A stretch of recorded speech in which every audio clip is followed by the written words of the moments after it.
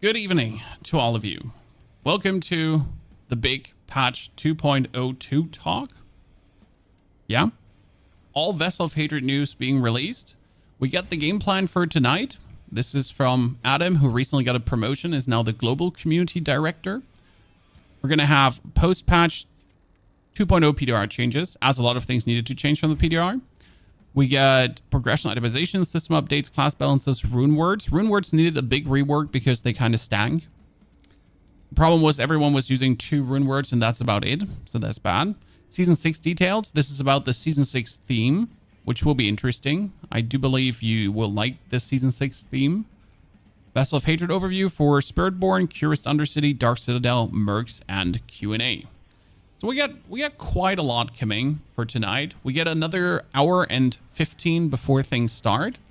And what we're going to do is we are essentially going to make a Spiritborn build already out of the house. As I have maybe played the review copy the past days. And I totally don't have any insight on how to build a good build. And I'm totally just guessing, and this is absolutely not something that will work in the game. And I'm just randomly throwing this together and hoping that it works. Or not. But yeah, we haven't really created a list for this. That's the Seeker, and that's also Soar. This is really interesting because you got Gorilla Hands together with a Ravager, so that's a Jaguar skill. I think Jaguar is how you pronounce it in English. Then you got Toxic Skin, another Gorilla skill, the ulti for Eagles, and also Soar. And I find this extremely funny because you can make casting Gorilla skills deal 100% thorns to enemies. So you can essentially use your Gorilla skills, and all these skills are Gorilla skills, to have your Eagle ultimate actually do Gorilla damage. Kind of intriguing plan. And we're adding Jaguar to that for the bonus ferocity. I don't think anything else would actually work. Jaguar? Yeah, I would pronounce this Jaguar. That's how I would pronounce it. But for some reason, whenever you listen to a Blizzard stream, it's Jaguar. And then you're like, okay, like that sounds a bit extreme, but if you think Jaguar is the real pronunciation, then I'm with you. Okay, bring it on. You're going for Centipede Jaguar. They say it wrong. I know. Maybe it's the American way. Who knows? So Centipede is strong. Hitting enemies as soon as you skills, damages enemies and slows them. You're probably going to go for Jaguar main, though, for the super slash wombo combo damage. And then for Centipede for the heals. The thing is, I prefer the Barrier. Because why would I just not have permanent Barrier? Diablo 4 season start. 5 more days and then in the middle of the night. So this is kind of like the skills we're going to go for. Let's see how accurate this is. So we got Rock Splitter into Enhanced Rock Splitter. That's the ulti. But then we're going to take Crushing Hands. Crushing Hands is amazing as you you do a lot of damage while slamming your arms down. Then you get Barrier and the damage. This says it's a radius increase. Yeah, that's not true, but it's okay. That's a radius increase. Totally not a different skill.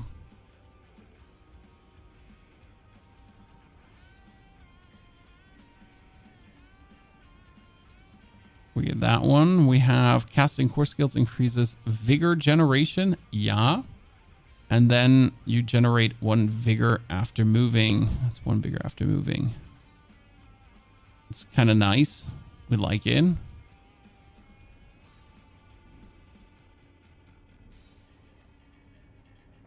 We're going to have Soar. With next hit is guaranteed to crit. And it's really interesting because Source Cloud reminds around you for 4 seconds a landing and continues to make enemies vulnerable. We might do this, or we might even do more unstoppable. It's kind of like the whole shtick of the build is to be as unstoppable as possible. You deal more damage to vulnerable enemies. You get dodge chance, and then you get increased damage while unhindered or unstoppable. And you can essentially be permanent unstoppable with this. Cannot wait for the armory. There is no armory coming. I'm not sure what you're talking about. There is a wardrobe coming. So what changes in the game is that you're here and you get a wardrobe button. That's already confirmed. That has been on the PDR. So instead of having to go all this way to now equip, for example, a pet or change your appearance, you're essentially able to just click wardrobe and pick it up.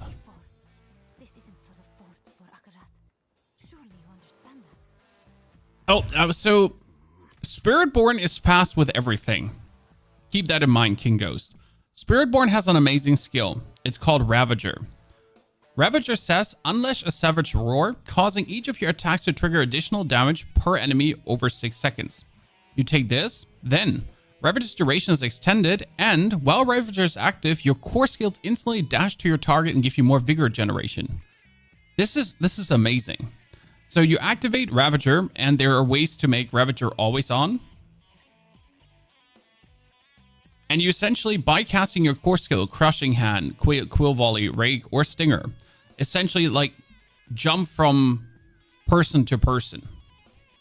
It's truly an impressive skill. Especially it has a passive and an active state. In the active state, it does bonus damage. In the passive state, you get more ferocity. So you can actually put 5 points in if you want to increase the damage that it does per strike, but also to increase the ferocity you're getting. So that makes it really, a really agile build with whatever you do. I hope we see some kind of gameplay tonight. No, I don't think you're going to see gameplay. And listen, the main reason for that is today's the 2nd, tomorrow's the 3rd. On the 4th, the embargo is gone. Okay, chat? From the 4th on, I can tell you everything. From the 4th, like, we're going to do a big review live stream. Okay? Well, I'm just going to sit down and I'm going to answer all your questions. Every single bit you would like to know. Because I have played the review copy. I know everything. I have leveled. I've played the season mechanic. Dark Citadel, Undercity. Like, I have done everything, essentially. And I'm going to, like, you know, I'm going to be able to give you all the intel. But I can't give you anything right now because that would be against NDA. Now we're going to go for Toxic Skin, and Toxic Skin is cool because what it says is Toxic Skin passively increases Thorns damage you deal to poison enemies by 100%. So you get Ravager for dashing around, you got Toxic Skin for essentially doing more Thorns damage. That's really nice. Now we get this Armored Height skill because this one gives us Resolve. And Resolve gives us more damage reduction, but also multiplies our damage with the Crushing Hands. Then Resolve gives then we get Thorns when we activate it, and yeah, we can get more damage reduction if we wanted to. And we could also heal and do damage when we evade through enemies, but I don't think we actually need this, so that's kind of nice. You can get more block chance. The problem is it's only 10% more block chance, and then it's more block damage reduction, so it's more block chance, and you would gain Thorns and Barrier, just like that. Boom. Chakalaka, done. Does anyone else have trouble adjusting screen resolution? You mean in the game? I mean, you might have window full screen on, sir. Just saying. If you have window full screen on, you can't actually adjust resolution unless you go full screen. Can you show all the skills again? I mean, this is Spiritborn. You can just see them, Alex. They're already out. This is Mobalytics. Mobalytics has the list. The thing is that, like, a lot of these planners are not up to date. So, like, no one has a fully accurate run. Like, for example, here you see Crushing Hands, and this is Crushing Hands also with a radius increase. I can tell you that this is not the skill. It's not a radius increase. It's something else. I can't tell you what it is. Just something else. So they're just not accurate. But I can still at least show you roughly what we're planning to do and how the build is kind of going to work out. And I can see if I can get things rolling a bit more in the direction I want to. Okay, we're going to do Seeker Ulti. Seeker Ulti is amazing. Wait, I'm not sure if I can show you this one. Seeker Ulti, Spiritborn, all skills. There was from Wowhead, I think. Was there from Wowhead? They had a good article where they were showing off a lot of these skill animations. Sadly, they don't have it. Like, I'm sad if I can't show you what. See, this is the Seeker ulti. There's essentially the eagle coming from the sky, slamming down and doing quite some damage. And the cool thing with the Seeker ulti is you get 3 charges.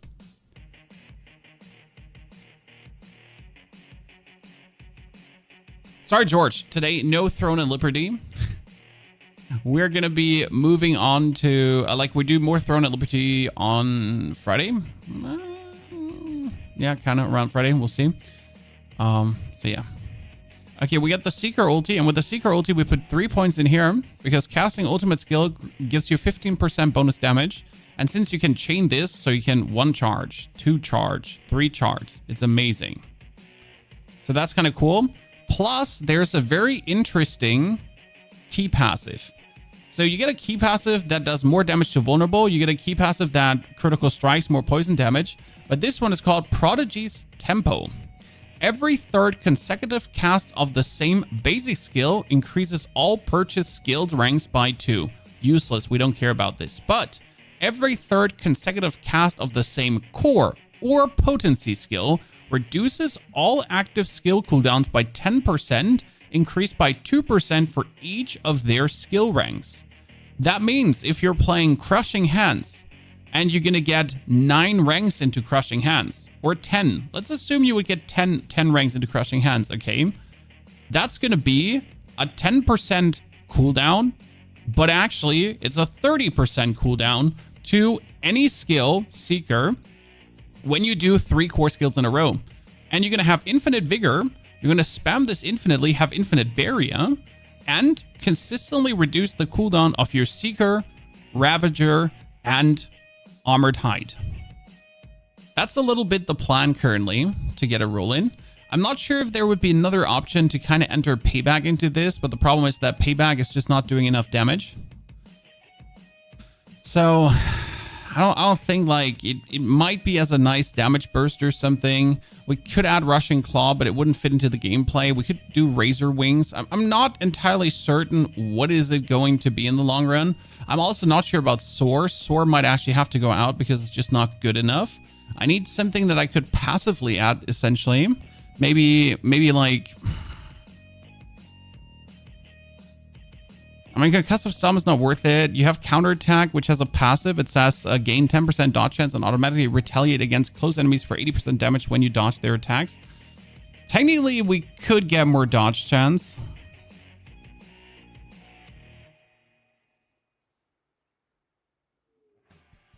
Counterattack passively increases your critical strike damage by 6% for every close enemy up to 30%. It's kind of fun because I'm currently thinking that Sword doesn't fit like the gameplay. It just makes you a bit faster, but you don't really need it. So it might be good to actually slap counterattack in. You used to play Warzone back in the days, yes, but haven't touched in a while. So now comes the interesting part with the Seeker ulti. Do you want to know what's really freaking cool, chat? Leviathan, good to see there. So first and foremost, it gives us damage, okay? Then you're gonna heal if you hit enemies with the ultimate skill. Not important. What you're gonna get is intricacy. Upon casting an ultimate skill, okay? The last potency, defensive, or focus skill you cast prior is reset. So what happens is you use Ravager to do bonus damage. Then I cast my ultimate and I get Ravager for 5 seconds off cooldown. I do use my Armored Hide and instantly Ravager again. Boom. Then I can cast the ultimate to have that off cooldown again while I'm crushing handing the whole time to reduce the cooldown of my ultimate to do the ultimate more.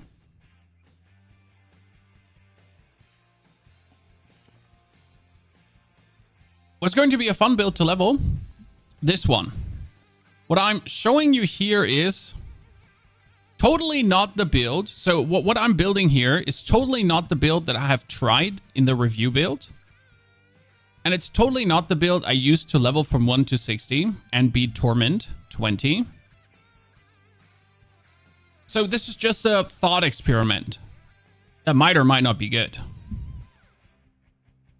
Yeah. Now, going back to the cooldown reduction, correct? Kind of nice. And casting an ultimate skill makes you unstoppable. So that would mean we can get unstoppable with a Seeker, and we can actually go unstoppable for 6 seconds. 6 seconds, Chan. While Armored Hide makes us also unstoppable. And if we're unstoppable, we do 12% increased damage. So we could technically be unstoppable whenever we cast the ulti. And when we cast the ulti, we reset the cooldown of the Ravager. And then we cast our Armored Hide. And then we're essentially slamming down our Crushing Hands to reduce all our cooldowns with Prodigy's Tempo. Yeah. I kind of like the idea of this because it totally works. Now, how many skill points? I have 13 skill points left because, and now comes the coolest thing, chat. There is a Jaguar skill called Potent. It's really powerful because hitting enemies with Jaguar skills increases the damage they take from you by 0.3% up to 30. Now, if you think about it, the way how we're planning to do this. So we cast Ravager, which is a Jaguar skill, and it does bonus damage with the active bonus. That means I'm consistently increasing the damage I do, right? Consistently increasing the damage. While we're doing this, we then cast the ultimate to reset the cooldown of the Jaguar skill to essentially have Ravager always up. That means I'm continuously having a 30% bonus damage while I have the 12% bonus damage, while I have the maximum stack of Resolve, which will also give us maximum bonus damage with the Crushing Hands. All kind of nice. You could do Jaguar skills deal increased critical strike damage per stack of Ferocity. That's not worth it. You could put this up to 3.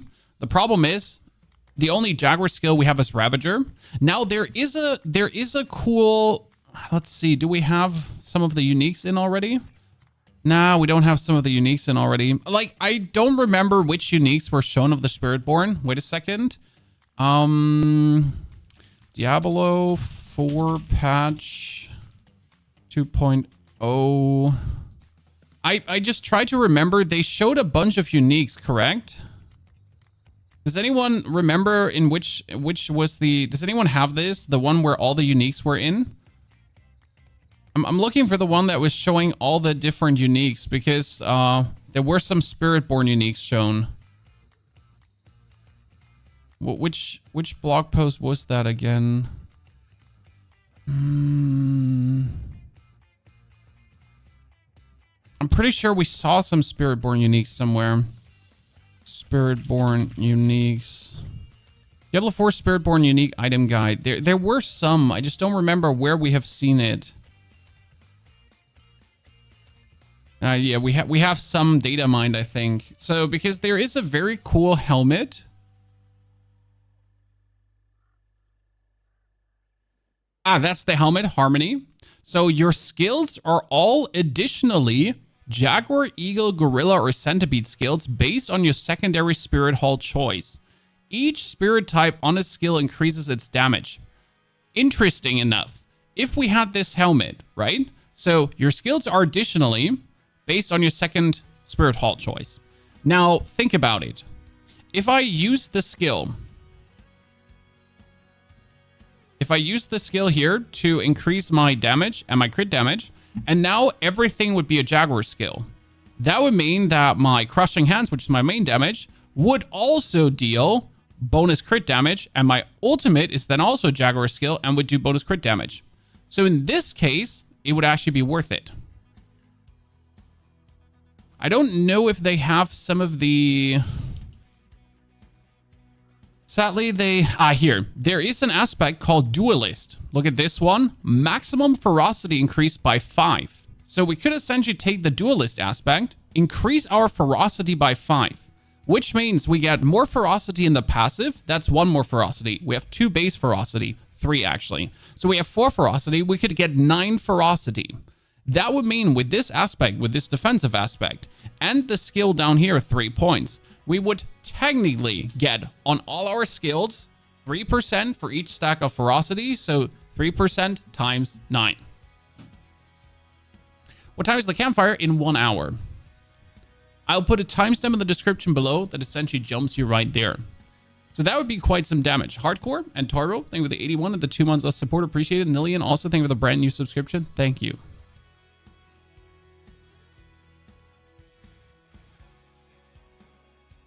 So that's like a thought. But that would only work with that unique helmet already. Generally, Spiritborn uniques are insane. There's, for example, called a ring of... here. This is my favorite one. The ring of Jaguar Eagle. Critical strikes restore 30% of the vigor you have spent in the last 2 seconds. Increased by your critical strike damage bonus.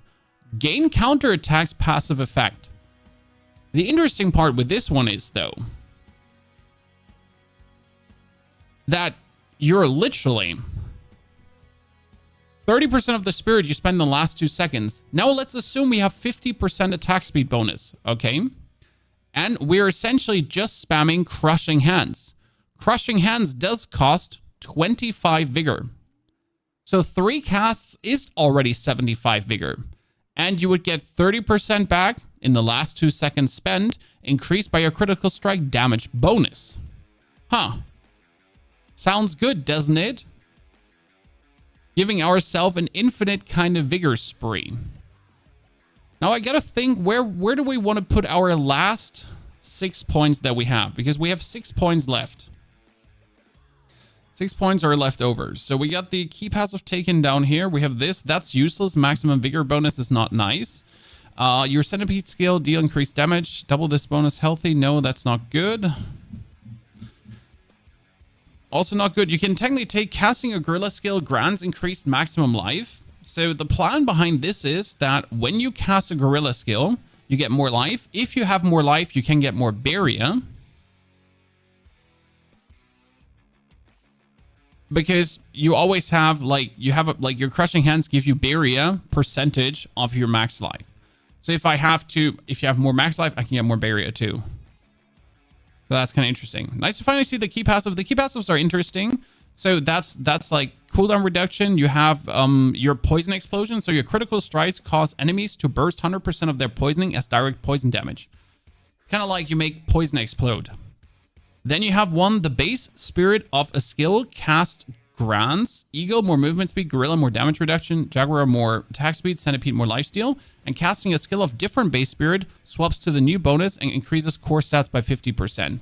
So this wants you to essentially just swap around things consistently. Kind of works, but not too crazy. And then you also you deal 45% increased damage to vulnerable enemies. After making an enemy vulnerable, your next direct damage dealt to them heals you for 2% of your max life, generates 5 vigor, and removes the vulnerable effect.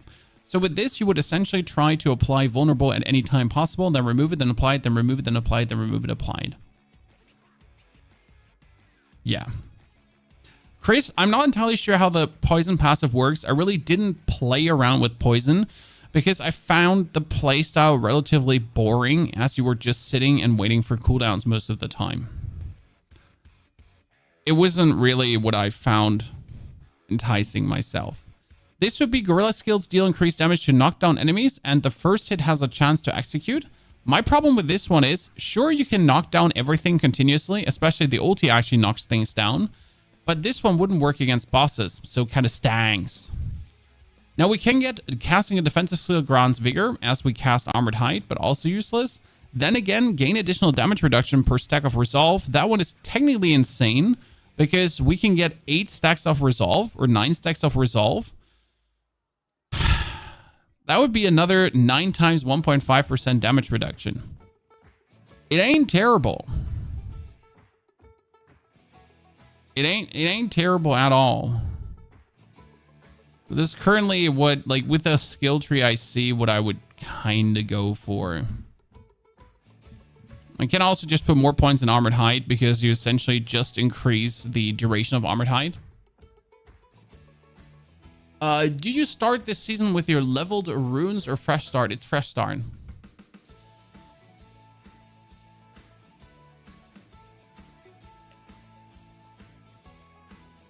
The redirected force aspect is way too OP. And let me see which aspect you saw. Was it a redirected force? You had gain increased critical strike damage equal to 70% of your block chance. Blocking doubles this bonus for 10 seconds. Yes, that one is not bad. You can definitely get a lot of bonus critical strike damage like this, especially as you can improve your block chance quite nicely. So you do have skill essentially here for bonus block chance. And I think this one also gives you 100% block chance, because in case yourself becoming unstoppable and gain 100% block chance. So you would essentially have plus 100% block chance already, plus another 10% block chance. So you have 110% block chance just like that already. And then with the aspect of redirected force, gain increased critical strike damage equal to 70% of your block chance. So if your block chance turns out to be, what, 150%, you get 100% more critical strike damage.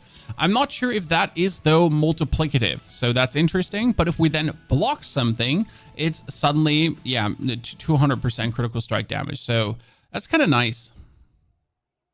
So redirected force is definitely not bad. Duelist aspect is also really nice. Actually, duelist probably needs to go here. Not entirely sure about it, because the problem with Gorilla, I'm asking myself if you need to play this one. So Gorilla has a skill, says casting Gorilla skill adds 40% of your armor to all attacks for 3 seconds. The problem with this is, what does 40% of your armor mean? Because right now, we have, like, we could get something around 2,000 armor, maybe if we're lucky. But 40% of that is not really much.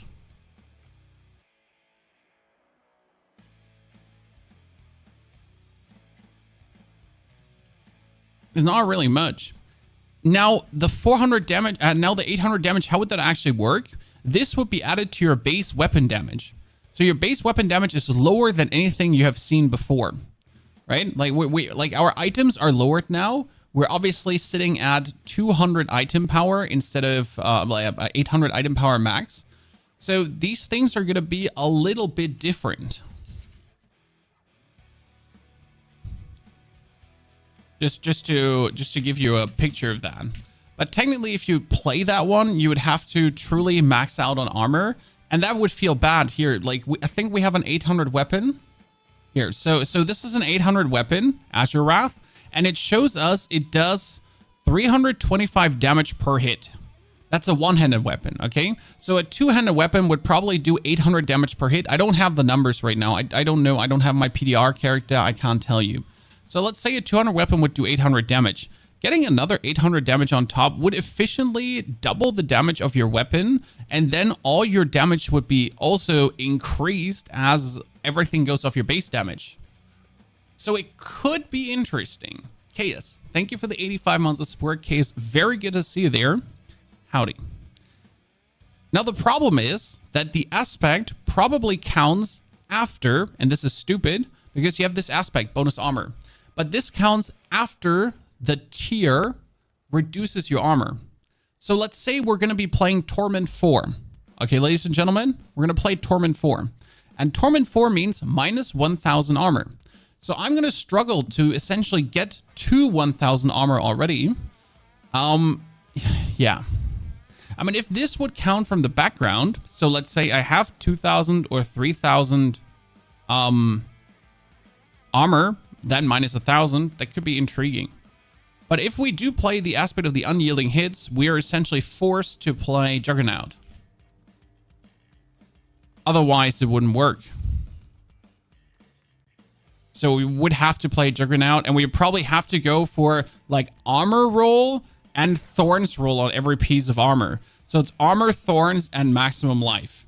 That seems kind of like a bit stupid. Then my chest too. It's like kind of armor, thorns, and maximum life again. So that's kind of like the rolls you're looking for. Season 6 title leaked. Everyone knows what Season 6 already is. I mean, they're like, in case you missed that in the PDR. In the PDR, there was an absolute known. I'm loath to call it a leak because it's not. Let me see if I can show you the screenshot. Need to find where all my screenshots are saved.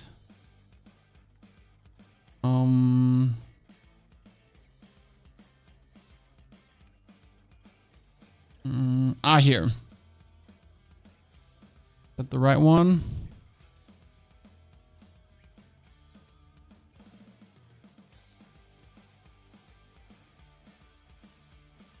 Where is it? Season 6. Like it's already known for a while. Because they had that in the PDR for some reason. They forgot to take it out. Ah, here it is. Found the screenshot. Here. So it says, Season of Hatred, encounter creatures twisted by Mephisto, slay realm walkers to access hell portals, delve into hell portals for powerful buffs. So we knew this. That's already known for a long while. That's no new news.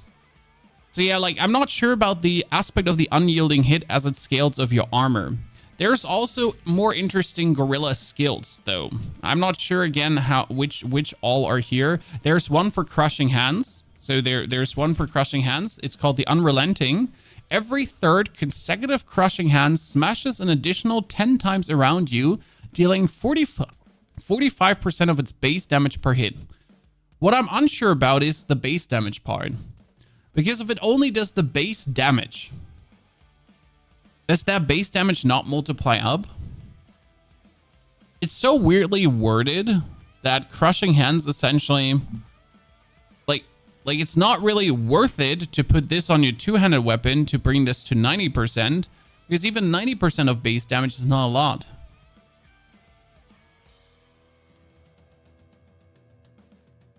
Noxious Resonance turns crit... Like, so again, I have not played around with the key passive. I cannot give you any intel on the key passive. Ugek. Okay. Yeah, Unrelenting aspect is a bit unsure, but it's a good one. There's also a... Let's see if this one is in... it's called the aspect of Forest Power. Up to a 25% chance to create a Mystic Circle for 10 seconds. Casting a Gorilla skill in Mystic Circles empowers them to periodically grant you a barrier for 25% of your maximum life, which increases your armor and maximum resistance by 25% while active. So technically, with this, I could get another 25% more armor.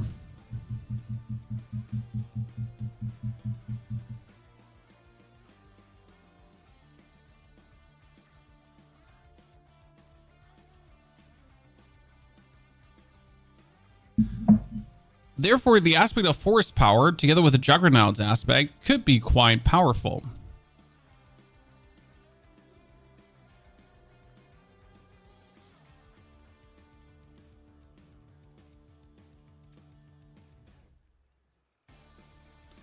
Which really gives you quite some choices. When we gain 10% block chance, blocking an attack from close enemies has a 70% chance to cast a free Concussive Stomp. Now again, Concussive Stomp ain't good. But hey, if we have 10% block chance bonus, and then we get 10% block chance bonus plus another 100% block chance, you could think about putting 3 points into Concussive Stomp, because Stomp in front of you, releasing a shockwave that deals damage and knocks enemies down. You could also Concussive Stomp grants you a barrier. Cool. Plus, when enemies recover from Concussive Stomp, you dodge their next 3 attacks. Kinda nice. Or Concussive Stomp gains an additional charge and does 600% increased damage to unstoppable enemies and bosses. So technically, instead of putting the 3 points in increasing our damage against knockdown enemies, or, I don't know, like just weaseling out 3 points somewhere here quickly, maybe here out of the Unstoppable, you could go for one Concussive Stomp, 1 Enhanced, and 1 there, and then essentially just play the aspect to get free Concussive Stomps, as we're anyways playing Redirected Force to get more block chance too, to get more damage out of our block chance. You can use the armor aspect. Yeah, see, Chris, that's the whole thought process. Unrelenting aspect is Unrelenting aspect. The armor aspect is technically interesting, but it's not really, it's not as crazy as you think it is.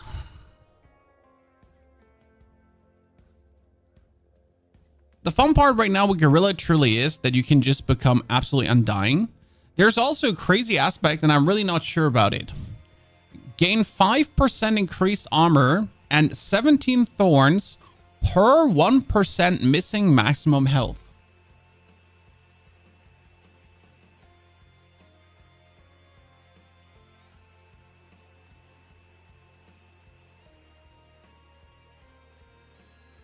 Dan, thank you for your subscription. Welcome as a member to the stream. Does that mean I'm going to play this with 10% health and then maximum armor?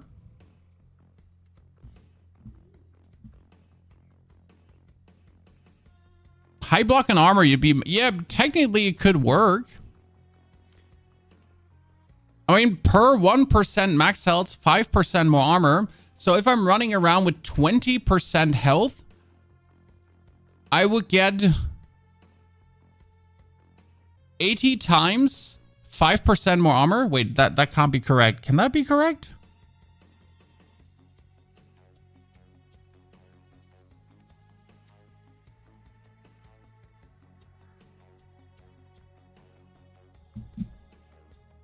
I mean, if I'm missing 80% of my life, that's 80 times 1%. For every 1%, that's 5% more. So it's 80 times 5. Yeah. Am I crazy? Is my math not mathing? Like for every 1% max health missing. Here, so it says for every 1% max health missing, 1%. We get 5% more armor. So that's 80 times 5. Is that 500? Is that 400% more armor? And the thorns too. I mean, like, considering this, you would say screw the duelist aspect. Play the bruiser aspect then.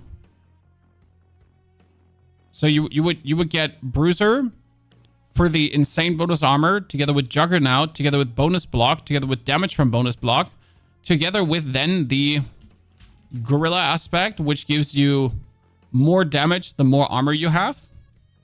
I mean, actually, you should have to put unyielding hits here. I still don't trust the whole thing, because this would mean you actually have to run around with 20% HP, or somewhere around 30% HP, and you're not allowed to take potions. I'm not sure if my brain could handle that. And the thing is, the build doesn't have anything that heals. So that's very important. We don't have any kind of heal. Toxic Skin, Ravager, none of this heals us. Armored Height doesn't heal us. We just get Barrier. We get more Barrier, and we get more Barrier, and then we get more Barrier.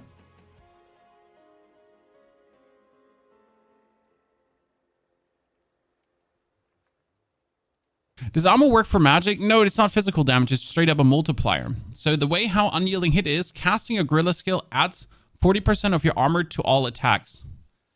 I do believe this one is outdated though, because the wording here is off. So yeah. The wording is off. Good. But 400% more armor. So if I have 1,000 armor, and I get 400% more armor, it's times 5, right? So I'm just going from 100% to times 5 to 5,000, right? And then I would do 40% of that on my weapon. So let's assume this, like, to make this simpler, let's assume this adds to my base weapon damage. Now, assuming my base weapon damage of my weapon is 800. And I would add another 2,000 to that. That's more than tripling the base damage of your weapon. And if you triple the base damage, so if you triple the base damage of your weapon, that would triple the damage of all the skills you do.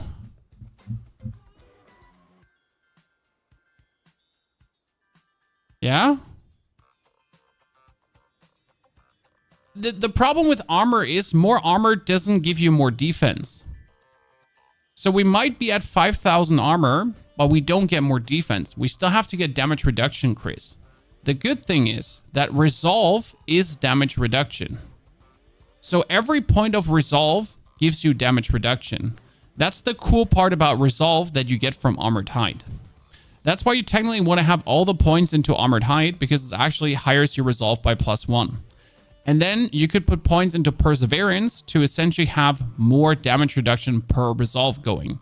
So again, we would need to have 3 points from somewhere that I truly don't have. We'll probably have to yoink them out the back there. So this would be another 1.5% for each point of resolve. If we have 9 points of resolve, essentially, for example, we would be ending up with another huge amount of damage reduction on top of the damage reduction we anyways have, on top of the block chance we anyways have, on top of the increased block damage reduction. Plus, we could go for vulnerable enemies, deal less damage to you as we permanently have enemies vulnerable.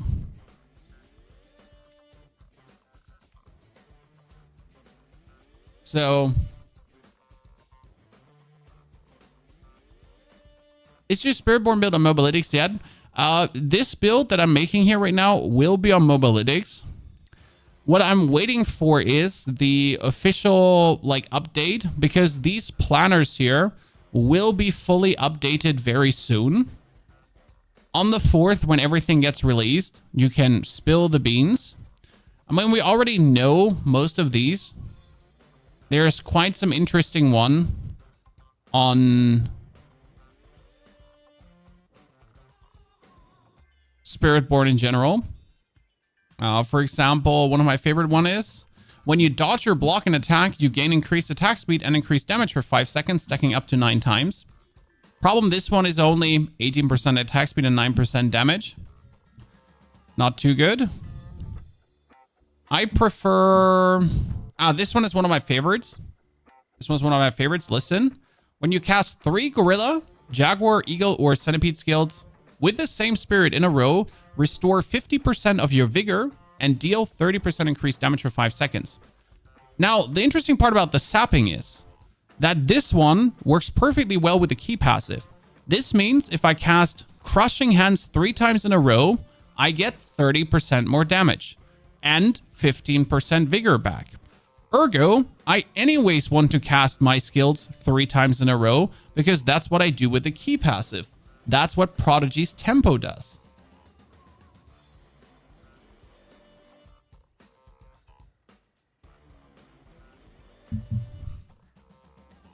Prodigy's tempo is always 3 times in a row. So that respective Paragon skill is just perfectly made for what we're already doing. So that's a really cool one.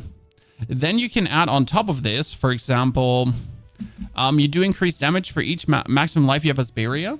So the more barrier that we have, the more damage we deal. That kind of works nice.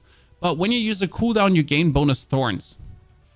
That's kind of like a mandatory one, as you want. Like, we're consistently using cooldowns. We're consistently getting thorns.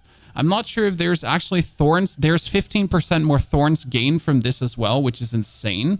There's more armor gained from this, more resistance, and even more thorns.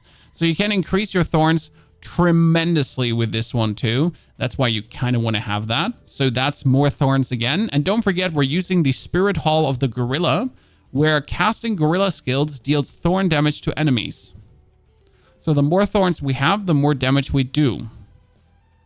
Also, Dispatcher, happy you're enjoying the Throne and Liberty streams. There's more to come. Now that would be the 3rd Paragon board. Then the 4th one is probably going to be...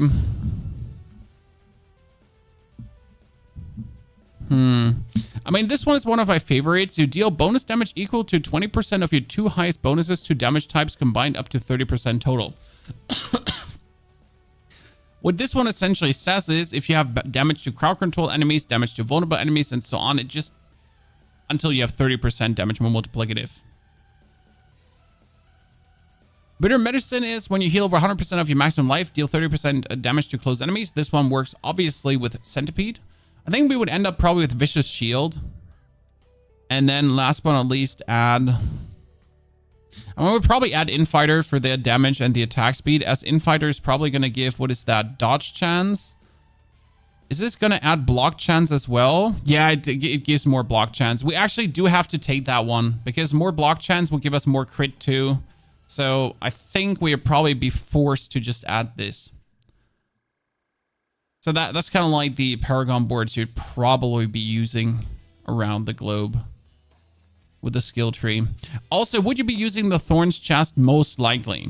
So you would 100% use what's it called again? Thorn's chest. Oh, I forget the name. Razor plate. The problem with the razor plate is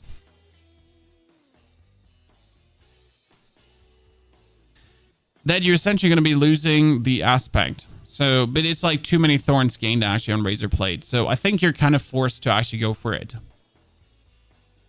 I mean, end of the day, like it reads, casting a gorilla skill deals 100% thorns to enemies you hit. Yeah.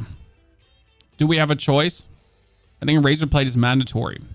The problem is that again, you kind of also want the Spiritborn helmet. So we are looking to play. Let's see, where are the uniques again?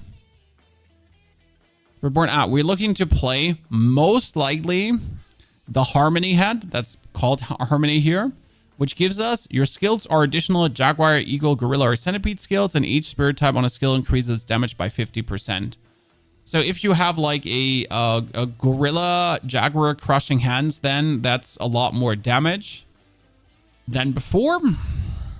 And that would be nice.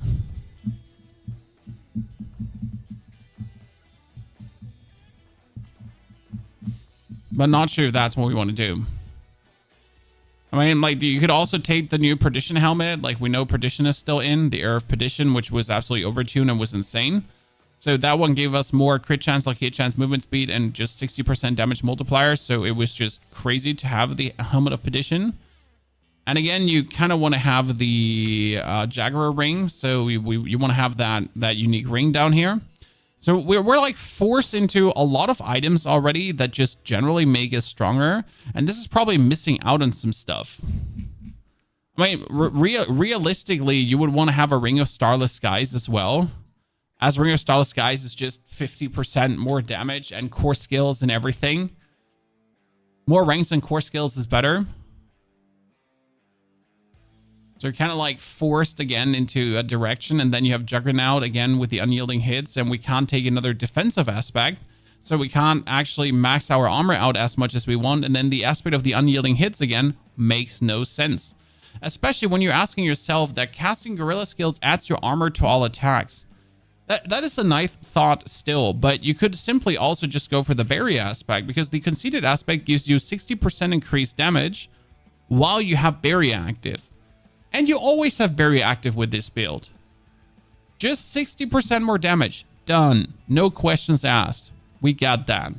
What you gonna do? How are you gonna stop me from having that going on?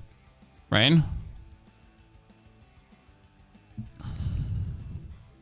I mean, there is some Thorn stuff going on, so I'm not sure if you do want to play Needle Flare.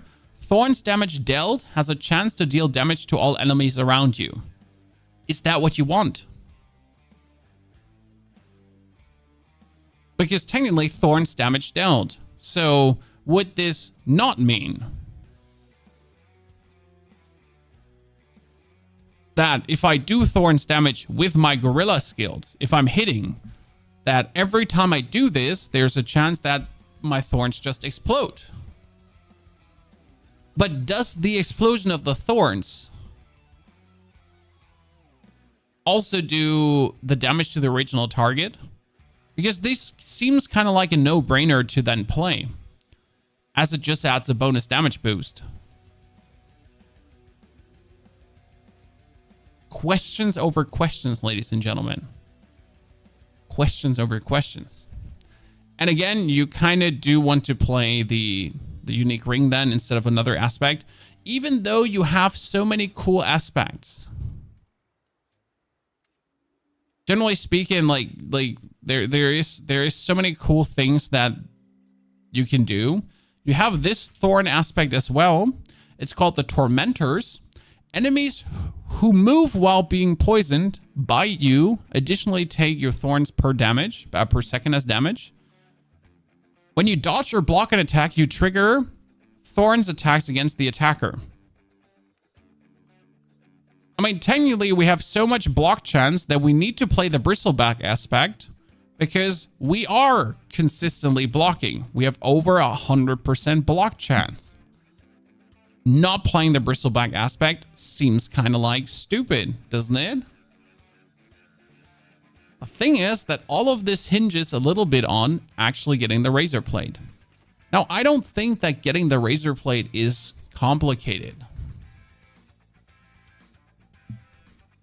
It should be quite in the way of possibility. But intriguingly enough, you notice how many times different you can make a build. And right now, my main goal is, with making a Spiritborn build, chat, that I give you something to level. Keep in mind that, like, I did level already from 1 to 60 with a Spiritborn build, and I essentially used 0 aspects for this. So imagine this build that I'm playing, or that I totally did not play, so something that I theory crafted here. Imagine this working without a single aspect.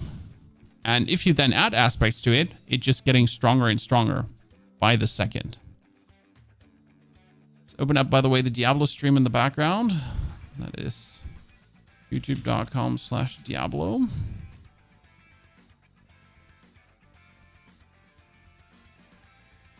We got 1K watching already. Waiting another 26 minutes. Were we back again? That was the plan from Adam. Let's close this. Put that in the background. And go back to theory crafting things. So that's a little bit what we got in stock for you. And it's probably the best. I would say the best level build. It's very solid. It's going to be interesting, though, how we level, because that's more intriguing. How do you think leveling will be in Vessel of Hatred?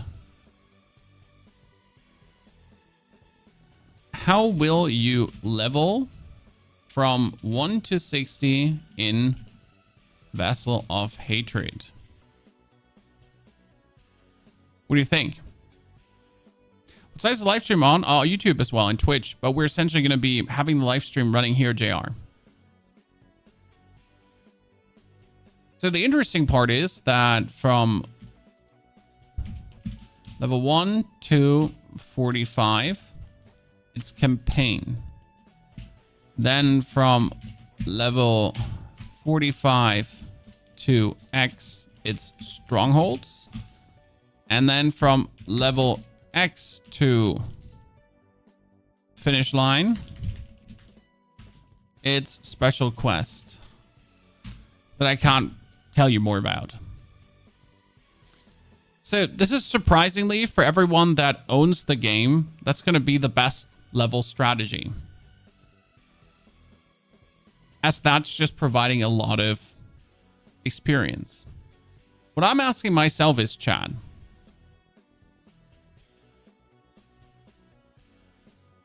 would you even be interested in watching the full campaign again on the live stream on release? Because I know you all want to play the campaign.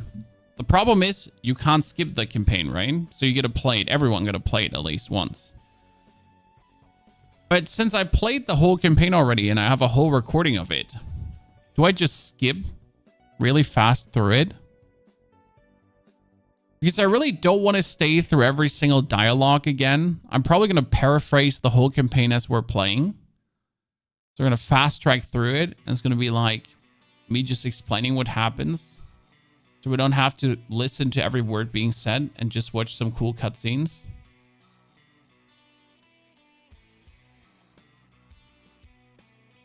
But I'm probably going to take the fast track route. I mean, I would like to sit down and just enjoy the campaign, but there's so much to do, right? I got to get to level 60. I got to try out things. I want to essentially bring the Spiritborn with the changes.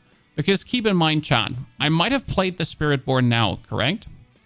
But the review copy might not be the exact version that the release is.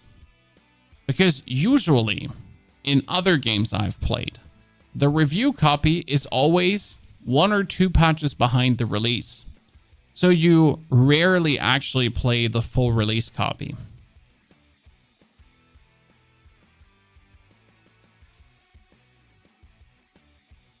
Which means that even for the build we put down, some things might be up for change.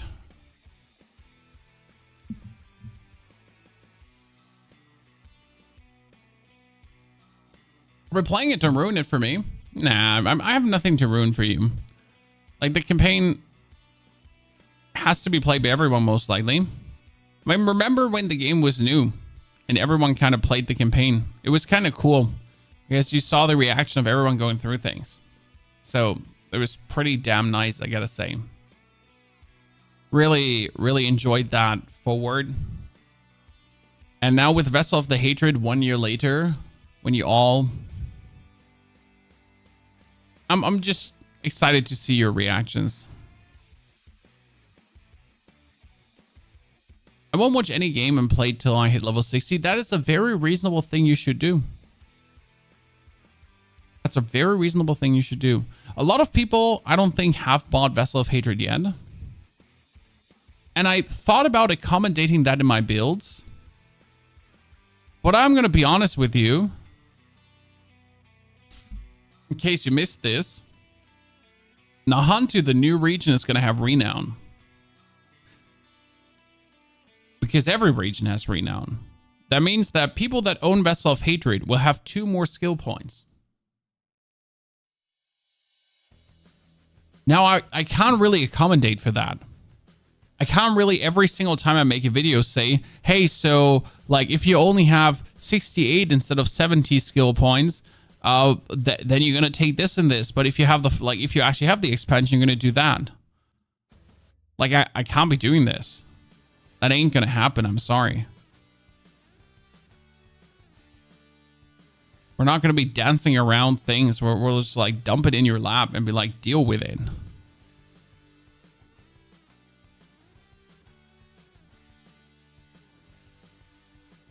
Merc was worth it alone for you. Merc is really cool. They are not with you all the time. I'm not sure. Let me check if the aspect is here. There is an interesting aspect. It's not here. Okay. So I can't tell you something about this aspect yet, but there's an interesting aspect for the Merc that you'll see. That makes Mercs even more fun. They're truly something. And that's also, again, like if Merc is going to be a fixed part of every build, runes are going to be a fixed part of every build. I don't think I want to accommodate for people that don't buy the expansion. Since at some point you got to decide what you want to do. Like, do you stick with Diablo? Do you enjoy Diablo? Because if you enjoy Diablo, you have to buy the expansions at some point. Because right now you're going to miss out on 2 skill points. And you're going to miss out on 4 Paragon points most likely. Well, but what is next expansion? If next expansion adds another 2 skill points and another 4 Paragon points, then you're already missing out on 4. And so on. So the further it goes, the more expansions we're getting, the worse it gets for people. And the more they're going to fall behind. It does seem a bit like pay to win. But I guess it's just the nature of the game. That you're slowly being cooked if you don't have the expansion.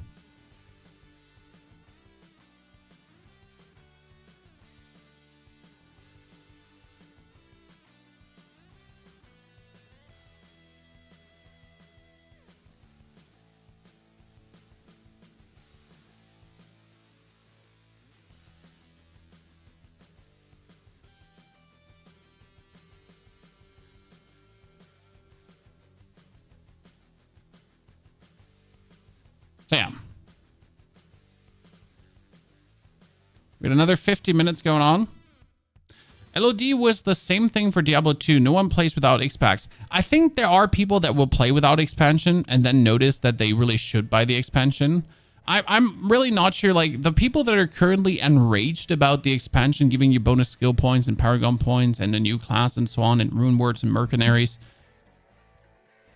I don't believe they're anyways playing much Diablo anymore. Do you have to rebuy the Merc when it dies? The Merc can't die.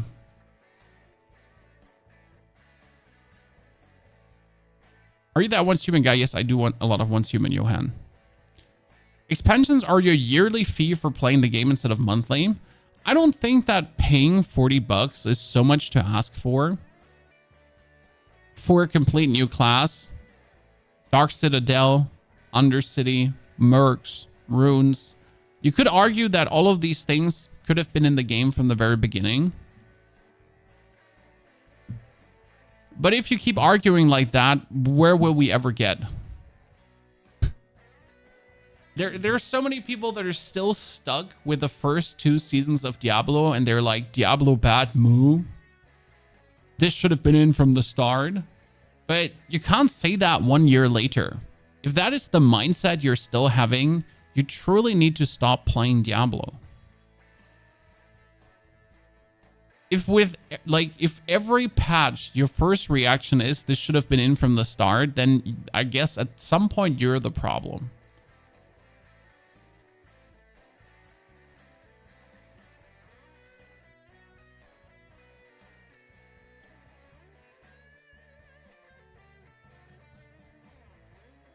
I don't remember such an argument in anger for Diablo 2 LOD expansion. Well, Hunter Mac, it's 2024. And I guess the biggest problem is that you don't even know who's real on Twitter anymore. I mean, you really go on a Twitter tweet and you have a lot of hate mobs coming up every now and then on certain topics.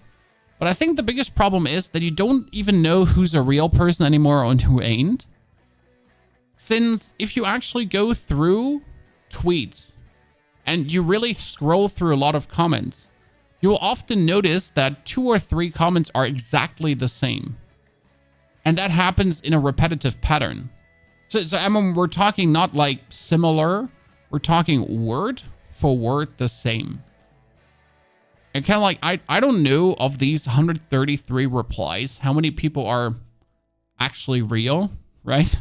Dead internet theory, how many are AI bots with certain agendas just posting things? It's weird. So we get a picture, by the way, chat. It's the Season of Hatred Rising. Comes to Diablo 4 on October 8th. Beautiful picture. This is most likely the Realm Walker, because Season of Hatred Rising says slay the Realm Walker. Well, there you have it. Realm Walker engaged.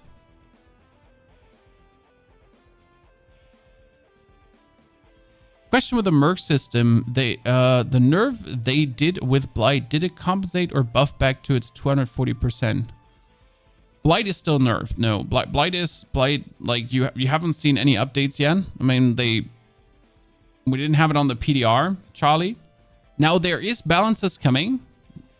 Let me pull up Paz Radar again. Diablo's community manager. There are things that no one has seen yet. And that is post-patch 2.0 PDR changes. No one knows these yet. Or did the runestones bring buff Blight or nerf Blight? The runestones didn't influence Blight in the slightest. So these changes with the class balance updates, we might see now if the Blight aspect is still nerfed or not. We don't know this. We're personally hoping that Blight comes back, but I gotta be honest with you, my first content is gonna be Spiritborn content, and Necromancer content is my second content. And the simple reason for that is that Necromancer this season is not highly asked for.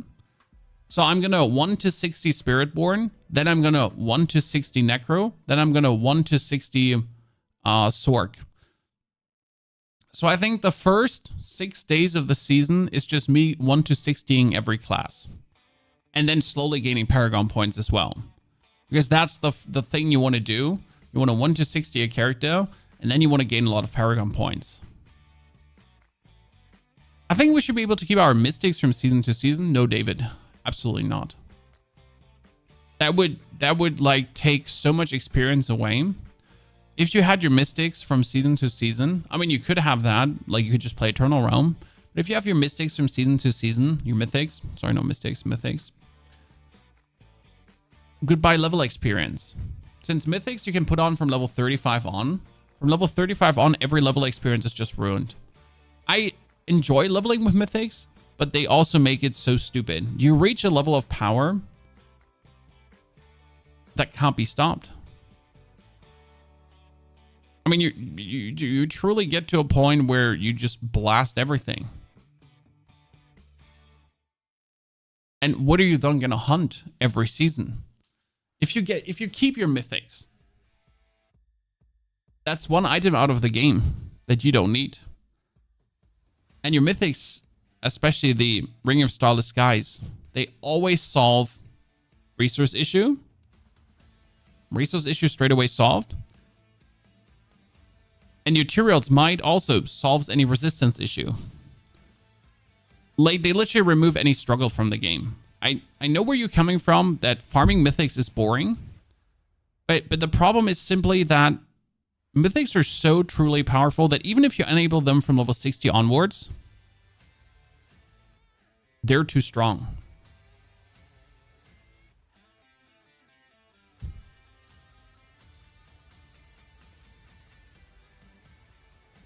So yeah. It's part of seasonal progress. Agreed. Yes. There might be new ways to get Mythics though.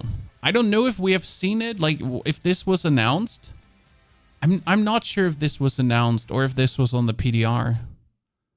So on the PDR, you could craft Mythics with the standard Resplendent Sparks. But there was another way to craft Mythics. Does anyone know the other way to craft Mythics? I'm just asking into the round because I don't know if it was announced.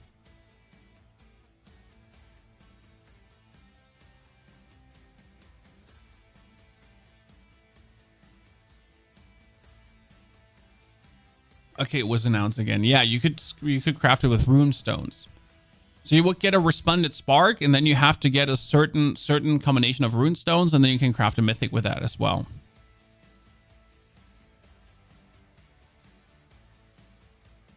What do you mean after 200 points is a grind? There is a Paragon rework system update, and the way it goes is that the first 200 Paragon points are relatively easy to acquire.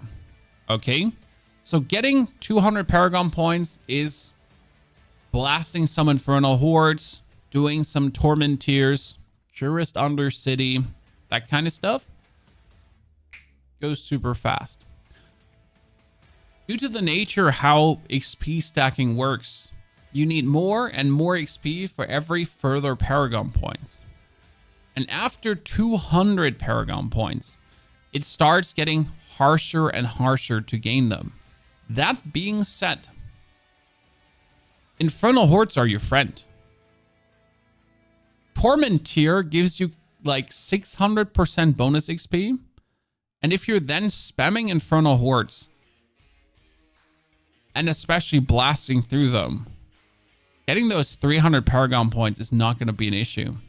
And once you have reached them with one character, what does it mean? What does it even mean if you reach that with one character? Well, surprise. Every character you make in that season will instantly have 300 Paragon points. I want to know if there will be some time to clear Eternal Realm Uber mats before change. What do you mean, Rude Rabbit? Uber mats are like, crafting mats are changing. Masterworking mats are changing to only Opticide, so there's only Opticide left, nothing else. Every item you have on the Eternal Realm will be legacied. So everything goes down to, I think, 750 item power. And 800 item power is now max. So all your gear is essentially going down the drain and the gutter. It's actually really sad for Eternal players, I have to say. It's necessary. But on Eternal Realm, you're essentially being thrown back to level 52 and you still have to make 8 levels. Yeah, there's like all your gear is kind of useless. That's 200 including Paragon rewards from statues. Oh, no. So when I say 200 Paragon points, I mean 200 Paragon points earned. So actual 200 Paragon points earned. Obviously, if you reach level 60, okay, you're still getting the 25 Paragon points that you have from Altars of Lilith and from your Renown. They're still happening.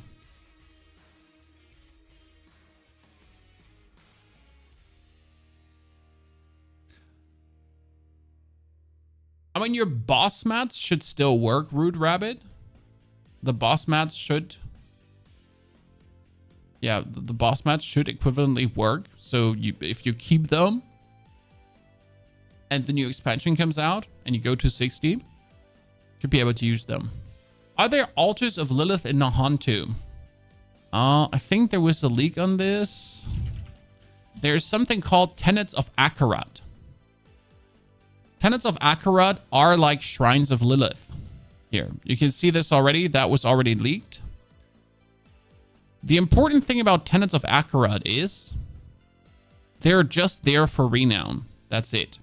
So Altars of Lilith gave you dexterity, intelligence, Paragon points, all that kind of stuff. Tenets of Akarat, they give you renown as you want to finish the Nahantu renown. And that's it. You don't have to, like, we're not looking at an Altar of Lilith situation again. Okay, ladies and gentlemen? Keep in mind, though, once you have the Nahantu renown done, it's going to be exactly like all the other renowns before. Once the Nahantu renown is knocked out, you will never have to do it again. So it's literally a one-time thingy. As it should be. By the way, tell me the game if things are not loud enough. Campaign spoilers ahead. Chan. Developer update. Is the next big chapter in the story of Diablo 4. When we last left off, we had defeated Lilith.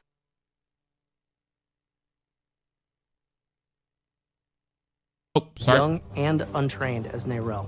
But somehow she has found the will to fight, challenging the primeval every step of the way. In this expansion, we follow their path as Neyrelle seeks salvation from Mephisto and searches for a way to banish him back to the Abyss.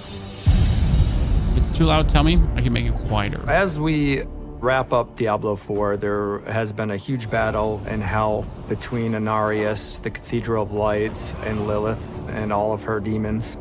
Throughout this entire campaign in Diablo 4, you're basically trying to defeat Lilith, so you team up with people like Neyrelle, who's this young, eager character. Did you ever ask yourself what happened to all the knights sort of in hell? Wise drunk. He was the Herodrum, so he brings this rounded, old school thinking. He ends up being the catalyst of the group. Inarius believed that if he killed Lilith, he would be accepted again by heaven. So he went after Lilith. He actually stabbed her, and heaven did not take him back. And he had this moment of, I've been wrong this entire time, and she used that against him and ended up killing Inarius. One of my favorite scenes.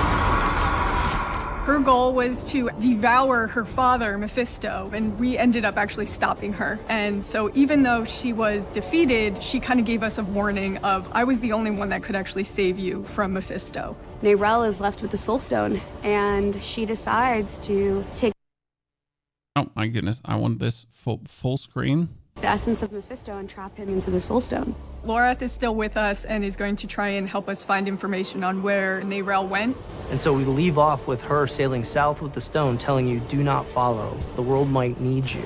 And over time, things start to unfold, and you realize that Neyrelle cannot do this alone. And so you start your search for her. So the Burnt Knights, ladies and gentlemen. When we pick up in Vessel of Hatred, those the are the Cathedral of knights. Light is kind of in disarray. It became a bit fractured with the death That of survived Inarius. So there was a bit hell. of a split with the Cathedral of Light afterwards. This created an opening for a whole new sect to rise up and take things into their own hands. And so you end up with a militant wing of the church that is the Burnt Knights. Burnt Knights are led by Urivar, a survivor of hell.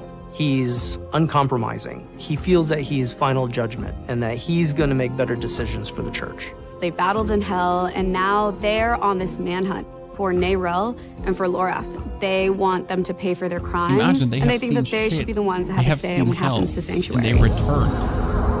And now they're They're out for blood. Mephisto is the Lord of Hatred. He's probably the one primeval that can create the most deep-rooted chaos, breaking up the people of Sanctuary. In the events of Diablo 2, he was destroyed. He's been slowly resurrecting himself in hell, and he wants to come back and bring himself back to Sanctuary. And now that he is in this soul stone that Neyrelle carries, this is his opportunity. Resurrected in hell. The Herald of Hatred is Mephisto's wolf form. What is with the it's other this prime astral evils? projected form that he gets to put out and connect with the player and whisper in people's ears. The connection What's between with the others? Neyrelle, the player, and Mephisto is the fate of the world. Neyrelle wants to get rid of him, but the more time she spends with the stone, the tighter the bond between her and the stone is. The corrupting influence of Mephisto's soul stone is going to potentially convince her to bring Mephisto back instead of destroy him like she originally wanted. So we need to actually make sure that she fulfills her original intent and doesn't fall to Mephisto's influence. Neyrelle plans to bring the They're all soul coming back in stone time at into the Vault of 100%. Light so she can purify the soul stone of Mephisto's essence. The Vault of Light is this really sacred place that Akarat created. His presence is really important through the history of Sanctuary. Akarat wandered the world speaking the teachings of the Zakarum faith. His tomb is also said to be in the Vault of Light, which is in Nahantu.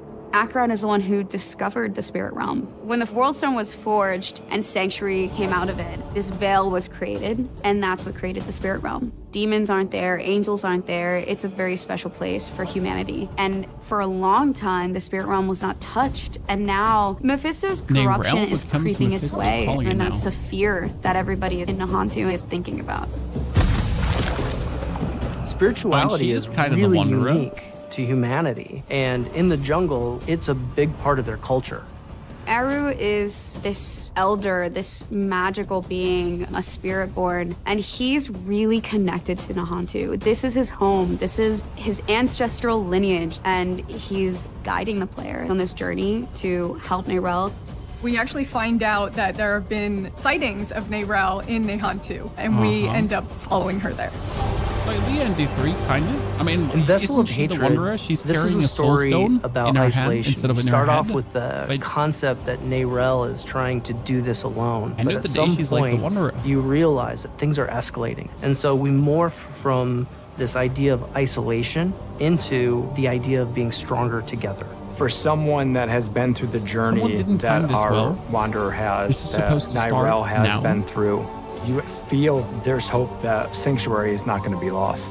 You get to see pockets of Sanctuary that we haven't been able to see before, but it's still all in that same tone, in that same world that everybody loves so much. So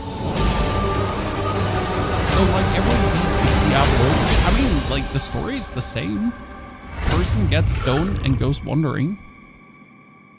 Hello, Diablo 4 community. Welcome to another Diablo 4 developer update. This is a very special Diablo 4 developer update, as this is our pre-launch stream before Vessel of Hatred, which is actually going to be shipping here next week, which is crazy to think about. I'm joined here by Mr. Brent Gibson, game director I'll for be awake at Diablo midnight, 4. by the way, I Chad. know before we have Playing our Vessel big of show, you wanted to talk a little bit about Vessel of Hatred and what's to come. Yeah, this is a really big week. The fact that we're finally on the doorstep of shipping Vessel of Hatred is a bit surreal. We've been working on it for a very long time.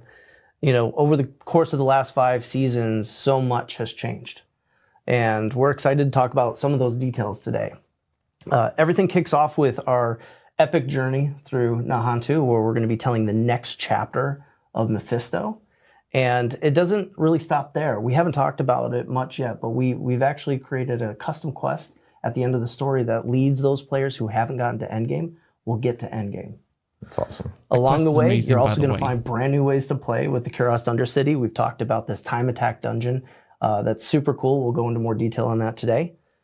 We have our co-op PvE experience with the Dark Citadel. For those hardcore players that like playing with friends, you're going to have something really cool there. And we also have brand new ways of gaining power.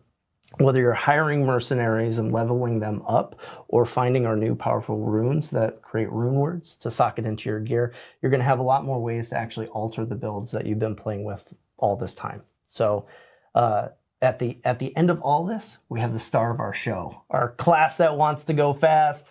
the Spiritborn, which, everybody got a sneak peek at that quite a while ago.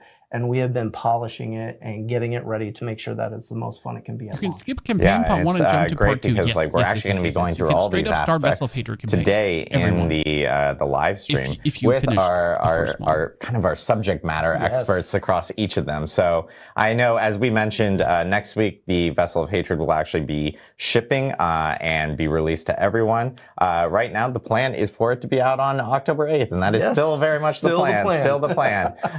We actually did release a map earlier this week in our What You Need to Know blog that kind of pretty much contains exactly when each of the release dates are going to be, but players can actually end up doing early download right now on PC Battle.net. We do have early download coming up for console this weekend on the 5th, so there's a lot of stuff coming down the pipe, a lot of excitement going on. The other thing that we did talk about as well is Twitch drops. We do have a Twitch drops campaign that is actually starting at the launch of Vessel of Hatred. It's actually going to be starting on October 8th in Pacific time, so it's about like 12, 16 hours, somewhere around there afterwards, but there's some really cool back pieces, really cool weapons that you can earn, and it goes throughout the whole entire month of October through like that first early part of November. We also have a support a streamer program this time around, which is really cool because support a streamer actually really helps out some of the smaller streamers that are actually really wanting to, stream Diablo 4, which is really great. If you gift 2 subs for, or if you actually purchase 2 subs across any streamer that is streaming across Diablo 4 and has this enabled, you'll end up receiving the mount that we actually just showed right there. And then if you do an additional 2, you actually get the mount armor as well. So it's a really cool way of helping out some of the smaller and mid-sized streamers out there that, really benefit from some of these programs. And it's great to see all these new faces as they actually jump into Vessel of Hatred. The next thing we do also want to talk about is a cool promotion that we're actually doing with Trolley here in the US. Trolley actually makes some candy. So they're like sour bright crawlers and things like that.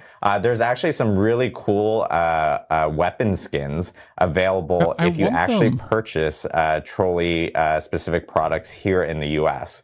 We actually have them here on set, but you can see all the cool weapon skins. But if you actually purchase these, and you'll see that they're clearly marked with like Diablo 4, they got the Spiritborn on them. And you can actually end up taking a photo of your receipt, going to a specific site, and then you'll end up getting kind of the rewards in game. And you also have a chance of actually winning an Xbox too, which is really cool. And this is a cool promotion that I think Xbox is actually doing across multitudes of titles, including like World of Warcraft, for instance, because this was actually going on with the War Within here at Blizzard. So like if you're in the US, look for Trolley products. Thankfully, we have a bunch of bags here, so expect me to actually be eating these throughout the stream. We've had like 7 bags in the last 2 days. As we've been like prepping for the stream, like this has been my whole entire diet. Actually, no, I've been eating normal food, but at the same time, this is like my kryptonite right here. So expect me to be eating these throughout the stream. Too, but it's like sour, my favorite sour stream because we have snacks now. So I'm like, this is perfect. This is perfect. Trolley's from Germany, right? We have one thing again we wanted to mention, which is the release date. And I think we have a release date map here. So as you guys can see on October 7th in Irvine at 4 p.m. Pacific, or Pacific time, or California time, if you want to say it, is when the actual expansion is going to be launching. This is a global launch, so everyone is coming out at the same time. The world is round, so you can't get everyone in on October 8th, so that's why there's some in on October 7th, but we wanted to make sure that we could get as many people in on October 8th, and of course a little earlier on October 7th, but everyone's coming out at the exact same time. So looking forward to everyone jumping in. We do have an action-packed show today, a lot of stuff to cover.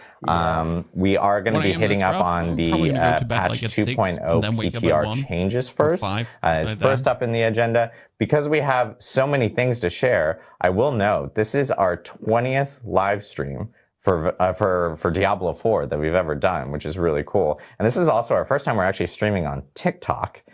We already stream on X, we stream on Twitch, and we stream on YouTube. So this is kind of a nice momentous occasion. But because of how much content we have and how many guests we have, we are going to say that we will have some small little breaks while we actually mic new people up.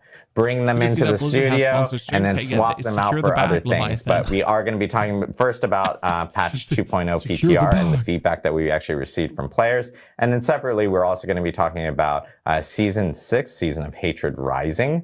And separately, we will finish off the show with all the Vessel of I Hatred always ask features and myself, going who's into paying a little whom? bit more of a Trolley deeper paying dive, Blizzard or something that Blizzard you're playing talking about, Trolley? Brent, so. Oh yeah, To I put can't the wait. I skins mean, in we the have so many bags. people coming in that we're having to pack them in rows. Yeah, so it's exactly. gonna be You're going to see fantastic. you're going to see multiple levels of people in the studio. So we're going to take a quick break while we get the first group in for our patch 2.0 PTR feedback overview. So we'll see you in a bit.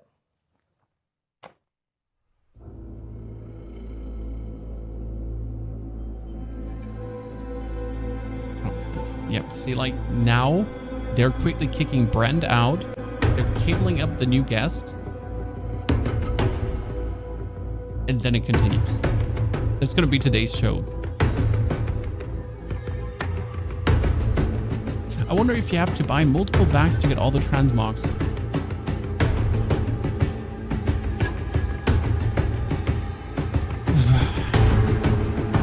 Maybe?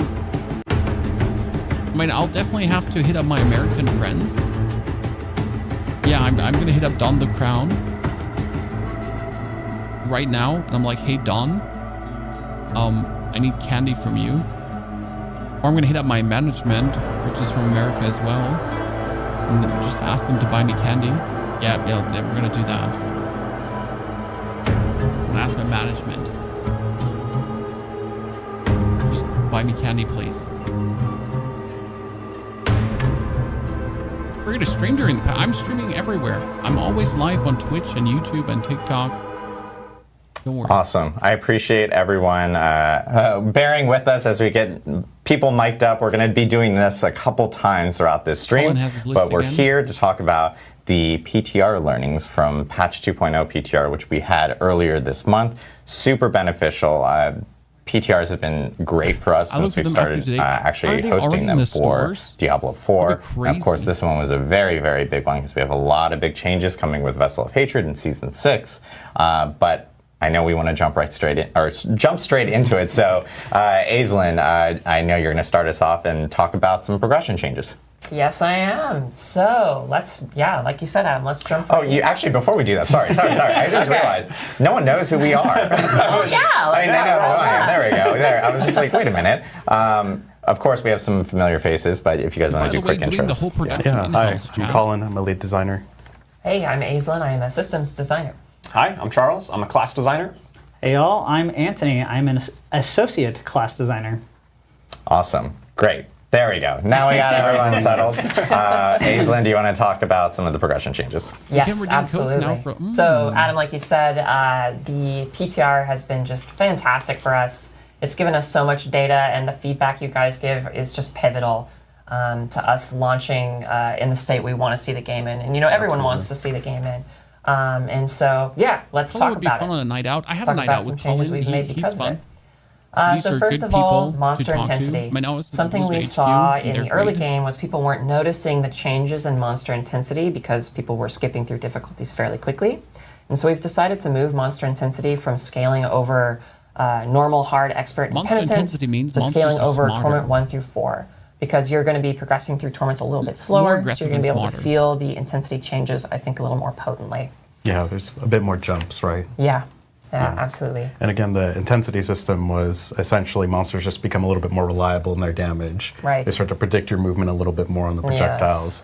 It's not a massive change, but it should sort of make the monsters feel a little bit more aggressive and dangerous. Yeah, they just become a little more lethal, I think, ultimately, beyond numerical changes. Second up, I want to talk about is one that I'm really, really happy and excited about. Actually, is that elites, unique elites, and super elites are 3 different types of elites you can actually fight. If you know that or not, that's the thing. And previously, they all did very different amounts of damage from one another. Like, for example, a super elite might deal actually 2 times the amount of damage of a normal elite. And what that was causing was when an elite spawned an affix, like lightning enchanted, or poison, or whatever.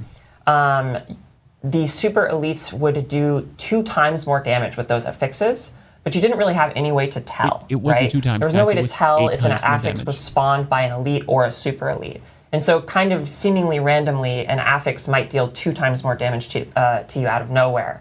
And so what we've done is we've normalized the damage that all of these different elite types actually deal, so that when you do see the affixes that they're spewing out, you can expect the damage you're going to receive. Like, you know how much it's going to hit It's a lot you more for. consistent. Way more consistent, way more predictable, which is really helpful for not getting randomly one shot. Yeah. Our favorite. Loves those. Yeah. And then Look at that, finally, good boy. on difficulty, we have some changes to standard difficulty tiers. We know some of you guys are looking for a challenge, so let's take a look at what a challenge looks like.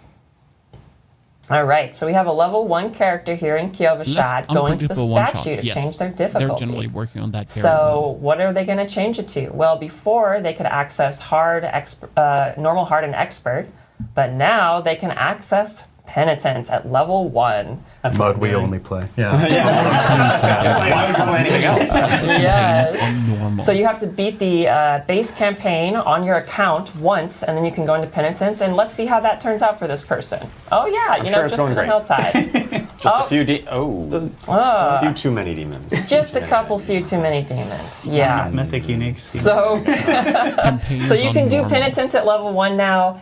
It's pretty hard, guys. Forget about so the other if you plan to go difficulties. into level 1, be prepared. But seriously, we know people really wanted to be able to push their builds as far as they could, as early as they could. Yeah. And now you can. So whenever you feel like you're ready for Penitent during your leveling journey, hop in there and see how you do. Yeah, I know that was like one of the biggest points of feedback we got during this PTR, which was like, hey, we would like to see if Penitent wasn't like gated way further down the line and if it could be brought in. So it's now available at level 1. Yeah. And, you know, as we've shown in the footage, it can be difficult. But I think what's nice is like if someone creates alts and they end up, you know, finding a bunch of mythic uniques and stuff which you can use at earlier levels, you then can at least potentially start off in Penitent a little bit earlier and you know, stay with a higher difficulty in that type of way, which is nice. Oh, yeah. We really want to embrace like the sort of choose your difficulty that we really liked with mine cages in season 5, 4, and 5.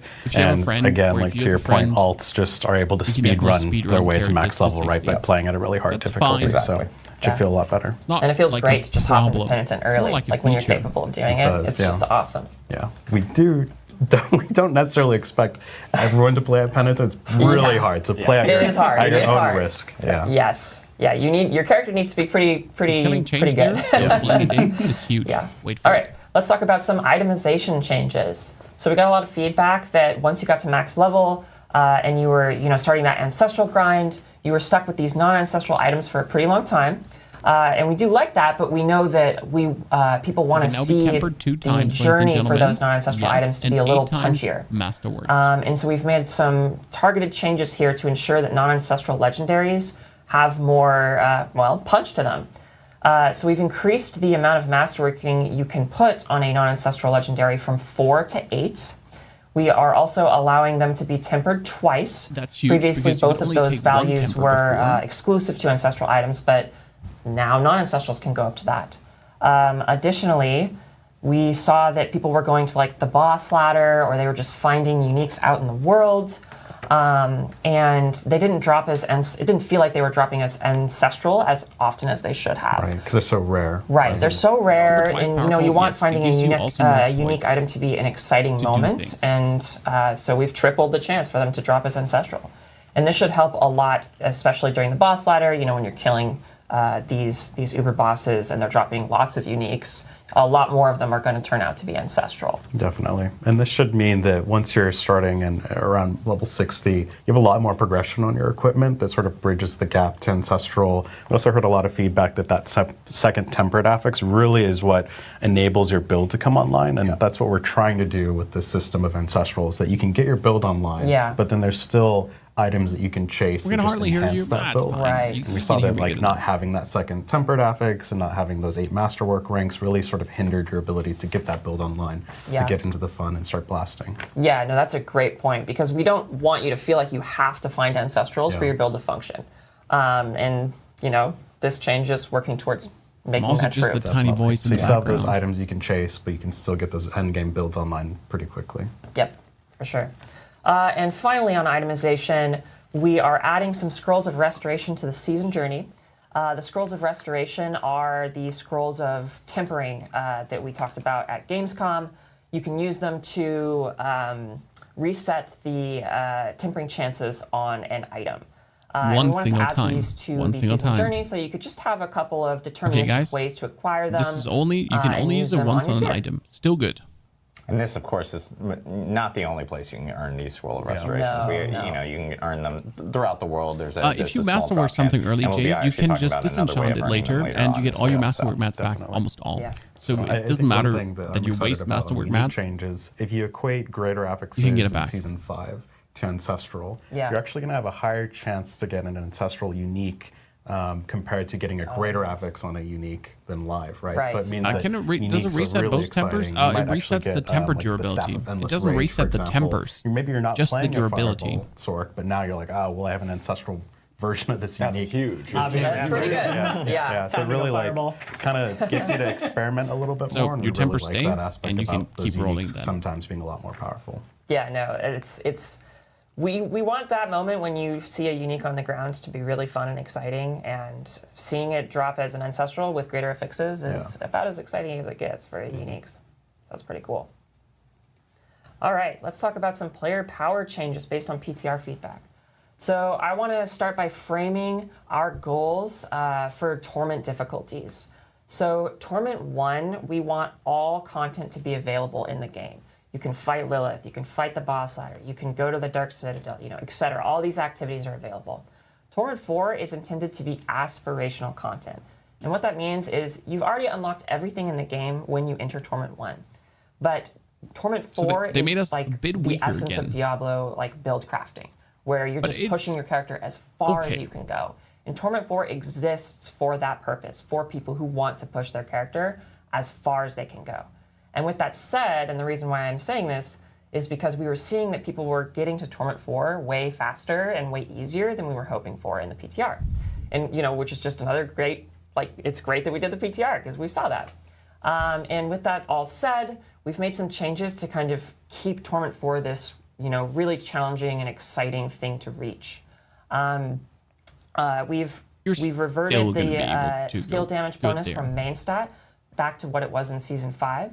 So we had actually doubled it in the PTR, but we found that was just giving players too much Yeah, power. too much. So we sent it back. And You were getting we also 1% pulled back on damage for every legendary 3 glyph power decks, bit. and that was a Do you bit wanna talk OP. about that? Yeah, so we reduced the scaling on the glyphs quite a bit because we found that it was really devaluing a lot of the aspect rolls or rolls on your gear. Like when you're getting 2,000 additive damage from a glyph, it's really hard to actually feel anything on your gear through tempering or through those affix that are dropping. So essentially what we've done is pare that back. We've redistributed it. We'll cover that a little bit on like where we put some of that power. But overall, we think this feels a lot better. Glyphs aren't just carrying Glyphs were like overpowered, 80% of your power especially level on the 100 build, glyphs. and it They just feels gave a lot you, like, better so that it doesn't feel as 40% damage multiplier. mandatory that I have to get all 5 glyphs and level And them that up on to every actually of the be 5 pushing glyphs. difficulty. Yeah. It's a lot more about what are the aspects you have, what are the uniques you have, Yep. what are the nodes you're actually getting on the Paragon board. Yep. I think it feels a lot better. Yeah, and I think one of the important things to say about this is that it's really awesome to get a tremendous amount of power from one source, but because there are so many different sources of power in the game, if one source gives too much power, it makes the other sources feel kind of unimportant. Yeah. And that's not fun. So we want to make sure that every source of power in the game is contributing to your build in very meaningful ways. Yeah. And so this change is helping other sources of power feel really punchy. Definitely. Yeah. Awesome. I know tons of changes here with player power, tons of changes with progression, including difficulty and itemization. Again, don't forget, we have anything else you on never progression, have to or- go over Torment 1. One thing I think that's really Technically. important to touch on is the Torment goals here, Okay. right? Yeah. Because it's a Technically, definite just stay fundamental Torment shift 1. from Season 5 in that you think about Never World go Tier further. 3 into World Tier 4 and you're sort of racing to get to World Tier 4 as fast as possible because that's where all the best items can drop. Yeah. And we've sort of just changed that to Torment 1 is where all the best items can drop. It's where everything unlocks. But essentially Torment 2, 3, and 4 increase the odds of those things happening. Especially So it's Tyraels. just efficiency, right? Yep. It will we work don't without necessarily Tyraels. want to say you must get to Torment 4. to Higher experience Torment the is game, more or to get the drops, best not drops better in the game, drops, more drops, Similar to World Tier 4. which and could lead to 5. better It's a very drops. different feeling. So we're excited to see how that plays out, and we want to sort of see what you all think as well. Yeah, and just to reiterate, you know, all of the content, all of the best gear can be found in Torment 1. So if that's where your build feels most comfortable farming, that's great. You can still achieve all your goals. You can really max out your character there. It just, you get a reward for pushing this harder difficulty by more efficiency. Yeah, and that's like what affords Torment 4 the means to, or like the space to be really hard. Definitely. Is because you don't have to get there. And The so best it can example is be boss really, ladder really challenging. bosses. And you know, some players really love that, and that's awesome. Definitely. If you do Varshan, Well, I know he'll drop the next topic 2 we want to talk or about 1 is unique some of on the big Torment system 1, changes and he'll that are drop actually 4 coming, uniques on Torment 4, with, for example. Vessel of Hatred, and also changes that we're applying post PTR from things that we actually learned. Colin, you want to walk us through and start us off with some of the Paragon stuff? Yeah, absolutely. So again, we got a ton of feedback from the PTR, and we took a look at Paragon. That was one of the bigger changes that we made, where we capped the boards, because we feel like that gives us a lot more space to increase the power of each of these boards and make the choice more about what is the board you're looking for.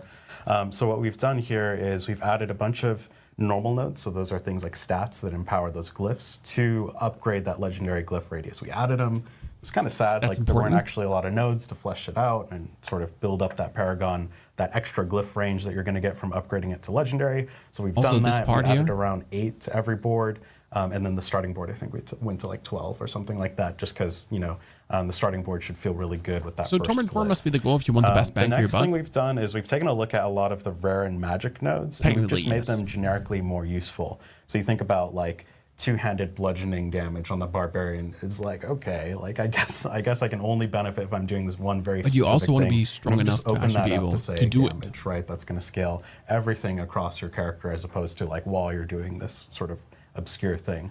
So we think that feels a lot better. We've also just sort of taken a look at what It are looks the promising. affixes we're giving, like it is fucking potion promising. healing. Can't wait to share more with you. I know you're all going to be really That's sad. my favorite I stat. know you're all super sad to see You're that the only one, we've though. taken potion healing out, but we've just changed it to healing received. We've also just taken a look at things like damage reduction from dots and made it damage reduction. So it should be a lot more generically useful, and those boards should. This feel a one lot was more so punchy weird, and like getting open-ended, damage which we reduction really from like. And dots or that's sort something. of Just doubling give down us on the flat spirit of damage what we've reduction on the done Paragon with board. Season 4 Screw you. itemization, right? Just sort of taking back some of these conditional things that aren't necessarily adding a ton of value to your build identity, and just opening things up. And then the next thing we've done is we talked about redistributing some of the power on those glyphs, and we've taken a look at all of our nodes, all of magic and rare nodes, and we've just buffed all of them. So we've doubled all the additive bonuses on rare and magic nodes. We've This is increased the damage interesting reduction for values the by about Thorns build 1.5x. as So the they should feel a lot more chunky. And as Paragon you're nodes now journeying give through more Paragon, thorns than right, ever. It should feel like you have more options than to just bum rush every glyph, socket, and every legendary node. There should be some pretty punchy like damage sources that you can get, damage reduction sources you can get. We've also done things like all the resistance nodes you have on the Paragon board actually give max resistance as well now. So it's pretty powerful. So you're We've not going done to a lot of find, changes ladies there. and gentlemen, any So more this is one of the first steps we're cold taking to really resistance, improve right? the Paragon You're system. still finding, like, with the new maximum sort of resistance philosophy of, nodes. like we want you to pick what boards you want. And we expect to be updating more in the future. Oh yeah, absolutely. And I think that this harkens back to what we were just saying, which is that, you know, it's really fun for all of your sources of power to be meaningful. And so we're basically just taking like the tons and tons of power that was in glyphs and kind of slightly redistributing it to Paragon. So Definitely. going through your Paragon board is just more interesting and fun. Definitely. Cool. Next up, we got, I think, Infernal Hordes. Yes. Yeah, so if you remember, Infernal Hordes was under construction during the PTR as we were fitting in, like, how does this going to work with the greater equipment chest, turning into ancestral items. And there are 3 things that we really wanted to tackle as a part of, loot this was a release, bit right? Infernal Hordes is crazy an eternal game from mode, so we Infernal wanted Hordes. to take the learnings we got from Season 5 and apply it to this next update. So one of the things we saw was that loot was just dominating the reward landscape here. Like getting 200 legendaries from one source of activity is cool for Season 5, and it's the brand new activity for Season 5. That's awesome, but we wanted to just readjust it, refit it back in. We still have the Codex of Power that lets you store all these legendary powers, so we felt like we wanted to take more of a quality over quantity approach here. And one of the things that was sort of frustrating about that quality miss was that you didn't really have a way to reliably target those unique items that were coming out of Infernal Often Infernal Hordes, they're still there, You had to and open they're the chest and just hope that very you were gonna fun get one of because those you can unique do items out Torment of 1 this, Infernal Horde or chest. Torment 4 Infernal And, Horde. that sort of led to a frustrating and tedious example. reward flow where you're just constantly opening up these 28th chests over and over and over. I know I've spent, probably more time opening the material chest than This actually. is I think amazing. that's You can everyone's finally favorite just get pastime, just materials running like around the crazy. material Yeah, chest, waiting for the cooldown on the chest, like, oh my god, just give me my fucking Yep. shit. So it takes forever. So we've taken a look at, how we're going to actually deliver these keys. We've taken them out of the crafting system, but they're not too rare. They're just But they still be uncommonly tier. found No, throughout so the world. they're We want like if this you're to in be Torment like, 1, oh, it's a shit Torment 1 moment. Infernal Key Horde. drops, If you're in just 'cause Torment 2, you're it's a gonna get a ton of Torment XP 2 from Infernal Hordes. Horde. Going to get a ton of materials and a You ton play of without Rune items words, as well. don't buy Vessel of Hatred. So we think that will make the keys feel a lot more interesting, and it's not going to blow your inventory as much. Yeah. And you really want to use them when you get them. So the next part Don't use here them is if you don't we want could them. Go back to the slide. Oh, if we could go to Infernal Back to Hordes. Infernal Hordes. There we go. How is the council boss, Torment no levels matter working what, with world as long as you bosses? kill that A world council, boss is a Torment they're 1 gonna world drop, boss or a Torment 4 or dungeon Torment boss 2 or loot, Torment 3, which is wherever gonna you're be in. legendaries, crafting materials, gold, etc., on top of the Infernal Horde unique items, and that's going to scale with Torment. So guaranteed, every single time you kill that council, you are going to get unique items that are Oh, cool. specific to Infernal Hordes. That's great because those Infernal Horde uniques are pretty sick. Definitely. So no more every waiting single at the Infernal chest Horde to is get gonna that give you a drop. unique. It's just going to happen, and it feels a lot more like the boss ladder, Cool. where it's like, okay, I want to get Infernal Horde unique items. I'm going to be able to reliably get those and get a Right. pull at the sort of slot. So also machine there. Nightmare Dungeons are And tied to then the next world thing tier. here is we've updated the chests. So the chests of greater equipment are going to drop those scrolls of restoration or retempering. So you're going to be able to get them reliably from the Infernal Hordes, not just Infernal the Horde Dark uniques, Citadel. no, you had And uniques that were should feel only pretty meaty dropping and from good. Infernal Hordes, like and the then Crown we've of Lucian. also guaranteed some amount of ancestral items from that greater Locrin's equipment Amulet chest. and others. Ancestral items are very And much they're now more dropping coveted there than just regularly, greater items, Hunter. So Yeah. that should feel pretty meaty. And then the chest of materials is now just going to convert all your Aether into materials. You don't have to Water like crew. constantly open the chest. You just running around. turn it into a bunch of masterworking materials, gems. It should feel a lot more snappy and less time looting, more time playing. And the gold chest is the same. Yeah, because just gives you punch. Next up, I know we have the reward stuff. We kind of spoiled it earlier. But, Okay. So so we can just skip this because everyone's already seen it. So rewards, this is just a bunch of miscellaneous tuning and making the game feel better and more rewarding. Right? So we've significantly increased the ancestral drop rate from Nightmare Dungeons and Whispers. Thank you to the person who ran 1,000 Nightmare Dungeons. That's right. Ooh, the massive Yeah. master Oh work. my God. It's gonna be Definitely good. fixed the Helicopter. problem there, and that should feel a lot more rewarding. We've also added just experience to the Nightmare Dungeon completion, which just feels better as you're grinding that Paragon. Also, while you're leveling up, it's like a pretty good hit of XP. Good news on the ancestral And drop we've rates. also done They're for miscellaneous real. buffs They to just work. miscellaneous things. So Hellborn will drop loot. Butcher is going to drop a guaranteed axe, I believe, a butcher's axe. The world boss, treasure goblins, those are all going to drop a lot better loot. It's also going to scale with Torment, which should feel good. Yeah, I mean, it makes sense for these, like, I guess the Hellborn's not exactly a random encounter. Strongholds Just don't the give you 2 world levels boss, anymore, like the but Butcher still and the Treasure 1.25 Goblin, these, levels, like, which big makes meaty Strongholds encounters. actually Like, pretty it damn makes good. sense for like these to occur, and you're like, give me like good loot because this is uncommon. This doesn't happen that frequently. I want it to be amazing. It's an exciting moment, and the loot should reflect that. Yeah. I love that loot explosion. Yeah, we Oh, kill yeah. Treasure Goblin. Yeah. Nothing beats finding a treasure goblin at like level 5. Yeah. And just chasing it around using your like basic attack. Yeah, and a guarantee drops. So the non-legendary items no matter auto what level salvage you are. that So starts in yeah, Torment. it As should soon as feel you're in pretty Torment, you essentially the just next thing seeing here is we really legendary and love ancestral items. how It's kinda players, or how you all have sort of embraced the Stronghold experience bonus. We've actually just done that across the game. So campaign feels really good in terms of experience granted. Side quests should feel really good, especially in Nahant 2. But what we saw with the Stronghold experience in the PTR is that 2 levels felt a little bit aggressive and like sort of forced you Still to do good though, Strongholds over and considering over that you and can over. knock out a We've just Stronghold pared in that back 2 down to 3 minutes 1.25 and get a level levels, for which it. is still really Done. meaty. Like you're getting an entire level from doing these. Oh, yeah.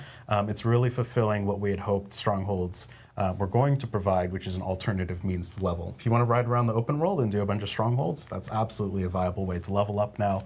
We think that like all not the only quest viable, content you should in do general it. just feels a lot better because they're a lot more generous there. The other Well, the change quarter's I'll still note nice. here It is is that a bulk of that less experience after is going level to be 45, from killing the boss, but still and it's good. a first-time reward. So that means you're not going to be able to sort of Don't forget the Nahuntu strongholds. Run Chat, strongholds over and over Nahuntu and over. strongholds. Thank you, Rax, for showing that with your friends from your chat that did that in 20 minutes. We World record. watched. Hey, it was a good video. Yeah. I mean, in all fairness. Cool. And then the next one here is we heard a ton of feedback that rare and magic items just felt like they're adding a lot of noise to Torment. We're dropping a lot more of them. Now they just get auto-salvaged in Torment. Hooray. So, Get them out of here. I like that the most, that you don't have to and then pick the next them up, one is bring just a them nice to the quality vendor. of life. The Paragon glyphs now just drop get more from the mats. pit. So when you're doing a bunch of pit runs, you're also going to be getting glyphs. It just means you don't really have to like go out and do other things. If you Does it have a even bunch make of sense keys if for the glyphs pit. are dropping? Yeah. I mean, that's think really you nice should too, have them because, all. You know, theoretically, you could enter the pit and not actually have a glyph, but now you will. So you can find one and level up if that's what But happens. they will always Awesome, drop in the and I pin, know, so last you but not least, we always have, at least have kind of one. itemization crap. This is some big stuff here that I know will excite players for sure. Yeah. So one of the things we've heard a ton from So, chat, this is huge. The player base and, Look and you out. all is that Get ready. I wish I could make a mythic unique deterministically. If I do everything in a season, if I kill Uber Lilith, if I do the season's journey, I want to be able to get a mythic unique.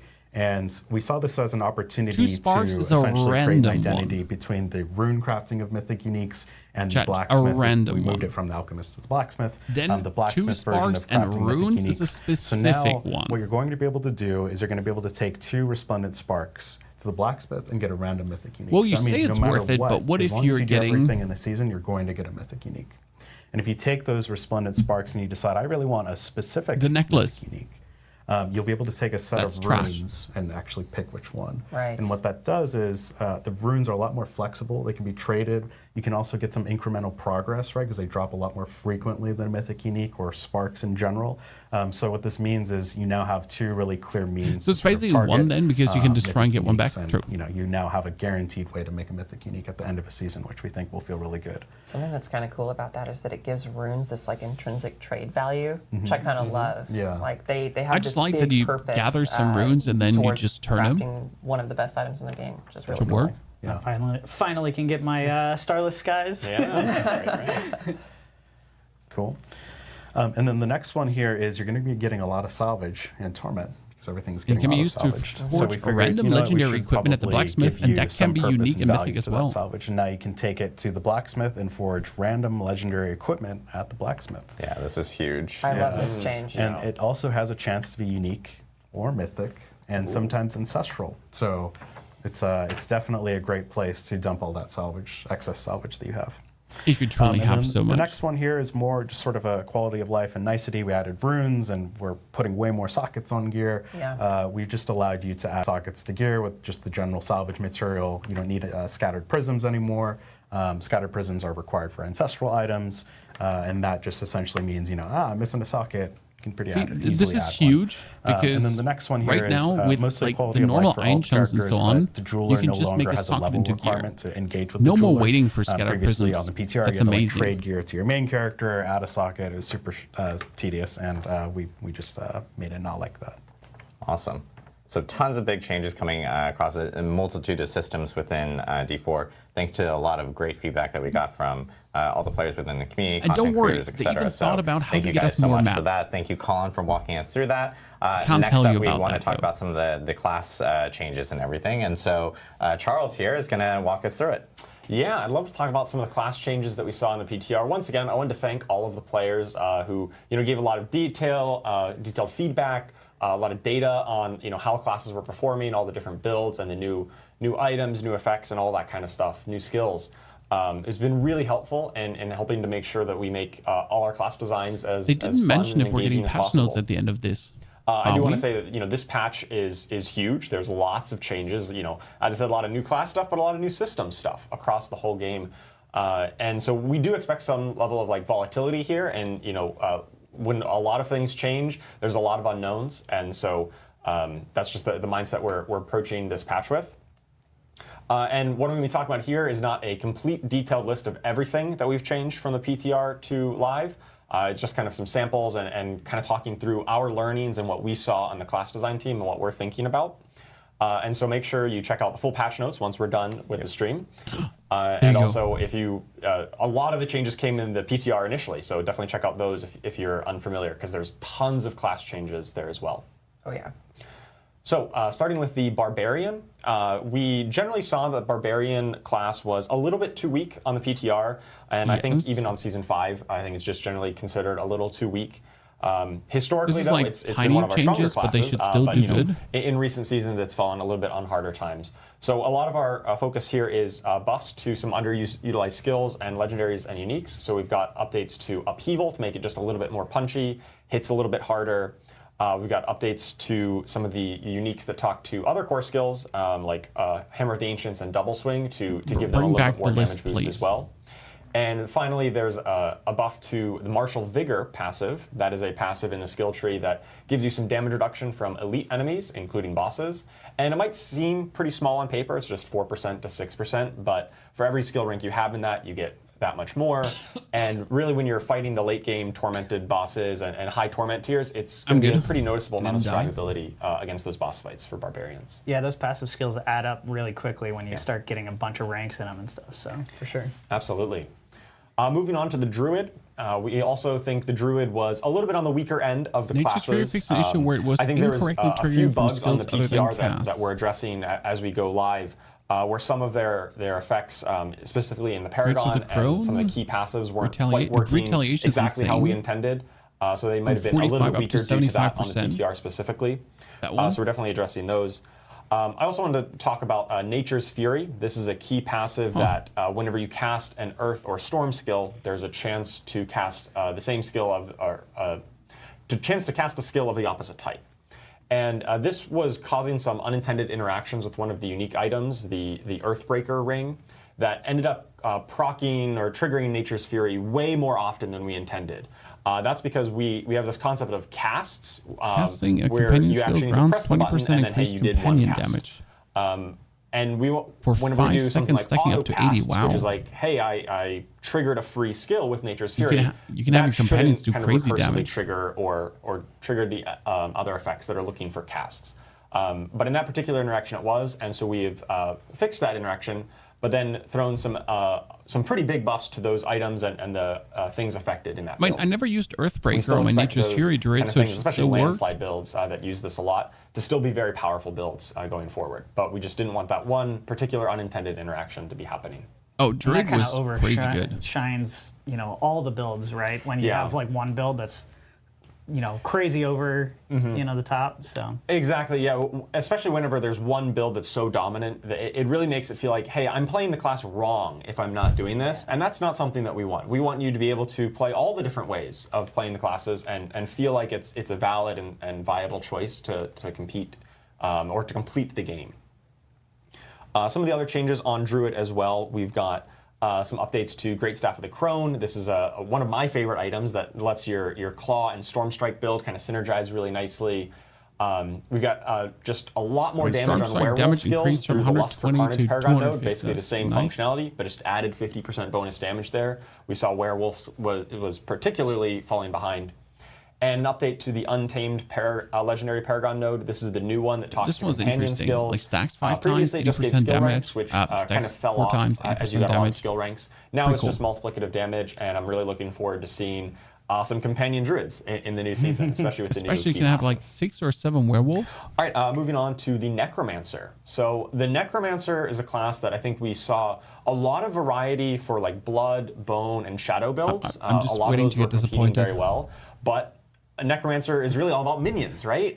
And unfortunately, we saw minion builds really falling behind from where we want. And we know that minion builds are like the most appealing part of a Necromancer. And so on the class design team, we're really committed to making sure that minion Necromancer is good. And we're going to see some massive buffs to this patch, and we're going to continue monitoring to make sure that the minion fantasy is really a powerful and compelling one. We also saw that Necromancer was one of the squishier classes. It had a little bit less defensive oomph than we really wanted. And so we've made some updates here to Reap. It's going to give a little bit longer damage reduction, just makes that a little bit more usable for that function. Same with Necrotic Fortitude, gives a little bit more barrier. Ladies and gentlemen, Kellen's Edict is finally good. So just a little bit more survivability in that late game. And then the rest of it here is just talking about minion buffs, right? We've got Kalen's Edict, the key passive. This is going to, previously it just gave you attack speed for your minions. Now it's also going to give you bonus multiplicative damage for all your minions. a bunch of the legendaries and uniques that talk to minions, like Ring of Mendeln and Shade Mist. That damage is now properly attributed to your minions rather than the Necromancer themselves, which means if you have bonus Golem damage, for instance, and your Golem triggers Ring of Mendeln, it's now going to benefit properly, and it's going to be multiplied up by those multipliers. So pretty big buffs for those legendaries and uniques. Yeah, that's a lot of power for sure. Oh, absolutely. Moving on, we've got next class, we'll talk about the Rogue. I think the Rogue in general was performing pretty well across the board in the PTR. I think we got a lot of positive feedback, like, hey, yeah, Rogue feels great. Like, just, you know. Okay, that's actually crazy. Dance of Nye skill in my favorite particular. build. Because it finally scales of your minions, and your minions can have 400% bonus damage. As the new skill, it found a lot of use in a variety of builds, and people have a lot of fun playing with it. Oh, hell. We did notice a little bit of the melee-focused builds with Flurry and Twisting Blades falling behind just a little bit. Well. A few of our changes here are focused on enhancing the legendaries that talk to those two, Encircling Blades and Blade Dancers. In terms of key passives, we saw Victimize did have a bug that caused its damage scaling to be higher than intended. And so we have fixed that math calculation on how it kind of scales damage based on other damage. Because it was really just a little bit too dominant. And now we think with this update, it'll still be a competitive choice, but it won't completely outshine every other key passive on the Rogue. And some nice little buffs here to Rain of Arrows, just to make it work a little bit better with imbuement skills. See, I want Rain of Arrows like be crazy, skill, especially with all those colors with the, I like Rain of Arrows on it. All right, and finally, the Sorcerer. The Sorcerer was definitely the strongest class I think we saw on the PTR by only a fair nerfs. margin. Wait for it, guys. Only nerfs. It was quite strong.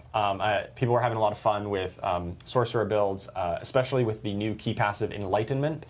And Enlightenment had an issue where it's all about alternating skill casts. Needs to be nerfed fire skill, you cast a because lightning it's a skill, mythic, you cast a cold and skill, a mythic needs to and be you get these insane stacks hunter. really quickly.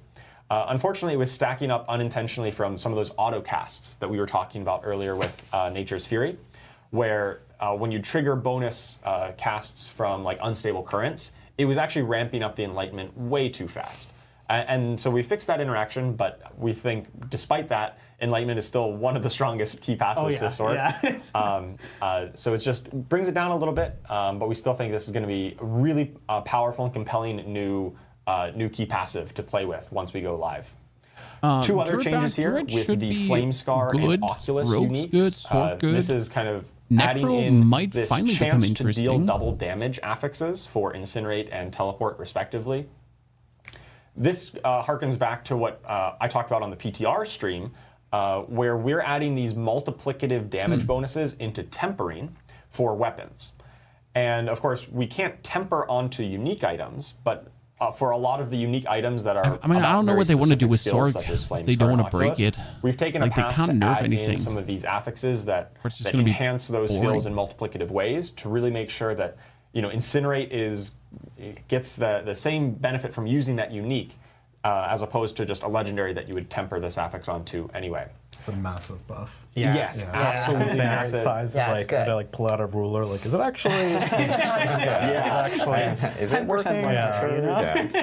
Incinerate size and Teleport size maybe not the most compelling affix. Now you just get some of this multiplicative damage. If somebody wants to make an Oculus build where most of the damage comes from Teleport, that's going to be awesome. We'll see if you can manage to make that work. I love that idea. Oh my god. I already have a build page saved. Ooh, yeah. I'll have to see that. Yeah. Nice.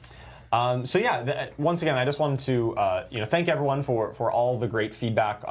We on the class design team in particular are always reading and listening to feedback on how you're playing the classes, what builds you're finding fun, what things are over or underpowered.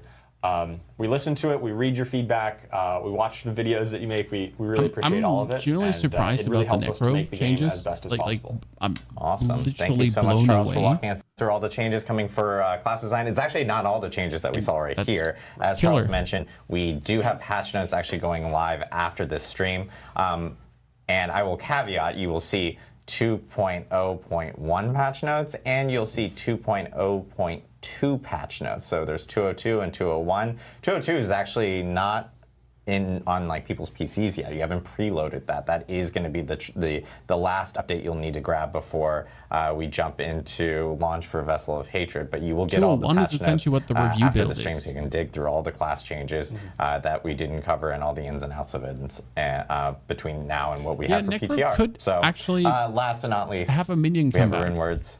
So I think we're gonna jump straight into it. So Anthony, you want to go ahead? Yeah, absolutely. So again, awesome feedback. We got lots of different things that came in, and we've heard multiple times in a couple different things Honestly, I with the gotta rune say, words this that campfire really is just very well people done kept so repeating far. over and over again. Really, mostly stemming down to two major Not too many issues slides, with the whole system. quick, concise and, information. So previously, we had on the PTR.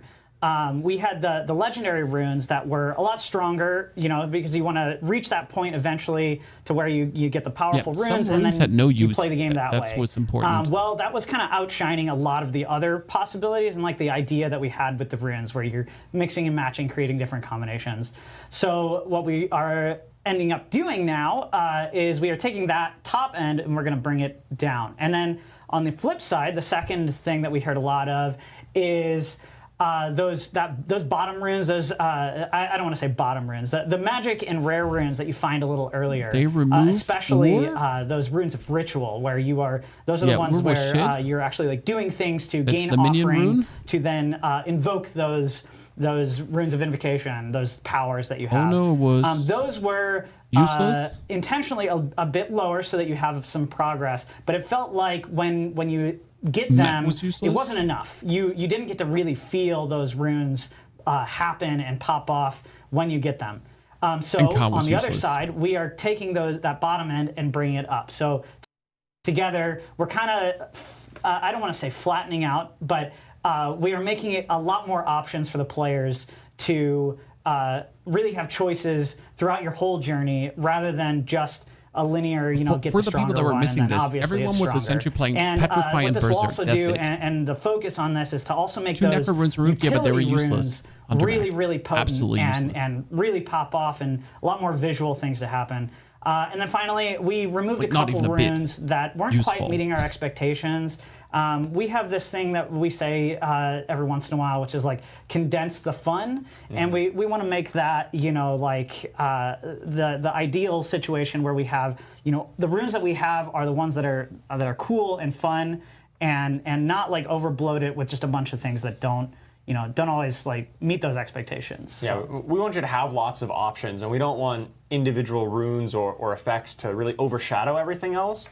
But that does mean that we want to make sure that all the options are really compelling. And so ones that aren't meeting our bar, we just would rather take them out rather than leave them in. Yeah, absolutely. I think we're always going to be adding to the rune system. Of course. Right? So Yeah, we want to yeah. leave ourselves the space. We didn't want to water down the pool with things like the lightning bolt effect rune. It's like that didn't really have, it was an evolutionary dead ends. We didn't necessarily have any way to juice that up. So we want when a rune drops for it to feel like, oh, there's this new toy I can play with, right? It's important that every choice in the rune system is meaningful. Like every possible rune you can take or combination, like there's something there, right? Yeah, you want to feel it for sure. And I really want to see the doesn't patch wanna be notes on the something runes, that, what they you just changed like, to I make got this some of rune, them and more it's like, viable, because let we me find needed them to another give way more offering.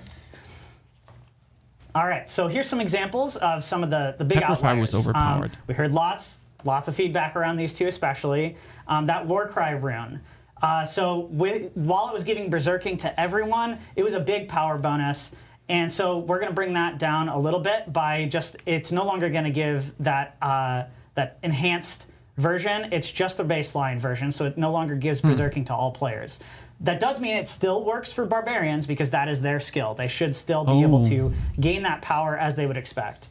And then down with the Yam, which is that Druid Petrify's Petrify. not getting crit the rune anymore, itself only is resource, not changing. useless. What's actually changing is on Druids themselves, their ultimate there is no longer going to give that critical bonus baseline. It's not going to be the enhanced version. So if you want that as a Druid, you can still get that big, powerful critical damage bonus. But now that baseline is going to be that big stun, that big AoE moment that you see everything on the screen freeze, and also just juice you up with a bunch of resource. And this is general class resource. So unlike what it'll say for the Druid is it says their spirit goes up, On the rune, it says it is your resource, But so that's everyone still gets useless. this huge Why would I want to big create moment 100 where you can kind resource? of reset. So. So if I'm a sorcerer, it doesn't generate spirit; it generates mana. For me. Yes, it'll give you you, 100 yeah. mana, yeah. You don't just get a second bubble that then fills up with Suddenly spirit. you're a druid. Yeah, that'd not be that weird. Yeah. That seems kind of I useless. like that this puts a lot more emphasis on the utility of runes, which is sort of what we. But I have do been believe originally utility is intending, great. right? Not Like, I don't want every runes choice to is do going to be a damage because then you're multiplicative always going to damage take more source. damage. I want So you runes should to have be a lot more about options. utility. It's more focused on utility Yeah, and absolutely. stealing other classes' power. Yeah, obviously multiplicative damage is probably the single strongest thing you can do in an ARPG. And just when we noticed these ones were really those ones that are overshadowing every other option, we still think those will find a great niche for the builds that want it, but they won't be the only choice that no one else can use anything else Yeah, for. absolutely, absolutely. All right, so here's some examples. Again, I want to preface, this is not this is all of great. them. There are a bunch of changes. You guys will see them in the patch notes as we Yeah, had already offering talked decrease from about. 5 to 300 is but amazing. Some of the big ones that I wanted to show off here. So Spiritborn Vortex, that's the one that pulls everyone in, you group everything together. That is going to be almost, you're going to be able to get that off almost twice as Jack, often can we as spend it was meteorites before. for damage now? So you're combine that in with something that has some grindy damage in the middle, and you're going to be just having this pop off all the time, as well as so. I mean, we if you're a call them meteorite sword, sub-powers. you Those can are things pop like more meteorites the than ever, sorcerer huh? meteorites, or Should work. like the barbarian earthquakes. Those things that happen based on other things, but they create like another power that comes out. We are juicing those up a lot more. So these should be some of the most powerful versions of these sub-powers in the game from these runes. And as you can see here, meteorites is jumping up a whole bunch, as well as the offering cost is going down. So you're going to be able to summon a lot more of these as well. And then one of the other things I saw feedback was around the C will be interesting. the C was Se already good, or rune. Sa, however you I don't know pronounce exactly how to say it myself. I'll have to ask you even about that after this. But where you summon Especially with spirit druids wolves, now getting and all they the didn't companion feel boost. as Wonder if they count they as didn't feel as minions, though, impactful chat. because their AI was not as poppy as like Because say if the spirit wolves the counts as minions, necromancers minions running Kellen's around a lot more edict, huh? quickly. So we adjusted that, and so we're gonna have a video coming up here in a second, and we can see. Think so about it. now you're gonna summon those wolves. They're gonna pop up and do their attack, and if you jump to the next pack, they're gonna jump forward. Except this is gonna happen a lot more I don't think frequently they're gonna than count as before. minions. So now if you say fight that pack, jump to the next one, every time those wolves are going to just keep jumping and keep leaping. And this works in ranged as well. So if you're fighting some enemy over here to the left and you fight, you attack them, your wolves are going to jump immediately over there. And then if you switch to this other group on the right, those wolves are going to imagine we jump could across make the spirit wolves screen be because we've minions. also increased that aggro range as well for that. Yeah, I know Dank Honey, they didn't count for everything. Even in that clip, we saw them jump into the pack at basically the same time we did, right? Yeah. They are right there with you. They're not lagging behind, and that's always like the worst feeling when like, hey, some of this thing, where are they? What are they I doing? just noticed they They're have there, the soul mile stone away. in the top They're right no corner. longer lazy pretty cool. dogs. They're, Yeah, they were tired. They were tired. YouTube can see a Twitch Tired count. I'm little sorry, pups, Twitch. you know? Okay, And then here's some cooldown. examples of those runes of ritual. Again, those are the ones that are generating this offering.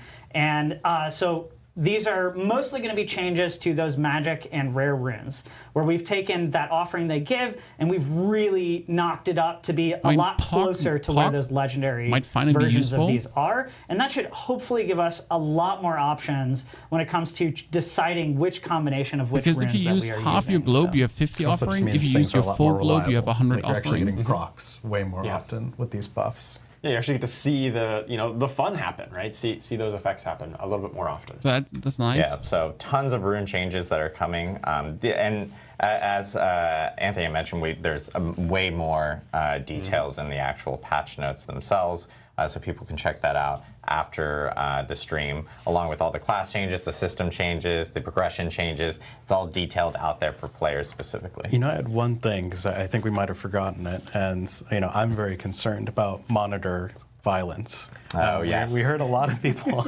wanted to punch our monitors. Oh, that's right. Yes. When you get a greater affix on impairment resistance. So, Oh, yeah. as monitor enthusiasts, we've just removed that from the affix pool. Yes. So please don't. Yeah, please ladies don't. and gentlemen, Less no more punching. impairment punching of reduction. monitors. Save the monitors, please. And one thing I do want to call out on RuneWords, we actually, funny enough, we got a lot of feedback about players saying like, hey, we noticed like different art on some of the classic runes that they may have seen from like back in D2. That art has been updated to match what you saw in D2. So, But enjoy moments for punching. Yes. I mean, remember that one? Yeah, Was shout it Summit? out to the That weak history of S-punch? runes there for everyone. So thank you guys for jumping into this. And I will say, like, this team is going to be staying vigilant through the launch of Vessel of Hatred with our live ops teams here.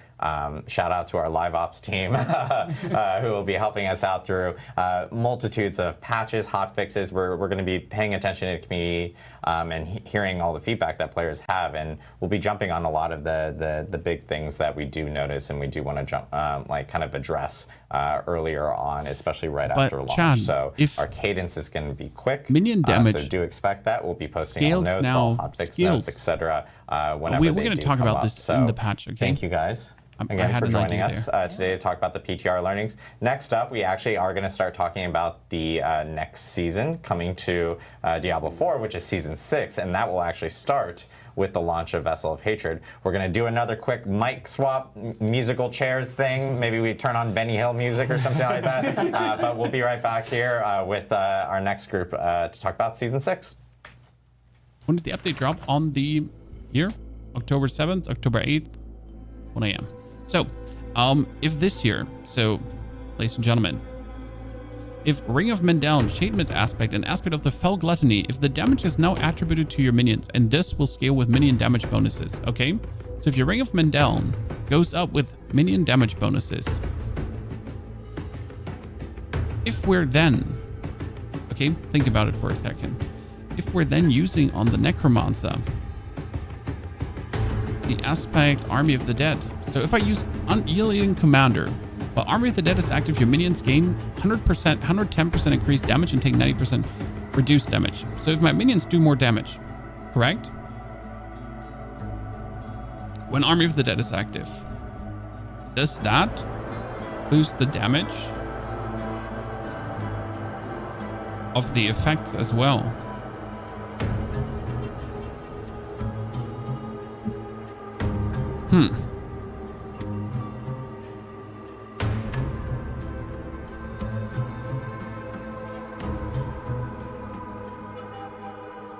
So that's nice, right? Also, minion damage per 20% attack speed bonus increased from 30 to 40%. So we're now, instead of 150%, getting a 200% bonus. That's nice. So that is going to work. So that's already 200% bonus attack damage to your Ring of Mendeln. We can finally jump forward, by the way, as I was just a few seconds behind main. Now we're on top.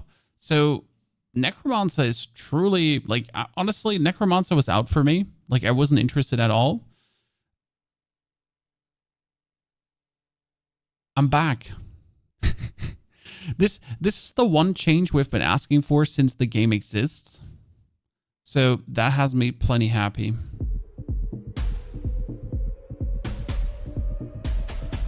That they're trolling us now.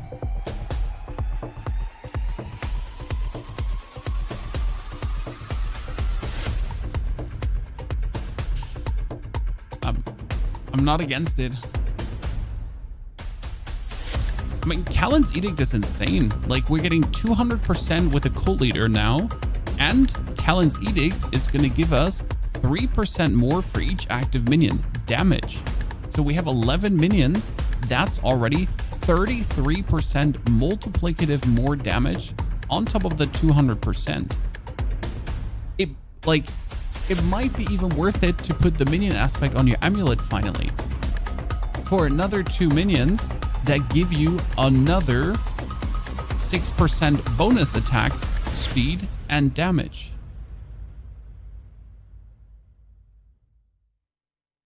And if the Shadow Wolves are counting as minions, we're bringing it home.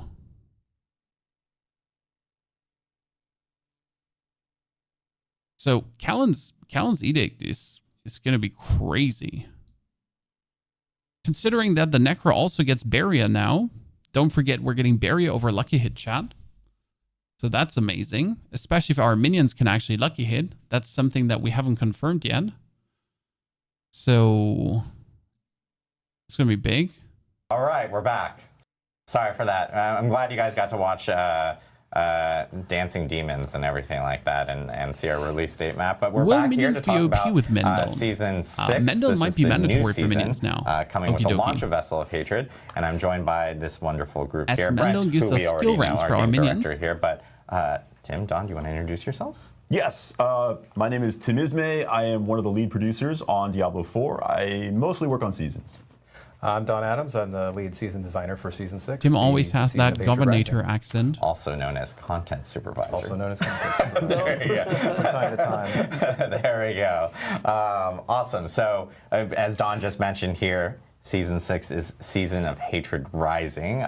Tim, do you want to explain to us what Hatred Rising, or Brent?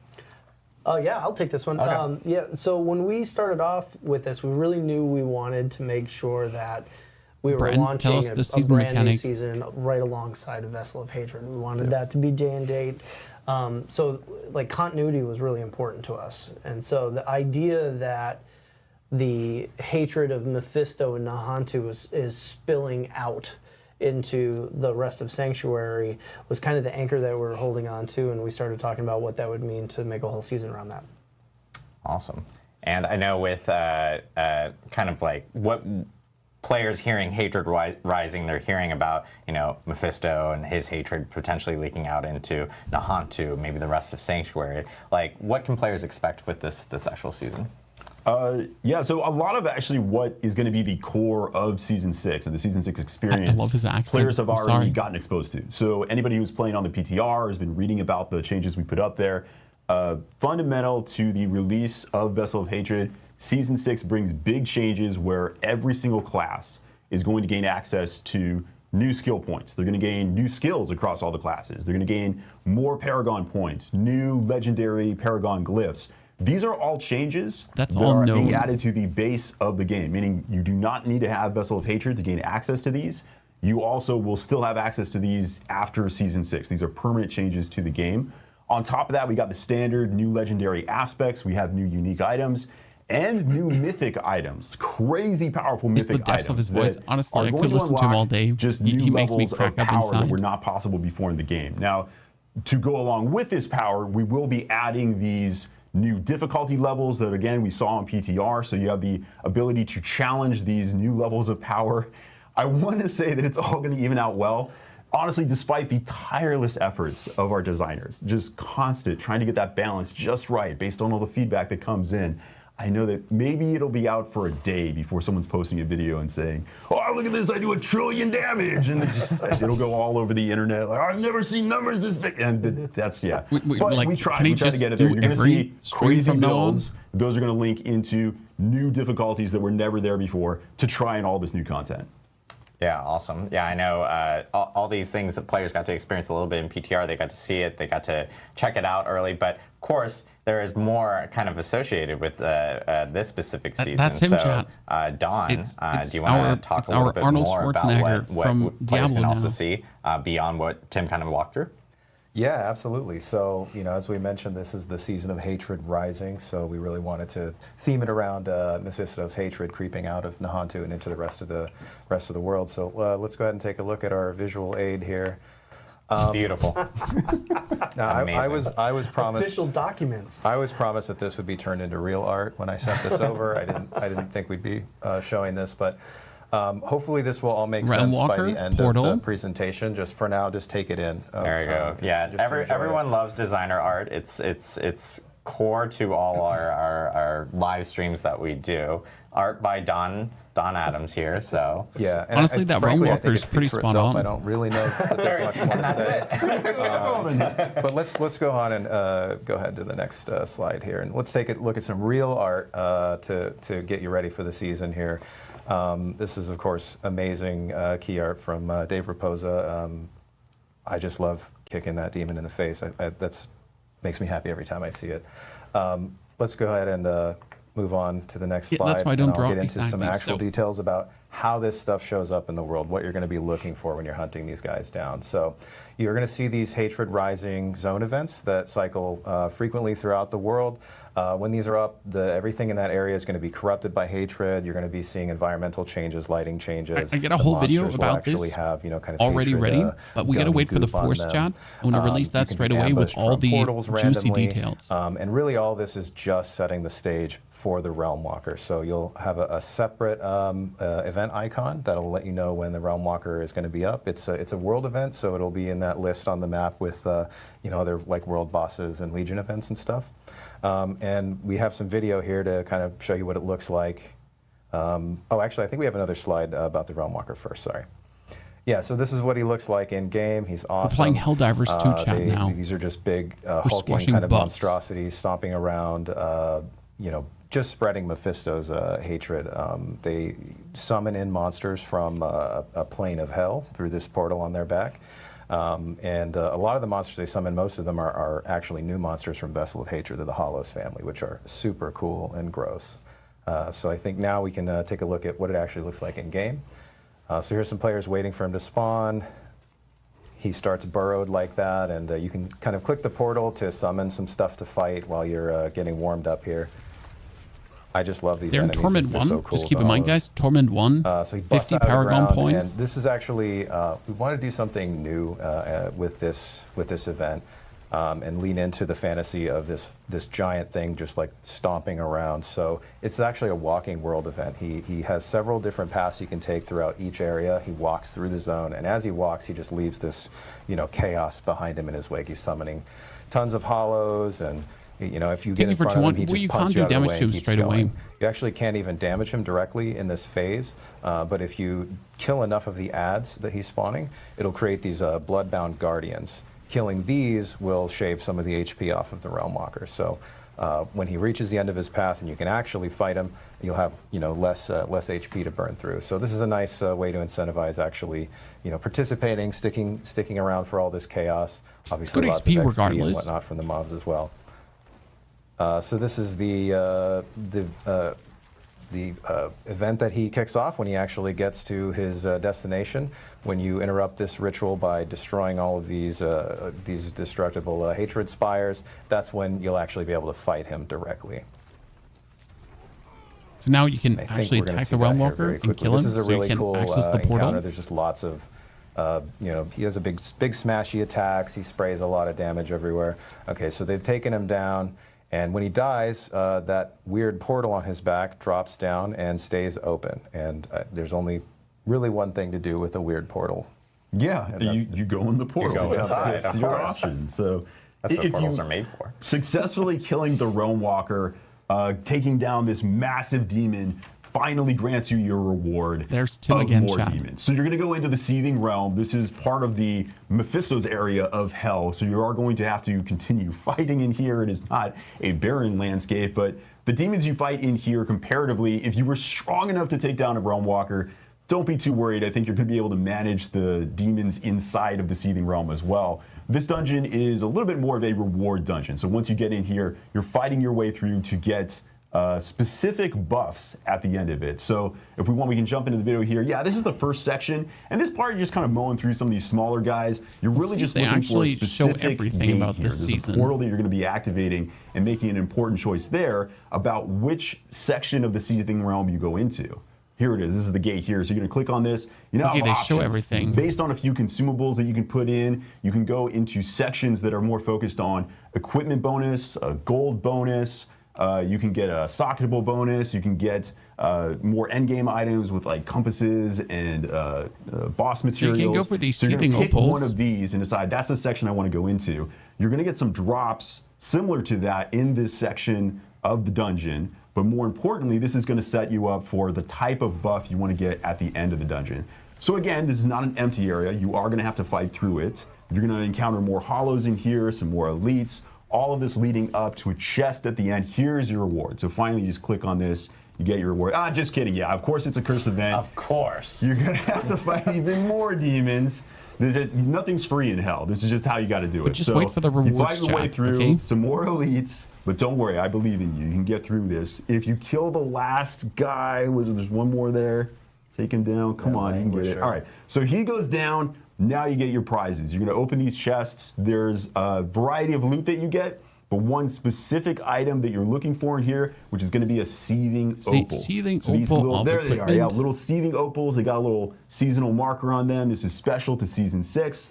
When you get these, you're going to take a look here. This is going to be a buff you get based on the one that you chose. There are some fundamentals you always get. So a seething opal always gives you a 15% bonus to experience. This is especially cool because it stacks with elixirs. You can have an elixir and a seething opal active at the same time. That's a huge bonus. On top of that, any seething opal that you use is going to allow you to now get reputation with the remnants of the Zakarum. Don will talk about that more in just a second, but that's Considering going to be that you the can go up to reputation 300 track for Paragon season points, 6. you want And then these beyond that, permanently. you'll get a bonus depending on which portal you went through, which section of the seething realm you decided to go into. Here we go. Yeah, if you want to snapshot this, anybody who's screenshotting, these are some of the bonuses you can get. As So you you can get see on bonus here, gold, you're getting equipment, maybe and more items, maybe herbs more and gold, crafting materials. more socketables. So these bonuses Just like are going that. to occur while fighting anything while And there's having the this fourth buff one. active. So equipment, as an example, maybe I wanted more items to be dropping. For When boss you summoning kill map monsters, and there's a infernal chance that they're going compasses. to drop a cache that is going to give you some additional loot. And if you're playing content in, let's say, further in the end game that monsters don't traditionally drop loot, Or the not bonus to worry, stacking. we've adjusted that as well. If you play through the pit, as an example, we have added an additional drop at the end of the pit, again, that procs based on which seething opal I that didn't you even know chose. there was a fifth one. There are a couple Oh, up here at the unlucky. end. The socketable one I should mention. That one is special to, you do have to have Vessel of Hatred for that one. This one is more for people that are trying to get more runes. So, obviously you need to have Vessel of Hatred to get But runes. everyone is going to so that's use what's the one gonna of make this, Torment valuable because to you get more infernal compasses and But it's boss cool to summoning also that. see like boss summoning items on here. Infernal compasses as well. Infernal compasses themselves are going to be very valuable because it's as Colin was mentioning before. They really want us to be and enjoy everything. Yes, I mean these you can end opals up are getting going to in be Infernal like Hordes from and level everything 1 on. like You can that, get them that already. It's just another opportunity. So to level get more 1, compasses get for yourself getting in opals there. and seething play with opal them from that point on. Torment, I think, is great. I think that grape flavored opal is going to be very popular. The grape one is going to be pretty popular. And a question I just quickly saw, because you mentioned stacking with elixirs, does it also stack with incense? Yes, it believe it will does, stack yeah. with incense. There you go. So that's a triple stack of XP right there, get a which lot is of actually really experience, cool. yeah. So that's awesome. So obviously, like we're seeing the rewards here, and one thing that you had mentioned, which was the Zakarum remnants. Like what, Man, Don? Can you hope to talk to us a little bit happy about kind of, you're enjoying what the that mechanic. I think it's a progression good track is one. gonna be? Yeah, sure. So these are the Zakarum remnants. You've probably seen these guys in Hawazar. These are the Crusaders with the rusty armor that have just been kind of bumming around since they failed to find Akarat's And tomb. you're going to get They reputation have around here too. a very personal connection with Mephisto. He of course destroyed basically the Zakarum order many years ago, and at this time they're still just not really ready to stand up and fight this at full force. Right? They've been dealing with cultists, and they're just not at their full strength. So. You'll meet this Crusader How right at the often start are of the the season. world who, events that they will say give you frequently? It's very They didn't give simple you a intro time, quest, and I basically, can't give you to the guide time. you to kill a Realm Walker, clear a Seething Realm, and he'll be your point of contact Assume for they're reputation rewards following that. So always there. Basically, we built this in a way that, with the opals giving rep for all sorts of different activities, the idea is that you can, go and kind of do whatever you want to do. So the interesting as part long is as you're if you have an checking in opal running, periodically with the Realm Walker and get keeping reputation a stack everywhere. of these opals on hand. It's very open-ended how you want to push this reputation track. Yeah, it is always nice to see that anywhere that new demons occur in the world, there is always some faction out there that's trying to take care of them and would appreciate your help. So the Zakarum here, they've had a rough go of it, but if you can help them out, I think that we can handle this problem. They're not at their best right now. Yeah. You know, one of the things that I really like about the way we've looked at this whole package is that not only have we done 10 minutes was on the map. That's a good to bunch know. of diligence Yeah. in making sure it's that a the 10-minute story countdown until is, the event essentially taking part ends. in all So of like Sanctuary. every 10 minutes We're touching on that some pops really something cool up. I think lore they're stuff too that, active at the same time. has existed for a long period of time. But we're also leaning into a theme of giving the players more control over the experience. And so whether it's the choice of reward or being able to stack these rewards to get specific Like Helltide, outcomes, all of the map, you you're ported going to them see up. that not You only ported the region. in the season, so everybody's going to get access to this in the season, but we have that theme also creeping into some of the stuff you'll see with the Vessel of Hatred content in just a few minutes. Yeah.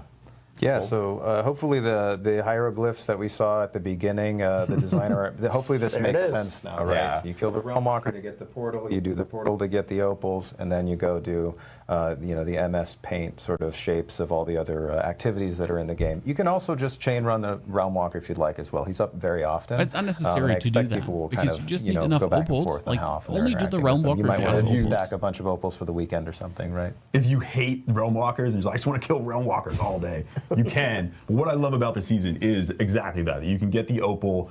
It's a great buff, and now go play other content, including the new content that's coming out in Vessel of Hatred. If you bought the expansion, got a lot of options there, so you don't have to just play the seasonal content. You can go play this other stuff while still having the buff. Including the Vessel of Hatred campaign, which is kind of a first, right? You'll need to have completed the base campaign, but you can play the Vessel of Hatred campaign alongside the Season 6 content, which is pretty cool. Yeah, And you should. Huge for people that have base game or Vessel of Hatred can partake in the content for this season. 30 minutes is Don, pretty long as well. Tim, Yes, and I'm not thank you guys sure for if walking the us through seasonal all thing the, actually prolongs season again of the Hatred duration of Rising opals. content that's coming. Don't forget you with have the launch ashes. of Vessel of Hatred. This is starting right at the beginning, right when Vessel of Hatred actually comes out, which is on again October 7th at 4 p.m. For Pacific. some people.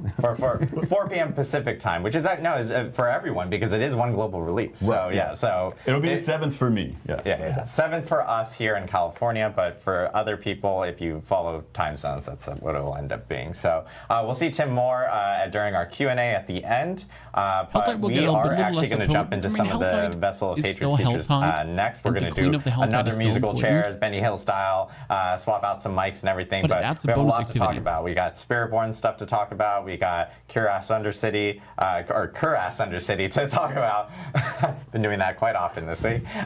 Dark Citadel, and of course Mercenary. So we'll be back with a whole new crew here in just a couple minutes. Yeah. I wasn't sure how people are going to take the Season 6 mechanic. The opals are interesting, and the Hell Breaches too, the Seething Realms. My problem with the Season 6 mechanic is, again, that we're not getting any kind of permanent power like we have with the Vampiric Powers or the Robot. So that's what I'm a bit missing. But I think the realms are interesting enough, especially consider that the chest at the end, the double chest, gives a lot of loot. And you can do that in Torment 1. You can do that in Torment 2. You can do that in Torment 3. Right?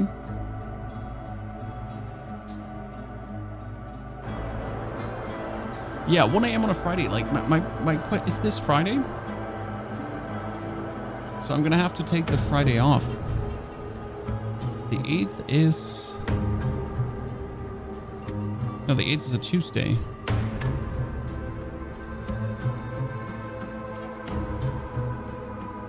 Yeah, it's gonna be busy.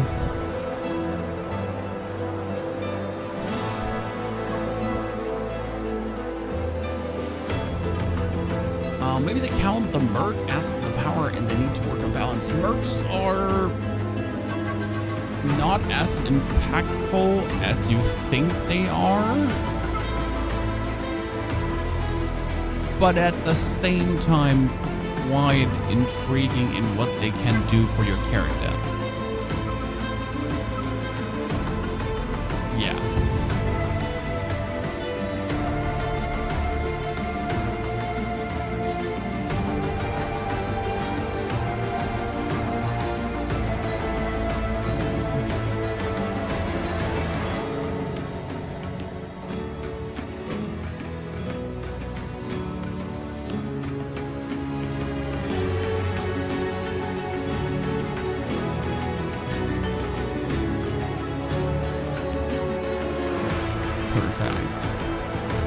posting in the Discord that I really want minions to count as minions. What's the seasonal theme? The seasonal theme is the Realm Walker theme, where you have to kill these big Realm Walkers. Wait, you have to kill these big Realm Walkers that spawn throughout Sanctuary. They're not Nahantu exclusive. Everyone gets them. You kill the ads to deplete the life. At some point, you can just kill the Realm Walker and then descend into the portal on his back. And your goal is to play through, and at the end, you actually get killer loot. So there's double loot. There's 2 chests, a big resplendent chest. They consistently drop legendaries, and this is Torment 1 loot right now. Look at that. So 2 legendaries already, and that's the first chest. There's 2 chests. And they drop these seething opals. And the opals are amazing because you get enemies routinely drop additional equipment for 30 minutes, 15% bonus XP, and kills accumulate reputation for the Zekarum remnants.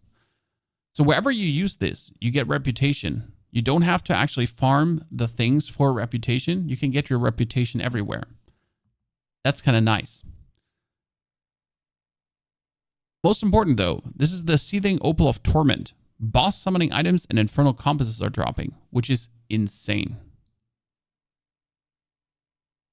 that we would be getting that. So this is currently like kind of how the seasonal mechanic works. It's not too complicated. Has some implications, like you do want to essentially always have them with you, as on your way to 300 Paragon points. Every single bit of bonus XP cuts into it. I mean, let's say you would need 300 million XP or 400 million XP for 300 Paragon points in total. Considering that the Opal gives you 15% more XP, that's 15% less XP than 400 million. You know?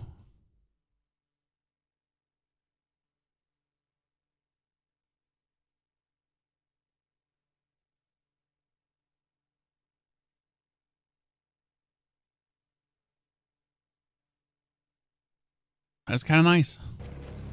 Okay, ladies and gentlemen, time for Spiritborn content.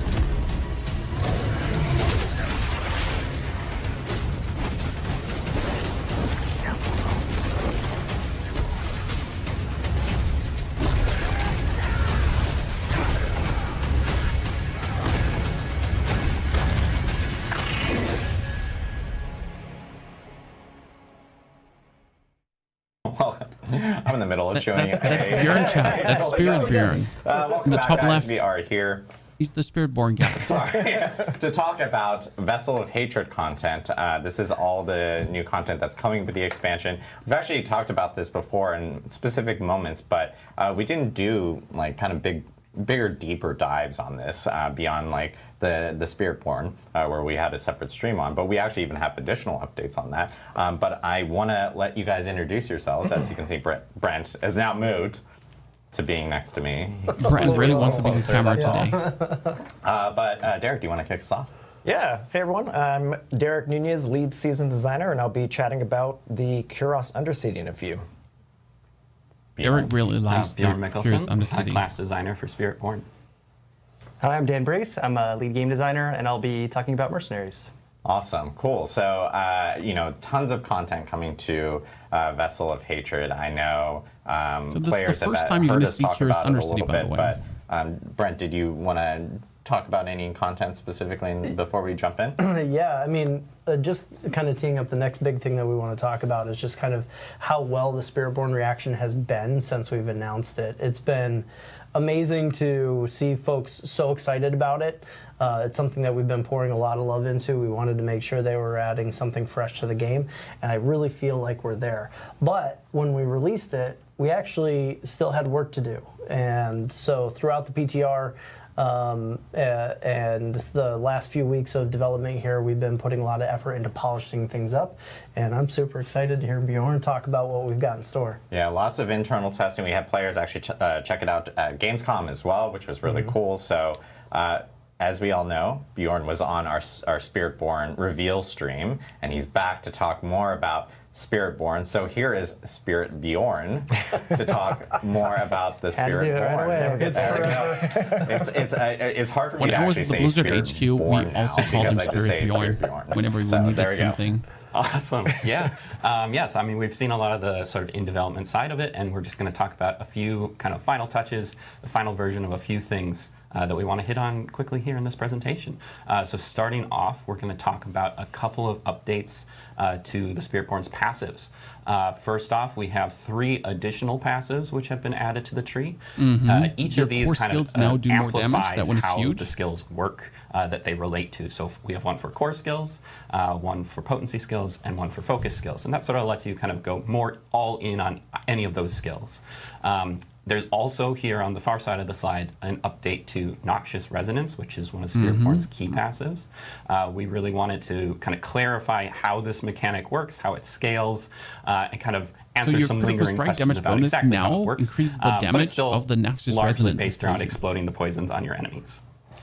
Moving on to another thing, we're going to have a small update to the Jaguar primary Spirit Hall. This will still do lots of damage whenever you spec into it. It's all about damage with the Jaguar, but this has focused it a little bit more about multi-attack skills, high attack speed, and really like allowing you to ramp up the damage that you can They get had to put on a because now it's also cooldown. based around the damage that you did in a short window. So that lets you sort of echo all of that damage that you did the faster you're attacking. Moving on to another small, or sort of medium-sized update, there was some confusion around Spirit Feathers, Storm Feathers, the Eagle Hall, how all that kind of works together. So this has been unified into a new concept just called Storm Feathers. What this is this is a buff that you can get. This increases your movement speed and it stacks duration. Really and now hate all how of they these pronounce things, they Jaguar. all speak to I the Storm know. Feather concept. So you can get them, you can modify them, you can make them do different things, and you can even like use it to make kind of some crazy builds. I think we have a video for it where you can just kind of have feathers going all over the place. So, like, you have these feathers as you're doing it, and you can even use like them. tempering and various Paragon that increases Storm Feather potency that will speak to all of these aspects as well as the Eagle primary hall. And then moving on to the last thing we've got should be our uniques. So some of you might have gotten to see some early versions of these, but we want to kind of show off the final versions with all the of their rings are stats and all of insane. their glory. So to start off, we have 6 unique Spiritborn rings. Each of these kind of emphasizes a combination of 2 spirits and really lets you sort of tailor how you generate your resource to sort of make when you the critical build that strike, you're you looking to regain make. 50% Then of your moving vigor on to our you spend in the last 2 unique seconds. armors, we showed off the Scorn of the Earth boots that turns your sword into evade, and everybody really loved that. A couple other examples, we've got a Craze of the Dead God, which allows you to turn poisoning, all damage coming at you into poisoning damage, and then sort of throw that back out at your enemies in the form of Touch of Death, which is pretty neat. And then we've also got our The helms. Harmony of we have 2 different Abavaka, unique helms. that one is needed. One is focused more along the lines of letting you sort of mix and match spirits, while the other one is more about kind of doubling down on using a single spirit. And then finally, we have our unique weapons. We've got several glaives and quarterstaffs. We already showed off the basic one, but we're going to quickly show off sort of its counterpart, which is the one for your core skills. So this one allows you to sort of spam your core skills almost as if they were basics. That's sort of reduced damage, but when you're at maximum vigor, it ramps up to be a maximum size, guaranteed crit, just massive Look at screen that. clearing. Your core skills version are of the now core basic skill. skills. So we think that one's pretty fun too. And then lastly, I believe I have a slide just for, yeah, there we go. Our drop tables for the bosses. So if you're that's looking useful to for target Spiritborn, farm that's for sure. any of these specific ones, similar to the other classes, you can kind of farm these based I'm on gonna make a different screenshot of bosses. this So take a before I forget it. screenshot of this and go for it. Awesome, yeah, tons of updates. We've done so much internal testing. We've heard a lot of feedback because we had that deep dive blog. We've seen people theory craft. We've seen people actually play it at Gamescom. We've had a couple content creators like during the Spiritborn live stream, and even during our like kind of a preview event, they actually got to try it out and stuff. So hearing all this feedback and then applying some of the feedback and some of the internal feedback that we ended up getting and seeing all the changes here and updating everyone has been really cool to see. So thank you again, Bjorn, for walking us through the Spiritborn. The class is incredibly fun. Day one is what I'm playing for Vessel of Hatred. I think most of us are, but it's a ton of fun to check out. I don't want to play it anymore. Next up, what we wanted to talk about is Kurast Undercity. This is actually a feature that we did announce with Gamescom, but we didn't really get a ton of opportunities to really kind of like dive deeper into what Kurast Undercity is. So, Derek, you want to take us through this? Yeah, absolutely. So. The Kurast Undercity is a brand new dungeon experience that our Vessel of Hatred players will be unlocking throughout the course of the campaign. It's appropriately located in the new capital city of Kurast, but it's the part of town that's not recommended that the standard citizen venture into. It's a section of the Kurast town that is still infested by the jungles of Nahantu and kind of overrun with the worst of the worst. It's Nahantu's most wanted inside the various districts that make up the Undercity. Everybody will stream Spiritborn, but no one will stream Spiritborn like As players are unlocking it, they'll meet a new character named Seahek that kind of teaches you the laws of the Undercity and how to commune with the spirit flames to traverse its treacherous depths, basically. So that's kind of like the narrative setting for it, but let's dive into the actual experiential standpoint, which we see here already. So the Kurast Undercity is an intense multi-floor time attack dungeon where players will be racing against an aggressive countdown timer to reach the district boss with as high of a rewards upgrade meter built up as possible and try not to let that timer expire. So fun little novel wrinkle here is that killing certain monsters we refer to as afflicted also, it's will not give you time leveling bonuses content to extend your time in the Undercity. Ignore this. And just killing monsters in general and completing dungeon activities will build up this reward upgrade meter referred to in-game as attunement. As far as the Undercity's role, it's one new novel leveling content, but its power really comes into the fact that it's brand new opportunistic content that allows players to make very efficient, very specific progress towards rewards goals as the opportunities arise. Because you can target farm deeper with the into that Undercity. in the next few I hope slides. they show us how it works. For now, just want to kind of set the stage that the Undercity does not necessarily have any objective aside from get to the boss, beat the clock, and do so with the highest amount of rewards upgrades built up as possible. How the players go about doing that is entirely up to them, because this is, again, a dungeon that celebrates autonomy, flow, and variety. And this is a good example we were talking about earlier. When we're looking at the new modes that we have, we want that player agency to come back to the player. Play your way. And I think this is a perfect example of that. And now show us a video. So let's dive into the next slide here. Cool. So I mentioned opportunistic content. And this is where the Undercity's primary role in the reward structure is. So we have dungeon keys that grant you access to dungeons. The Undercity's version of a dungeon key is in the form of tributes.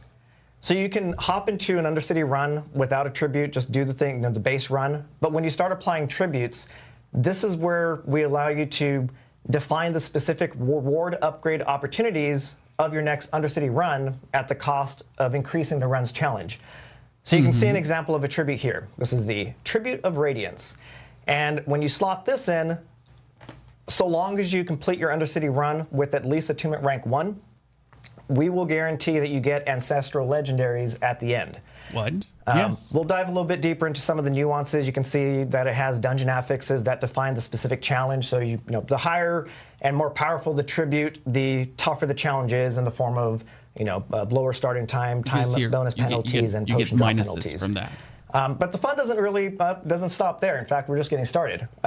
Once you apply a tribute, you now unlock the ability to define a bargain. Each tribute has a list of bargains mapped to it.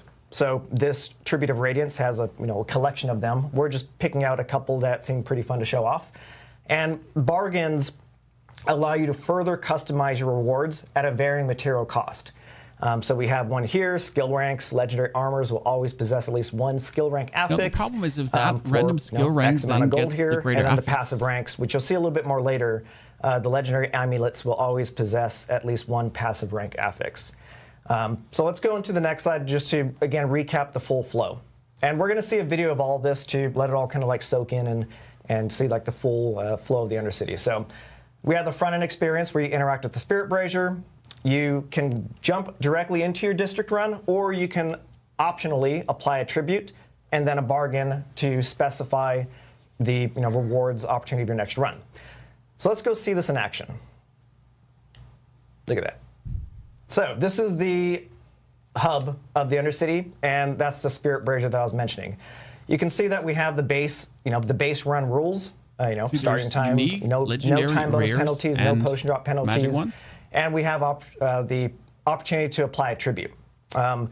We have 4 tributes here, so we'll show these in a still shot later, so you don't have to worry about what does it say. But we have 4 tributes here that range from magic all the way to unique to accommodate your leveling journeys. So for now, we applied the legendary tribute that'll guarantee ancestral uniques at the end of your run. And again, this is the list of potential bargains that I mentioned that each tribute has. Each tribute has varying quantities of bargains attached to it. So we're going to pick the passive rank legendary amulets for the low price of 50 million gold. The Spirit Flame services don't come cheap, but they're worth it. So we got the portal open, and we're going to hop into the run. We're going to have this play a couple times. First, I just want to point out the HUD, because this is really kind of your guide through the experience. So you can see at the top, once we exited that Spirit Aura, the timer starts, and that's a nice little timer at the top right-hand corner of your screen. So you're going to kill these skull minions, the number of floors that you have left to traverse. Bonuses? Very key information right there. To the right-hand side in the objective tracker, we have the attunement meter, and it's segmented into 4 ranks. Again, as I mentioned, achieving rank 1 is the bare minimum requirement necessary to get the value of the tribute that you slotted in. All subsequent ranks further enhance the value of that reward. So while you certainly want to strive to get attunement rank 4 to maximize your payout, it's not necessary if you're feeling the pinch of the time pressure. That if you at least get attunement rank 1, you can run it to the boss room and still come away with the thing that you're looking for. Gonna point out a couple things here. You might have seen, let's do the Spirit Beacon. So the Spirit Beacon is one of our activity types, and completing it both gives you attunement, a good splash of attunement, and it applies a momentary spirit buff that increases your movement speed and reduces your, the skill cooldowns. Again, you got to move fast in the Undercity, so these Spirit Beacons are incredibly useful for getting you to the next map your way through this, that you kill the most time-gaining minions. And you got to be fast, right? You got to kill things really quick. As you can see, they're clearly marked in the game world. They're all orangey, glowy, so you can keep your focus the bigger on area the effect combat. the better. And so restart every floor. No. Killing them is what gives you the time start bonuses the second to floor. extend You your start run. with your ending time essentially. I think that's kind of the long and short of the Undercity run. Again, this is an example of floor 1. There's still 2 more floors to traverse if you get 5 to seconds get to the from boss room. these mobs here, But let's you're gonna be just there we go. fast at We're into the killing boss them. room. So in this case, we have finished all 3 floors and we made it to the boss room. One thing you'll notice that time expiration, it stops. Time drain stops in the boss room, so you just need to make it to the boss room before that timer hits 0. This is Aaliyah, one of our 3 district bosses. And it's important to call out that there are 3 total districts to explore in the Undercity. Again, that's kind of tapping into the variety aspect of things. So Aaliyah is, again, just one of 3 henchmen that own the various districts. Cool. So in this problematic case, for slow classes, we're at the tail end of this fight. We just killed Aaliyah, and we see that we ended this run with a full reward upgrade of 4. So now we're going to get the best possible payout for this. And we came in here looking for ancestral legendaries, and as the Spirit Flames promised, ancestral legendaries is what we get. And the greater affixes. And we also see that we got an amulet. If we were to dive into the amulet, we would have seen that the bargain would have applied to it as well. So the player would have gotten specifically what they came in here for. So the unique one says. So that's Ascended a really quick snapshot of just that means the probably structure of an Undercity flow. I want to take this time just to dive into a little bit more details on the tributes that we saw in the gameplay footage and spend a little bit more time with them. So this is an example of 4 of our 8 total tributes. These are hand-selected primarily just to showcase how the 50 million was just for the skill ranks on the amulet, Twinkle. You didn't have to choose that. With your leveling journeys. Okay. So the 50 million was just for the bonus bargain. This is usable in all difficulty levels. This is the tribute that rewards additional experience when you complete the Undercity. So this is great, for leveling up your alts, leveling up your character in general. And you can see here that we start applying the first of the, this is not leveling. I guess, penalties or challenges for this, in the sense that we have lower starting time. We actually incur a time bonus penalty now, and we have potion drop penalties.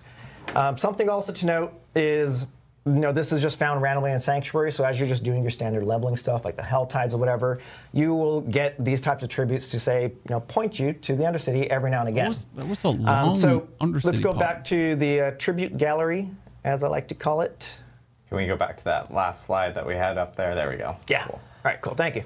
And then we get to, from there, it just gets progressively more challenging, but also progressively more rewarding for the players. So, Tribute of Harmony to talk about his rewards Undercity guaranteed it's runes. A cool this project. is a Torment tier difficulty. And you can see, we just amp up the challenge with each one. The Tribute of Radiance is the one that we just saw in action that we guaranteed Ancestral Legendaries. You can and the Tribute of Ascendance is an example of kind of like the cream of the crop tribute, unique tribute that guarantees several uniques with an increased chance of a mythic unique. And I just want to call it out here that I know that the last 2 tributes say that they're resolute tributes and they only apply rewards to the player that offered it. We do have variants of both of these that work in party, so that whole is covered. The rest of the tributes that don't have that distinction, they reward everyone in the party. It's just these last 2 that kind of had that little asterisk on it. Yeah, I think that's the gallery of the tributes, and again, these are mapped to the rest of them are mapped to a variety of content like the whisper caches, the summoned lair bosses, and do these drop anywhere? Yes, they drop anywhere. You open a Helltide cache, you get this. Yeah, you this open is the Infernal Hordes, you get for a whisper to do when you're, everywhere. Somewhat in the mid game of your journey. So you're going to be introduced to this as you're making your way through the campaign. And but the thing I like about it is with all the progression changes that we've been looking at, this also scales with you. And so this is the type of activity that's going to stick with you for a while. It's a great way to get control over looking for the items you're looking for, and the time attack feature of this is really great. Yeah. And I think the big thing here is like you can do it solo or you can do it with a group. So it's not like you have other options if you want to bring in a full party or if you like to just conquer it yourself. And I know a lot of people in chat are going like, hey, 50 million for all that. There are. I'm not sure if you guys saw all the different bargains and everything. There's a plethora of different costs for a lot of different options. And depending on what you're looking for, you can obviously target specific things. You may specifically want uniques or something like that, and that like chaotic uniques I think had like an Opal requirement or whatever. So there's a lot of different bargain options for players to get, and if you are looking for specific rewards, you have an additional avenue to do so, which is really cool with Kurast Undercity. So awesome. Cool. Well, there we go. That's I think there's more, actually. We're not done yet. We're not done yet. That's prices. Yeah. The Kurast Undercity is the gift that keeps on giving. So one additional activity that you'll discover as you're romping through the Undercity is our Undercity unique treasure goblin, the Portal Prankster. We'll show some gameplay footage in just a moment, but first just want to call out killing him will reward a bonus chest at the end of the dungeon. But you're gonna have enough time to kill him. Don't forget. Just standard, treasure goblin loot, runes, and more tributes. So it's a really good, very juicy reward to go after the Portal Prankster when you come across him. But you would be doing so at your own peril, because you'll see in this video that he has a particular mechanic to him that makes it a little bit tricky when you have a continually timer that's continually counting down. So you'll see here that when he's aggroed, he opens up a bunch of portals and just like Benny Hills through them. It's a chase. So this is kind of tapping into the risk versus reward nature of the Undercity, where you make decisions based on how confident you are. I mean, considering you put in a tribute for bonus ancestral uniques, and again, killing him is very lucrative. He doesn't drop anything. You kind of want to kill him, right? But all of his rewards are funneled at the end of the experience. So again, a variety of the spice of life in the Undercity, and really excited to get this into the hands of Well, keep in mind players. you're not getting as many cool to Infernal see Compasses a as new before. goblin variant right there, and then of Infernal course Compasses are less now. the ultimate troll goblin, as you can see in the gameplay, and that's the risk reward you were talking about. Like, do you spend the time and chasing after this specific goblin as it's bouncing between different portals as your time is ticking down, and you're trying to progress and get better rewards. And of course, if you succeed and you get everything, you get that extra chest at the end, which is really awesome. Yeah, so it's worth it. Yeah, most definitely is worth it, especially since you get so much progress added once you do actually take down the goblin as well. So thank you, Derek, for walking us through this. We have a bunch of seats here. We actually have a physical seat here, because we do actually have one other person that we're going to be tapping into to talk to us about the Dark Citadel, and this is Mr. Jason Bentley, who is live via satellite. That's what I'm going to say, satellite, from the East Coast. Jason is our lead raid designer on Dark Citadel, and Jason, do you want to talk to us a little bit about it? Absolutely. Thanks for having me. As you heard, I'm the lead for the Dark Citadel, and we're going to talk about Rise of the Khazra. This is the very first multiplayer-focused piece of content for Diablo 4. 2 to 4 players. So, as you can kind of guess, this whole thing's about essence and souls and sealing them and owning them and just using it as power. So why are we here? We're here to fight the first Khazra. They are taking over the crater left from the Mage lot of these Clan mechanics Civil are from War, maxing, not blasted gearing. a hole Yes. into the ground, and they've moved in, and they're using all the souls from the dead Mage Clan people to power their crazy experiments. They're really, really evil. They are taking people, they take their own kind, and they turn them into like power sources and batteries, and they use them, and they're all about resurrecting their dead god Zagral. This all takes place starts in Nahantu. You start out the whole quest line in Kurast. People are going to tell you how bad this is. They really don't like having their friends and family stolen and taken and drained and having husks returned. So you're going to go on a quest to go find out what's happened to these people and see if you can go help. A lot of other heroes have actually tried this, and they have all failed. So really, when you get through this entire How much did I experience, miss in what time? you really You missed come a back lot. with is only together Like can some we prevail. upgrades. We need to bring some friends with you Meaningful to come do updates. this content. Interesting You're stuff. not going to be able to do it on your own.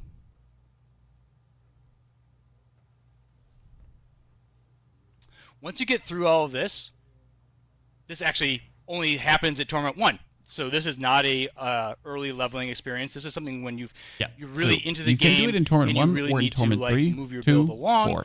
4. So once you enter Torment 1, you can go on this quest and access the Ancient Nexus, which is its own town space with a waypoint of all of its own, which gives access to the 3 dungeons you can see The here. Ancient Nexus, by the These way, dungeons is an have insane multiple hub boss fights in each one, where and they everything each is take a little available. bit of time to get through. Practice will help you optimize these runs. Experience will help you show expertise and shepherding other people to show them how to complete these mechanics. And communication is not required, but it definitely leads to better outcomes. There's a lot of new challenges and mechanics, and there's really no mercy for the hardcore players, so you have to be good too. As you can see right now, we've actually got one party split across 2 different realms, doing different mechanics and helping each other. And one party's on top, the other one party's below. It really and imagine takes doing this with only 2 at least players. 2 players to do the mechanics.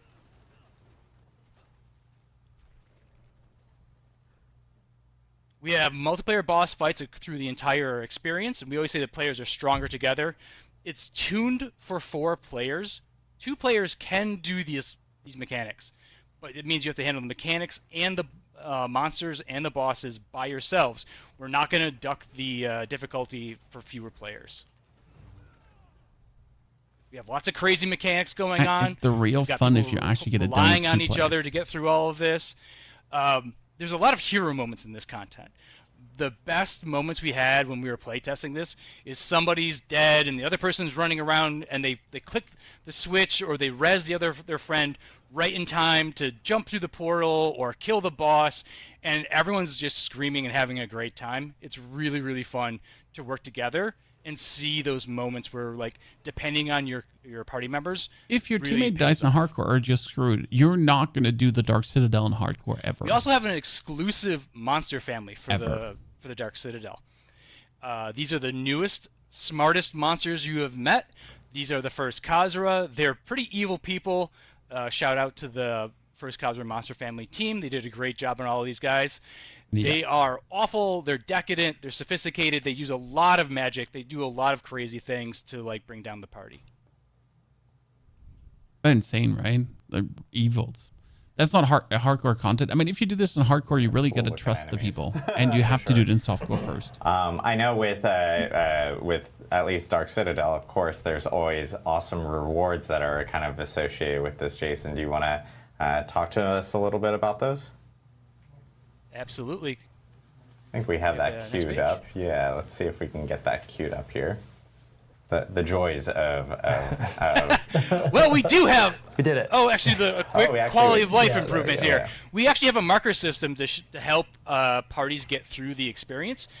You can just drop them into your emote wheel, and then as you're running through the experience, you can use those emotes to indicate to your friends and party members, hey, I found something of interest, or hey, it's over here, this is the way forward. Is it required and a really nice for thing anything? is this is available outside the Citadel as well. It's there not is exclusive. cool so you'll be able to use this skins in there. Go with your party.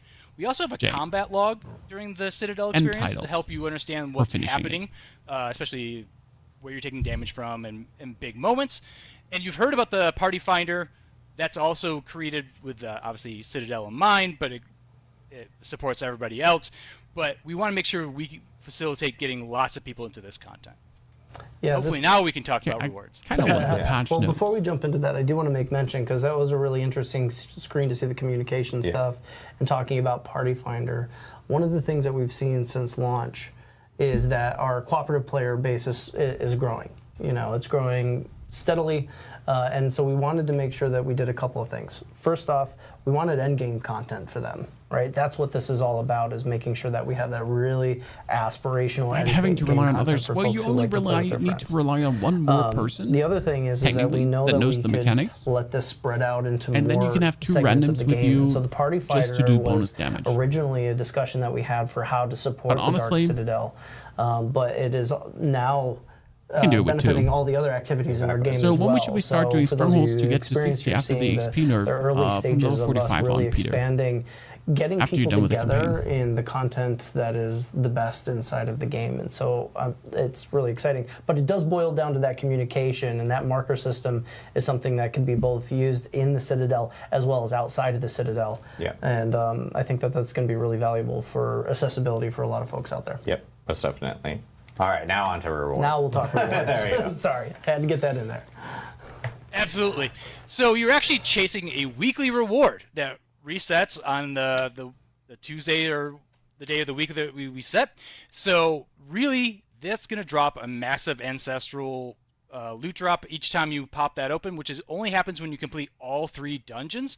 You're going to want to chase that thing. So these scrolls of restoration for the tempering also drops from Infernal Hordes. Beyond that, as there's far lots as of rewards for repeated yeah, they runs. said that. The Citadel coins are going to allow you to purchase all of these consumables, and you can maximize the number of coins you get per run by killing treasury monsters and playing on higher difficulties. Like, it really scales up the Citadel coins you get. And why do you care about those? Well, these rewards make we definitely had a nice week so far. Really make it easier and more fun to play with groups and parties. But it also allows purchase of the Scroll of Restoration. So if you want to like just chase down and buy scrolls, this is a great place to do that. Is also from Infernal Hordes. Sick slide for production right there. We're doing this live, right? Yeah, exactly.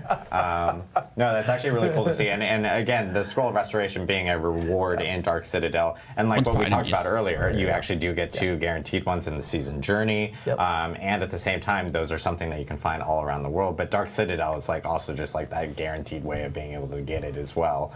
So there's a lot of different variety of rewards. In your runs. But it goes beyond what we just showed right there. There's actually some really, really cool stuff as well that I know Jason wants to show off us. Absolutely. I would love to end up on just the way everyone can show off their ability to just play this content to the top. There it is, Dark levels. Citadel Cosmetics. So we're going to show you our premier gear. There's actually 2 levels of gear that you can get from playing the Dark Citadel. There's the normal level gear, which you'll get from Torments 1 through 3, and it's pretty accessible.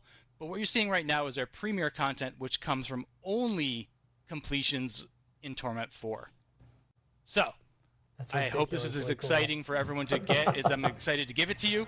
So I'll see you in the Citadel, and thank you for letting me show this off. Awesome. Thank you so much, Jason. For this mount. Go back to the mount. Go back to the mount. I know you were probably like, oh, we got to scroll through everything. Okay, there we go. Got the mount is sick. Oh, see, scroll through. There we go. Do it live. Okay, yeah, the mount is sick. That's something that I think a lot of people are going to be kind of like chasing after for sure with the Dark Citadel. Jason, thank you so much for walking us through that. Really excited for it. And what's cool is, like, as Jason mentioned, Dark Citadel itself, like, you can do it with a group of 4. You can even attempt to go for 2 people. If you're really skilled, you have that option of being able to do it. Definitely from the Party Finder feature now being part of the game now. You can actually access Party Finder, find other people that may want to jump into Dark Citadel and group up with them. And of course, we have the additional communication tools with all the different pings that you can end up using and markers that you can end up using to help kind of guide that whole entire group there. So lots of cool stuff coming with Dark Citadel, really cool endgame content that's coming to Vessel of Hatred, and we can't wait to see people jump into it. Can't wait to jump into it myself. But of course, we have one last topic that we do want to talk about with Vessel of Hatred, and that is our Mercenaries feature. That is something that we did announce during Gamescom, but we do want to go into a little bit of a deeper dive today on that specifically. So Brent, Dan, do you guys want to take us through Mercenaries? Yeah, just to kick it off, Mercenaries is one of those legacy features that you've seen in multiple Diablo games. And when we started talking about this very early on, we're like, what is the approach that we can take that really complements everything else that we're doing in Diablo 4 that is different? Obviously, we've been touching things like itemization, and we've been doing a bunch of reworks on class builds. So we knew a couple things here. First, we wanted to make sure that the system was built in a way that could complement your build type, right? So every build type has a little bit of a soft spot, and Mercenaries is a really good way of, you can level them up in a way that can actually fill in that soft spot.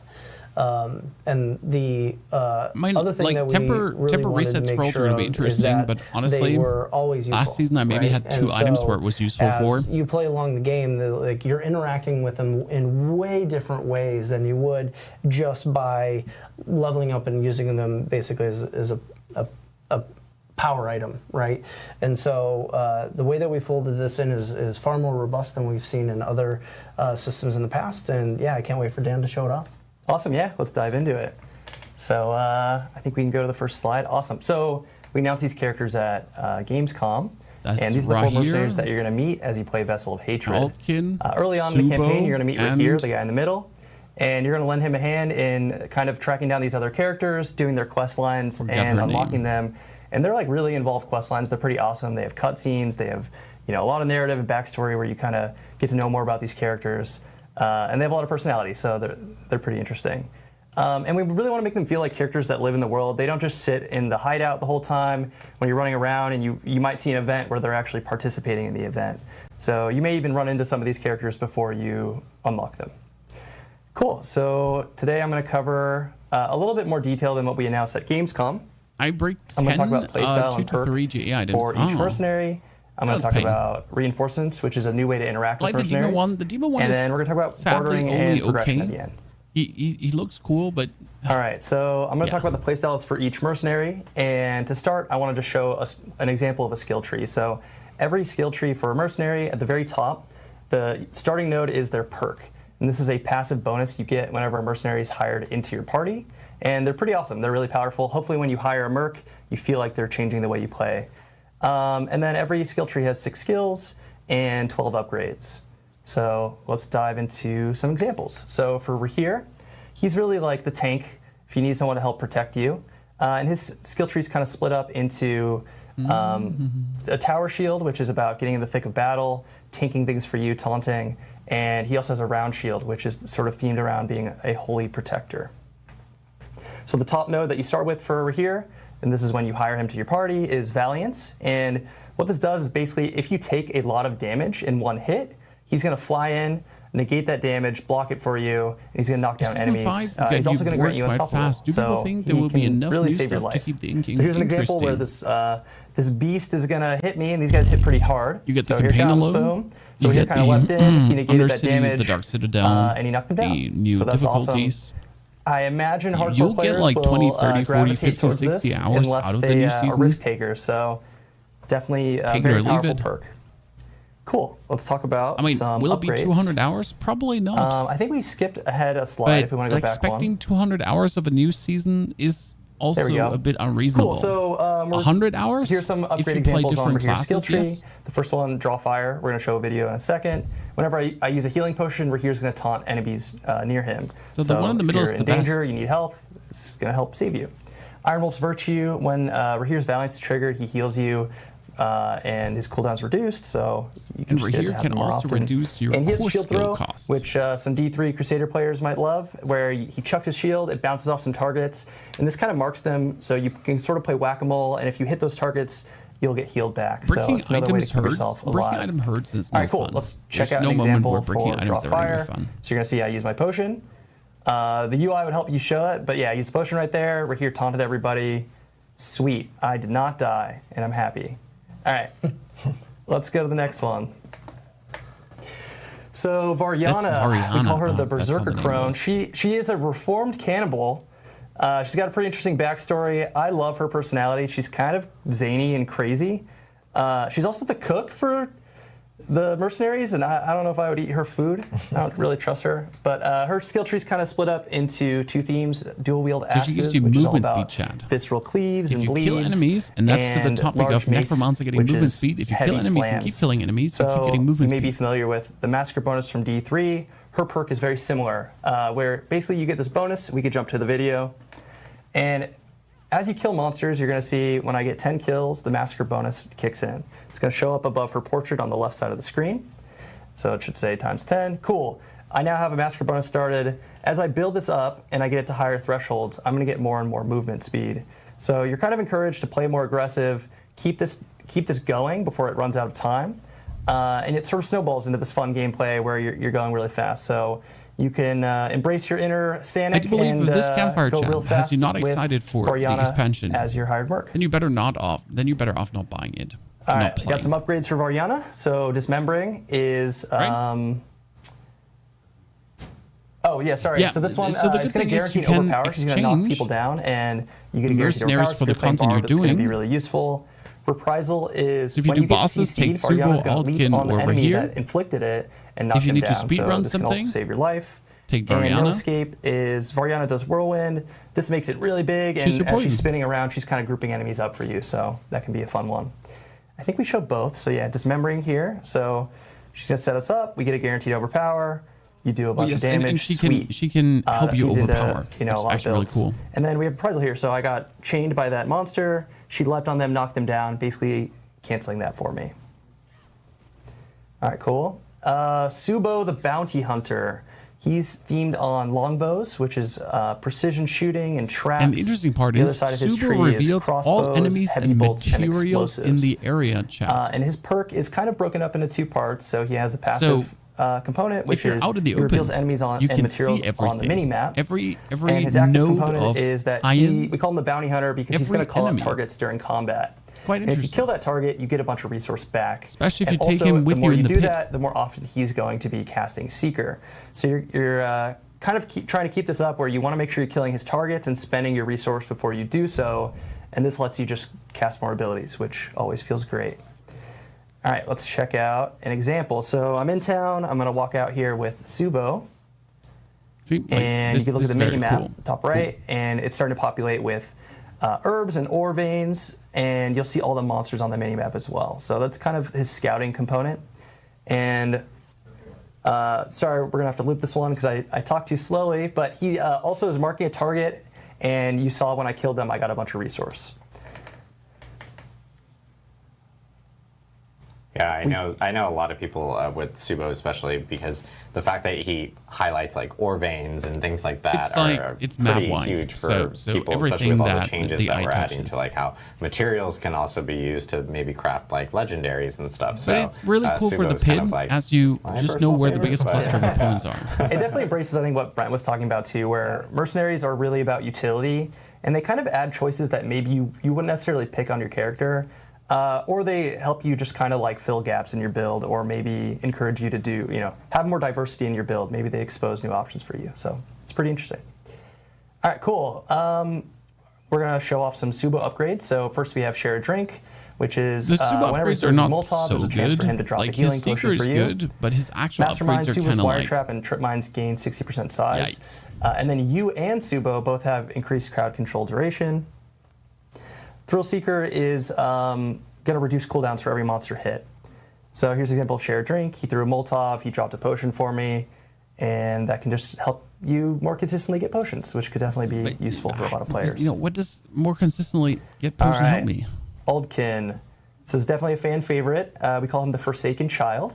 His tree is sort of split up into two magic types, Fire Magic, which is all about burning enemies and making them suffer, and Shadow Magic, which is haunting souls that kind of like apply dots and spread to enemies.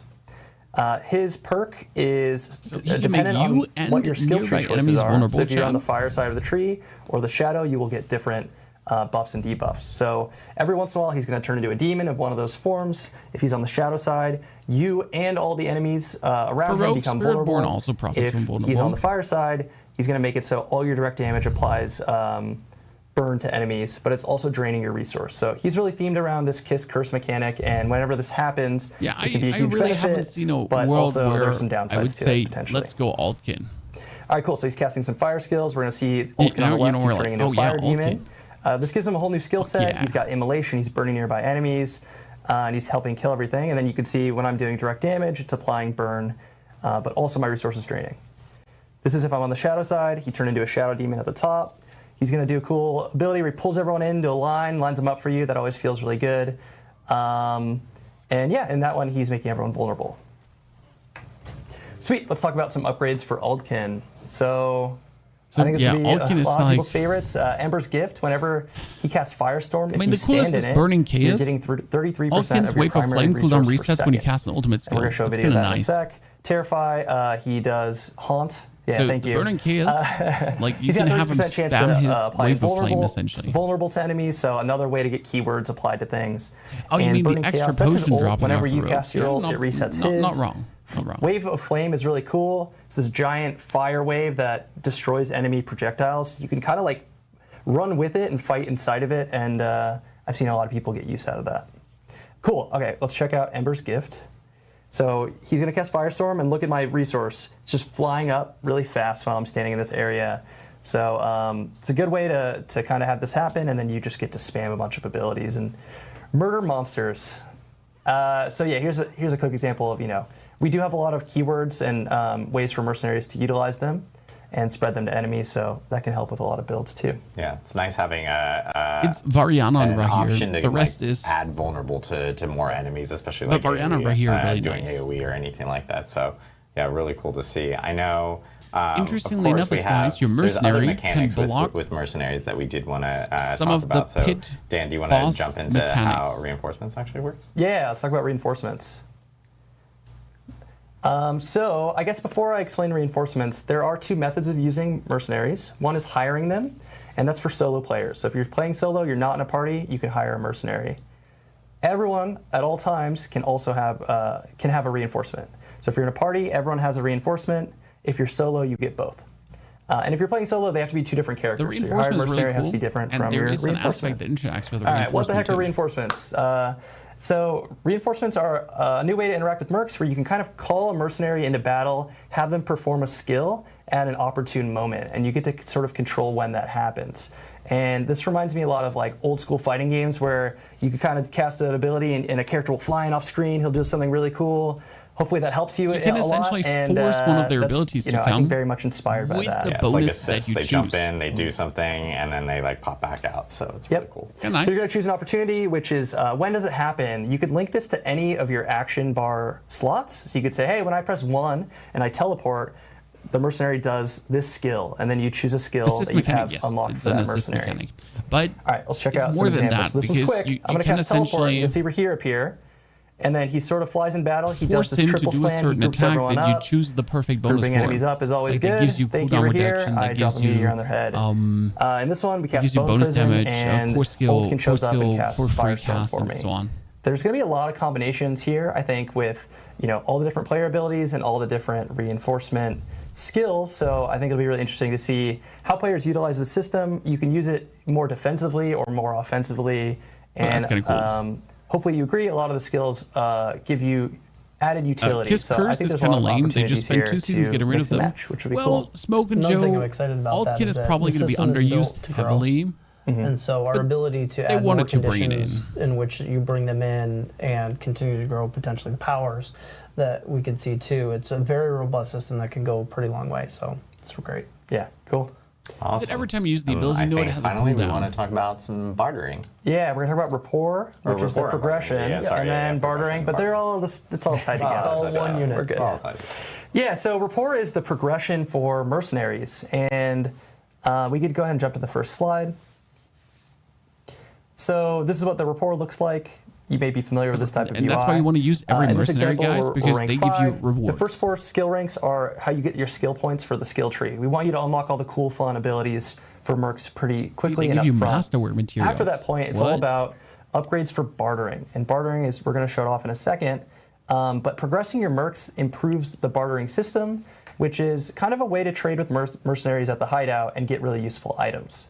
So the very last rank, we hovered over it quickly there, you can actually repeat the very last rank for mercenaries and continue to earn the currency. So if you say, hey, I really like Altkin, I don't want to level anyone else up, you could just keep playing this character and you'll keep getting resources. The mercs hopefully you we're can buy encouraging you though with these random upgrades to kind of rank up all your legendaries. mercs and keep making bartering better. You can buy All right, let's talk about aspects. bartering. It's kind of cool. So at the hideout, you can talk to Fiera, and she will pull up a UI where you can trade for items. A lot of them are legendaries, and as you upgrade your mercs, you're gonna basically increase this list so you can find more interesting things. Hopefully, you can find some really cool legendary items that you're excited about. And as you upgrade your mercs, you're going to get more chances for legendaries. And each mercenary has an aspect category associated with them. So Oldkin, for example, gives you resource aspect caches. So if you level up Oldkin, that has a chance. Instead of getting a resource legendary, you're going to get a resource legendary aspect cache. And in this case, we open one of those caches. Sweet, I got a bunch of items.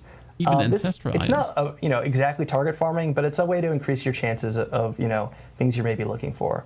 There's going to be a lot of other really useful items in here, like crafting you get materials, these pale boss marks by summoning literally parts, just having your some masterworking recipes, with things you. like that.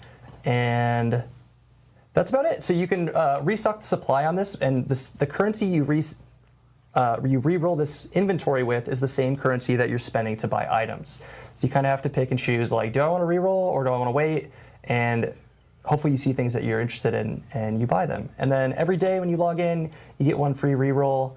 Just trying to be nice to the players. Hopefully you get what you want without having to waste all your pale marks. And I think that's all we have for mercenaries today. It's just so a bonus to Yeah, I love hearing about the bartering system because it's just another avenue for hey, if I need masterworking materials or if I need boss summoning materials, I can literally go and check and see if I can barter for it now as another opportunity for getting those specific things, which is really, really cool to see. So Dan, thank you very much for walking us through the mercenaries coming to Vessel of Hatred. One of the longer everything that this group actually talked about hours. here, this is all exclusive to Vessel of Hatred. So with the expansion and anyone who actually ends up purchasing the expansion, they'll See, this be is able to why I access opted in to all the not different make features any. that we talked about. If you from don't have Spiritborn expansion to Kurast content, Undercity to it's just, Dark Citadel, we're making and of course content for the people with Mercenary. expansion. So lots of stuff in the expansion specifically for this that we're all excited for everyone to jump into. October 7th, 4 p.m. Pacific in California. globally, wherever your time zone is, that it's tied to that is when it will end up hitting. So, and we have a cool map. But I know we talked about a lot today. We do want to, of course, do our normal Q&A that we always do at the end. But before we actually end up doing that, I know, Brent, you wanted to talk a little bit about the journey here. Yeah, Brent honestly, has been talking we talk a lot. at the team level a lot about our communication with the community at this point. And I've said it a few times where it's like, it feels so good to be in a dialogue now. And everybody at home, you've heard us say, we're listening. I actually feel like we're well beyond that point at this moment. Like, we really feel like the community is now one of our team members, and we're developing together at this point, and we're starting to all pull in the same direction. And we've learned so much, right? We've come out with They definitely have done a really good job, guys, at listening to the community. We had a lot of work to do, and all the Diablo partner Discord has way more depth now we're talking to. The success of Season 4 and Season 5. And so the fact that the community is really a part of our team now, it shows us a great pathway. We still have a lot of work to do. There's things we want to get to. Mm-hmm. Yeah. Armory. Yeah, Armory, which is in development. Yeah, so we talked about that a little bit at Gamescom, but these are the types of things that are really fine-tuning the way we could get there. And honestly, we couldn't get there without all of you at home. Thank you for staying with us on this journey. Can't wait to get to the Q&A. Yeah. So and again, just to reiterate, what Brent was saying, I think the community speaking about how they really wanted us to have a PTR, having those PTR moments, having players in earlier, being able to provide that feedback. They did say huge shout out to you guys for being able to help us out with this journey that we've been on. We've made some massive strides since the first season, and it's only getting better from here, which is really cool. So, and I kind of have to make a video tomorrow. Well, I think we're going to jump into the Q&A. We're actually going to bring some people in from before, swap people out, do the musical chair thing again, musical chairs thing again, and we'll see you here in a minute for the Q&A. If you guys have questions, please start teeing them up in chat, and we'll try to get to as many questions as possible. So we'll see you in a minute. Tomorrow is also my daughter's birthday, so that'll be a rough day. But I'm there. Not sure how I'm gonna put it through, but I'm doing it. Bofford, thank you for the 4 years of subscriptions. Appreciate it, Bofford. So what do you think so far, chat? If you were on the fence of buying, would you buy now?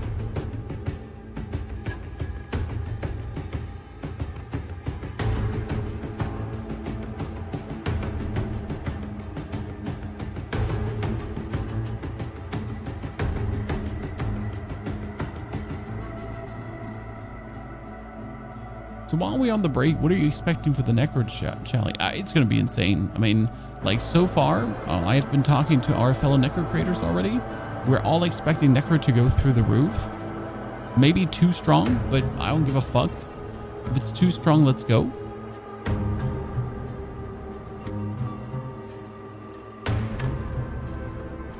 So glad I bought the expansion. Honestly, a lot of this stuff I have obviously known already. Most of this is not new for me. Some of these were also an update to me, as it's a 2.02 update, like the whole necro thing, for example. But it's looking good. Get my ultimate version yesterday. I think there's still people that are going to say this is bad. And these people are literally done with Diablo. It doesn't matter. You're allowed to not like this. You're allowed to not enjoy this. And that's fine. But I think if you're still, after everything shown, think D4 bad, then you truly need to move on at this point.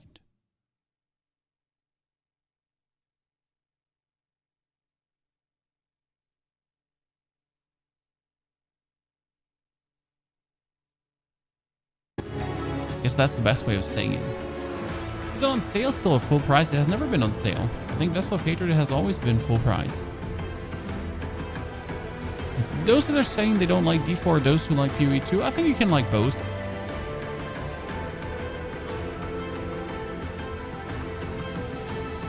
I mean, I like both. More good ARPG means more things to play. Yeah, that's me. But I'm happy with everyone who's excited. I mean, like there's no problem, like, again, with not wanting to buy the expansion. The problem starts when you start telling people that they're not allowed to enjoy this. I mean, the amount of times people have been now like, oh, Pony has turned into a Blizzard chill. No, I'm not. I'm just excited for this. You know, I'm sorry that my personal excitement for content doesn't match your hate for content, right? That doesn't make me a terrible person. That makes me just someone who's easily excited. I like shiny things. This is shiny. I like it. Simple as cake. Some people are just negative. We all know the internet is full of terrible people that like to, how do we say it? That like to build their own narrative. If reality doesn't fit what you believe, then you'll just tell yourself a narrative that fits your personal beliefs. Kinda.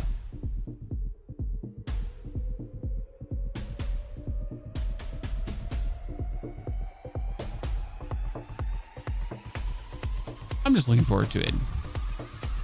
The thing with D2 players is they only want to play D2. Yes, Jonathan. I mean, D2 players are D2 players for a reason. It's like RuneScape players. I don't understand RuneScape players, but pop off, son, right? They only want to play RuneScape. They don't care. I still see to this day like people that are full-time D2 content creators. And after all these years, they're making D4, D2 videos. You're like, okay. I mean, how? How? All right, we're back for Q&A. Welcome back, everyone. Wave. There's like, all right, come on. It's been a long stream. Yeah, it's been a long stream. Holy cow. Have your fun as you like, but don't spoil other people's fun. Exactly, Hunter.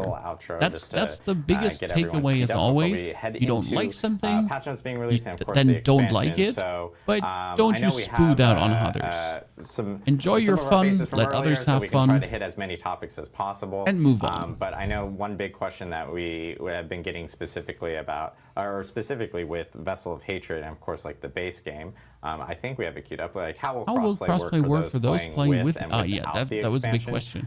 This is actually a really good question because, you know, people are thinking like, oh, are you guys like funneling them off, or like if you only have so everyone without the expansion will be put into a server, like that. And that server will be deleted mid-season. Still play with friends who may only have the base game, even if they're on Xbox and your PC or PlayStation and PC, et cetera, et cetera. So there is that option.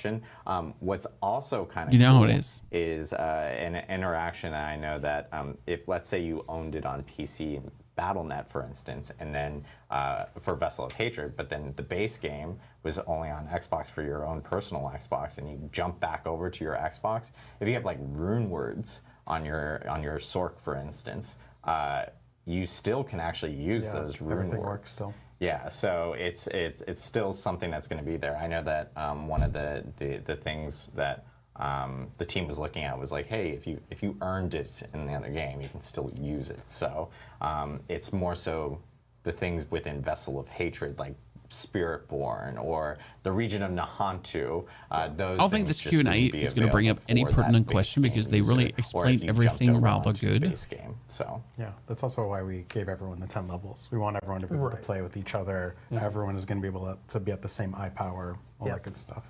Yeah, so it's a cool little. Only that people without the expansion have 2 skill points left and 4 Paragon points left. A lot specifically on that. This was probably the biggest thing that people asked about during PTR. And so, Brent, this is from Razzle Dazzle Darius. This is actually from a lot of people. Speaking of D2, I'm wearing my D2 jacket. Will we get the D4 campfire screen back? So we were talking about it during the interstitial just a little bit. Yeah, I think if we could feel a vibe through a monitor, like that was the moment that that came through. Yeah, they took the iconic characters one of the things lingering that we around are a doing campfire is trying to set wing. ourselves up for success for adding more classes to the mix. And so the campfire is one of those things where we're taking a look at it and trying to figure That we out had in how D1, that D2, would you work. know? And so we updated it where we are kind of like really in, and you don't get that initial setup. So that is something that like immediately when the feedback started coming through, the team started to mobilize and talk about what we can do. Turning it around. Linger is a hard G. For, like, Vessel of Linger, Hatred was, right? Linger. We had other things like balance and polish that we really wanted Personal to pay opinion about the attention to, campfires, make sure Zamagan, some they of did the a great job. UI elements for I some mean, of the new features were in a good spot. 2.02 So we hear you. is truly an intriguing patch. We're currently waiting for the patch notes to really form the full opinions, Zamagan. As this is just info I didn't know, the team is I'm waiting for the actively patch talking about it, and to we'll be truly able to tell get me back to more. you in the future. Awesome. Yeah, that was by far a very, very popular topic after PTR. They're like, "Where's the campfire?" Every I moment can see like we the learn. flames kind of like in the screen, but where is like the full-on campfire? Yeah. We have a question from Ram0, which is, will there be more renown and statues of Lilith in this expansion? How does that specifically work? No statues Yeah, we're of not going to Lilith. be doing statues of Lilith specifically. We're going to be having a new statue. That was a non-answer, Jay. Well, the non-answer is essentially, how do I say this now? It's not going to give you any points, but it is working towards. Let me explain what happens. If they wanted to change the screen back to the campfire chat, campfire screen, that would cost them money. I mean, they gotta pay their designers, right? Like, it's essentially shipping new builds costs money, and just like alone getting this campfire screen back would probably cost more than it's worth, essentially.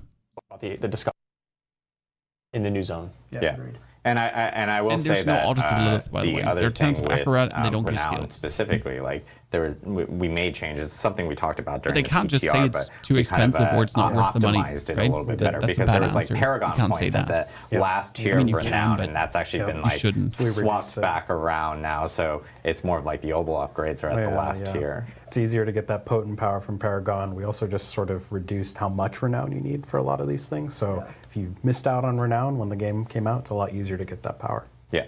It's good way for people, like especially friends who maybe are jumping into Diablo 4 just to like kind of catch up specifically from that end. One thing this just dawned on me that I did want to also mention is that, you know, back in season 3 we introduced the gauntlet, and that has, you know, the leaderboard mechanics and stuff like that. One thing I do want to actually do a quick call out on is like when season 6 starts and when Vessel of Hatred actually does ship, we do plan on actually sunsetting the gauntlet and the leaderboard functionality there. Does that mean leaderboards are going away forever? No, that doesn't mean leaderboards are going away forever. We're actually looking at new ways of potentially finding a home for it. Yeah, I'd rather say like leaderboards are vaulted as we do a big reassessment on We start how with a that Spiritborn applies probably, to but the new progression. Necro just actually, got back we're on the looking menu, at, to be honest. Releasing with season 6, so I think that there's With a the lot of changes. opportunity there. But So- again, we've made so much change. It's a time to take a deep breath and then take a look at the things that we really want to invest into. Yeah, awesome. Almost forgot about that. I wanted to mention that. There's a question from Aviance, which is saying like, hey, how does Group Finder work? This was actually available during PTR, and I know not everyone got to experience PTR, but kind of like Party Finder itself, probably of course, start you with know, you can use it across Spiritborn. multitudes of activities from Dark Citadel, beyond Dark Citadel, which is being introduced in Vessel of Hatred, but it is a feature that you can also use, or that allows you to actually use filters and different ways of searching for specific groups and people. So we do recommend jumping in, checking out the Party Finder. It's actually super, super awesome. And I know there's going to be improvements that will continuously be made to it. Yeah, another system that we're trying to develop in a way that can grow with the player, and so we got it out into PTR to try to get an initial round of feedback on the types of filters that we could potentially see. You know, as we add activities to the game, we want to make sure that those are plugging into it as well. We do think that this game is a ton of fun if you're playing together, and so we've designed it to do exactly that. We have a question regarding opals and tributes that we kind of showed off. Tributes, of course, being renown part is not going to be a problem, as we also Kurast get Undercity, 3 new opals being strongholds in part of the Nahan new too. season. So that's kind of cool. This question was from PvE Sweat.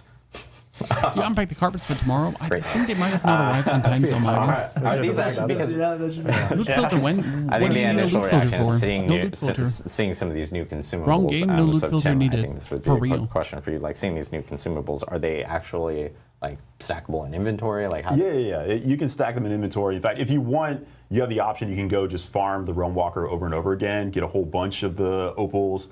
And then just, okay, I'm going to play now for hours and hours with the buff active, if that's something you want to do. And tributes as well are stackable. Awesome. I did like the fact too, I don't know, I can't recall if we mentioned it, but you get 2 tributes with every drop. Yes. And so you don't. Or, sorry, 2 opals. 2 opals, sorry. Yeah. So you can like use one now and save one for later, and so you can really determine like you can actually stack these up for a tomorrow. Longer play Very session, long day too. I mean, later on, technically, if it it wasn't my daughter's birthday, I would just spend the whole day making YouTube videos. There is a question There's regarding so much to make. mercenaries. It's actually a question I've seen. Maybe it's a 2-parter, but a lot of people are asking specifically, like, hey, how does the progression of mercenaries kind of carry over? These is are it all something really that's across like low-budget the whole questions. entire account, or is it like from season to season? How does that specifically work? Yeah, so they're partition wide. So if you're playing in the season, and Are they you removing unlock- obolts? No, obolts are still part of the game, and obolts are actually really interesting. So, see, this is a good question, chat. Obolts are amazing because they can give you mythics. I actually get a mythic with obolts on the PDR. You can get uniques with obolts too. So obolts are still part. For the trolley promotion, you need to upload photo of receipt on some page, no codes. Well, then I'll still ask my management if they're going to get me some trolleys. Should be possible somehow. Obolts should be the game. Words that we were showing and everything like that. Yeah, I can talk a bit about that. I believe the Spirit Wolves are not currently scaling with things like if you have summoning damage for a Necromancer. A lot of that damage scaling talks directly to your skeleton summons at the moment. So I don't believe they'll necessarily scale with those sources. I'd have to check on precisely which ones it does. But that's definitely something that we're aware of and really want to make sure that we can deliver on that fantasy. And we'll be looking at making updates to minions and summons as a general matter going forward to really make sure that they're scaling with the right things that players expect to really make those builds feel natural and synergistic as you would expect. So that's definitely an area of focus for us moving forward. Buy this We online? definitely have talked a lot about this. Like, it'd be cool if you could be a summoner barb with called ancients and like having them deal bulkier damage. So that's something we definitely talk a lot about. Yeah, we don't have any particular thing to announce or the exact initiative at this moment, but it's definitely on our radar, and it's something we are actively working on and talking about all the time. Awesome. I know that I Am the Berm asked, this is back to Tim actually, because I think you had mentioned farming Realm Walkers, and they're going like, okay, so is it a world event? How often does it spawn? Like what, do we have like specifics on that? We can help clarify on that specific question. It is a world event, yeah, and it is really focused around just that boss. It's not a world boss exactly, it is a world event. Like was explained by Dawn earlier in Germany. Interesting. You have to kind of follow him for a while before you're allowed to kill him, but it is something that you do with other people in the area. There's likely to be a bunch of other people helping you take down this boss. And then the Realm Walker itself does pop up in another location in Sanctuary pretty much right away. There's a slight break, but at any given time, we want the experience to be, I log in, I'm ready to go play, I see like, I don't have any opals, can I go get some? We want the answer to pretty much always be yes. Like there's always a Realm Walker up somewhere that you can go kill. So I guess you could get slightly unlucky, like he just died, but you're not waiting more than a few minutes before another one's going to pop up and you can go kill that one. Just gotta get real trolleys from real people online. Yeah, just run back to town, vendor some stuff. By the time you come back, it'll probably be an ideal time to actually farm it. So luckily you're flying next week to the USA. Yeah, I'm going to bully my nearly always management available to just for buy players. me some. Question from Plucky Villain for Season 6 on live. Like from a tuning and balance perspective, is Pit 100 still intended to be like like that unobtainable goal, or is there are we expecting some of like the most skilled players, or dedicated players, to kind of clear it? Yeah, I'd say we will be surprised, but not surprised, I guess, to see people get to pit tier 100 just with the amount of things that we're adding into the game. Charles, yes, pit 100 in our will be previous cleared segment talked easily. about how much volatility has been introduced For the in grinders. expansion. We actually think that's really fun. Like there's a ton of But if new I look things at to what explore, minions can do now, a ton of new things to break. And we think that Pit should get probably destroyed. most people won't get to 100, but you might get a surprise if you go to 100 and go past it. Yeah. We might have done something there. Yeah, we talked quite a bit about where the deep end of the pool is. Which would be more right? fun So initially around making it 80. to Torment 4 Around Necro or 80, Sorg. I mean, Sorg yeah. is just But, broken. yeah, I'm really looking forward to in its seeing current which state, kind of and it's only getting streamers out stronger. there actually push way past that, so we could take a look. Definitely. Your And that's okay, Sparrow I'm not mad. asks, Sorg if we is just complete the brilliant. campaign in Eternal Realm, will we be able to skip it when we create a seasonal character? Yes, as soon as you complete the campaign for the first time, you'll be able to skip it. Very similar to what we did in the base game. Yeah, and I think there's actually like additional nuances that we've added with like Vessel of But Hatred. you don't like, want for to skip instance, the campaign, if you are actually, brand at new least not the to first Diablo, time, of because course it's we so much recommend you skip from the base game and experience the campaign and that journey. But even if you are coming into Diablo 4 with Vessel of Hatred and you just want to start with Vessel of Hatred, you really just need to complete that prologue of the base game, and then you will then get that option, I believe, to skip the base campaign, and you can actually jump into the expansion campaign. Yeah, you actually don't even have to complete the prologue. Oh, there we go. So there, you even took out that part. You're a liar, Adam. You're a liar. And we've taken great care of you too. So like if you're new and you skip forward, when you go into Vessel of Hatred, we actually do recaps. So we'll catch you up on the story even if you decide to do That it. story so recap if your friends are all way ahead really of you good. and you want to skip so that you can catch up, I love you're a minion good. necro that felt like we got one of lightning, those like Sorg, or a in W the last barb. episode of whatever. I mean, inherently we'll never feel like that, Daniel, because Sorg can teleport and Barb is OP. Too, which is like once you play through like, the minions are Vessel just of not Hatred exciting enough to story feel like that. section, we want way more You players can to get skip into the the spirit endgame. stuff. We notice that there's a lot of folks out there that I mean, once campaign they has get to be played one time the at big, least. One time. Story beats done. It's not really clear on where to go from there, and so we created a custom quest that can actually bridge you out into the end game. And so if you can continue following your golden baubles, that would be super good. Cool. We're seeing a sign in the peanut gallery. I'm looking at. I was like, what is no one can see it, obviously. They think we're psycho because we're like looking The back. coolest view is behind this camera. Production's like holding up the sign and stuff. Everybody that makes us look good is back there. So thank you guys. Yes, thank you very much. We're going to take, I guess, like one more specific question here. Let me see.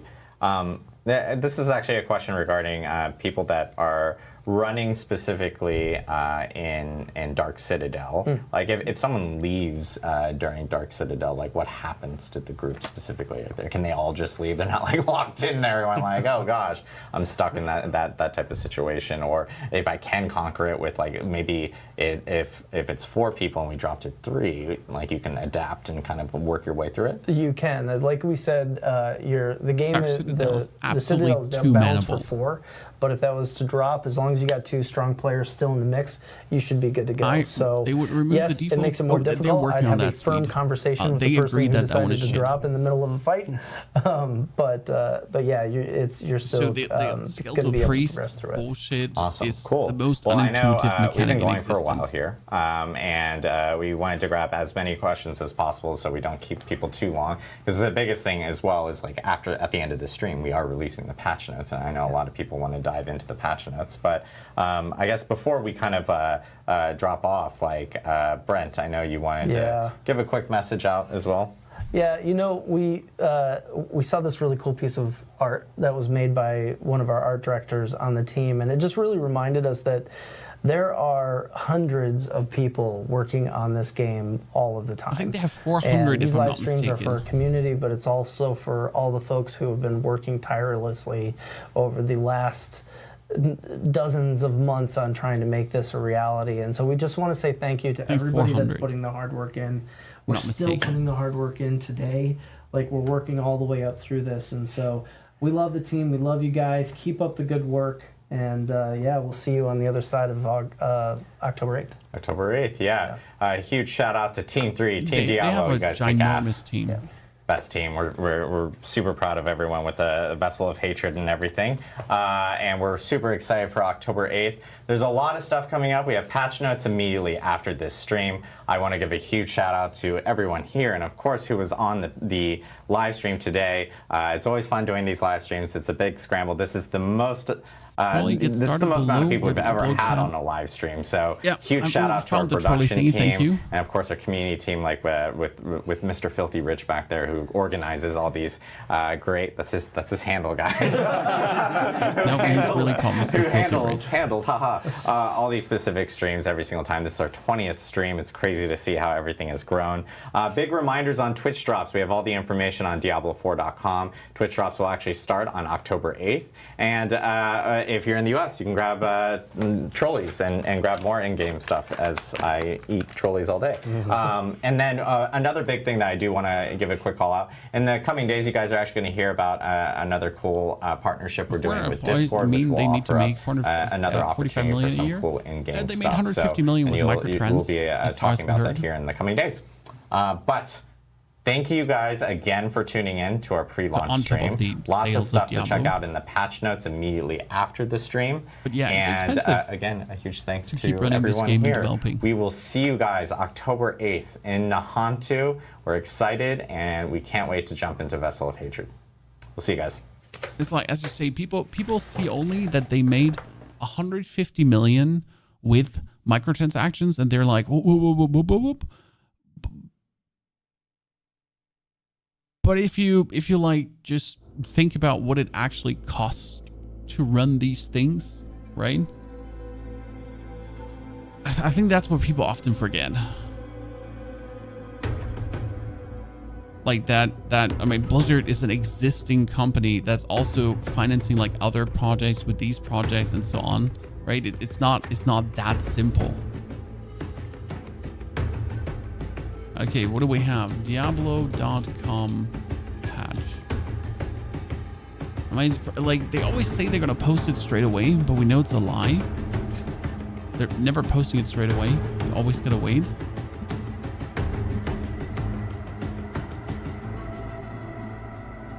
Anyone already Diablo 4 patch? Anyone already refreshing the page?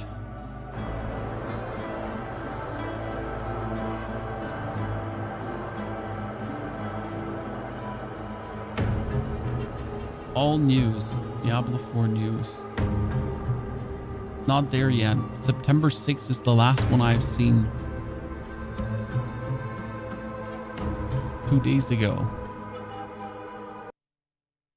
Die Leute sagen immer, okay, that's over. They rated that over to Makuna. And we're essentially now just waiting for the update to check out some things. We're probably not going to make a video today. I'm going to make a video tomorrow on the Necromancer, I think. That's going to be my focus. Because this is really exciting that Minion Necro is actually back. So that will definitely get its own video that we talk about it. And the next days, so I can already promise you a lot of review content. Again, I have review access, guys. I made a level guide for you. Okay, a 1 to 60 level guide for the people that are interested. With endgame content and endgame progression and how to essentially get stronger and how to upgrade your gear and that kind of stuff. You get a Season 6 mechanic guide where everything is wrapped up again. Season 6 mechanic is pretty simple, but I still felt like making a guide could be worth it, as not everyone watches these streams. Spiritborn, 1 to 60, definitely.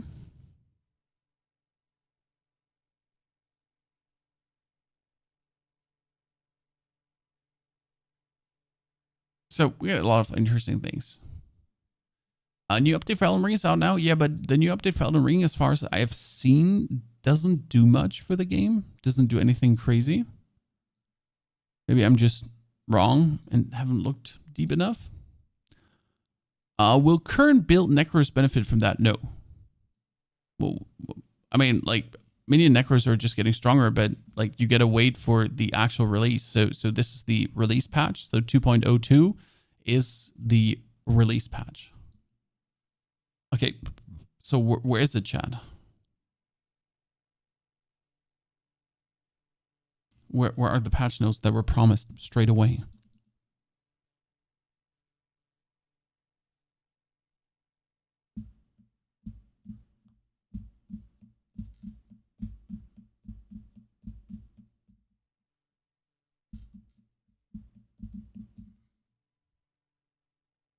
Good.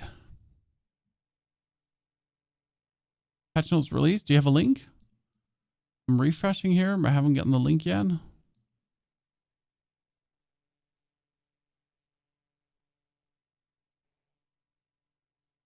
Currently waiting.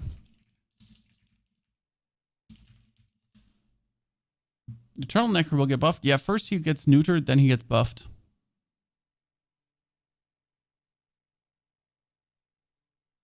I'm getting 4/4 still. Nah, for me it's working. Ta-da. It's 2.02, so that's the one to look at. Let's see. Using healing potion. Yeah, that's the runes. The runes are not interested. We want to see like the full necro update actually. That matters. Oculus Flamescar, Tempering. Let's go for Necromancer straight away because that's the only interesting. Where Abyssal Glyph did not grant us bonus. Well, that's it.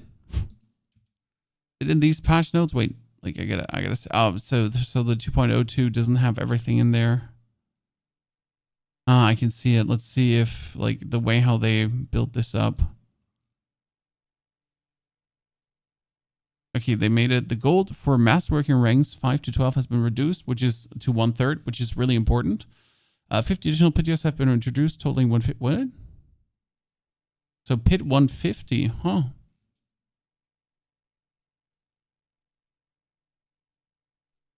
But you can get up to 5.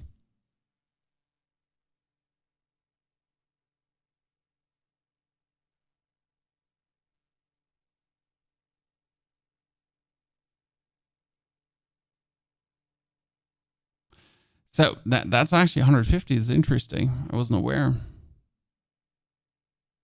Yeah, Butcher will drop more things. Butcher always drops the cleaver. That's kind of nice. Moonwarts and sockets get overworked. Yeah, we all know that.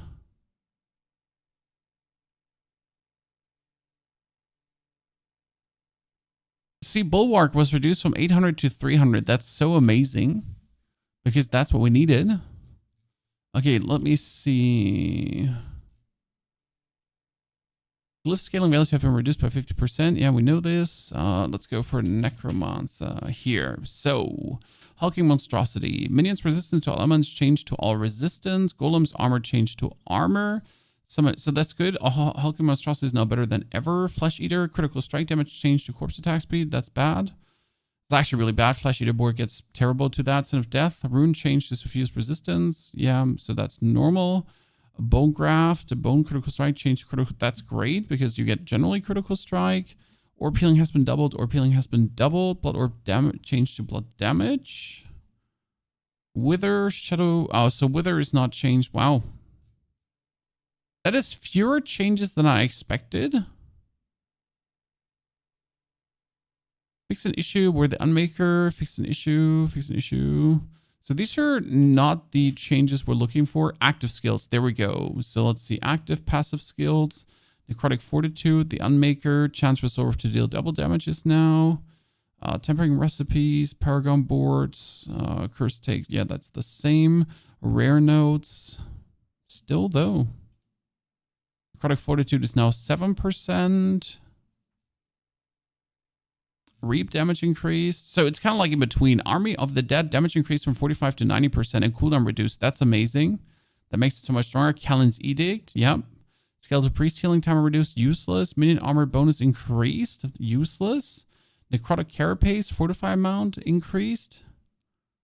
Book of the Dead. It's all useless. In Shade Mist, the damage is now attributed to your minions. Yes. Fell Gluttony and Aspect of the Damned. Oh, Aspect of the Damned now applies to your minions. Huh. That was what we were waiting for. That's actually really good.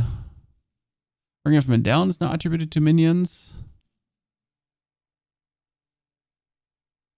Oh, chance for Bloodlands to deal double damage. Shit. And chance for Bloodlands to deal double damage, chat. That's insane. Bloodlands will actually be able to crit for 1 billion.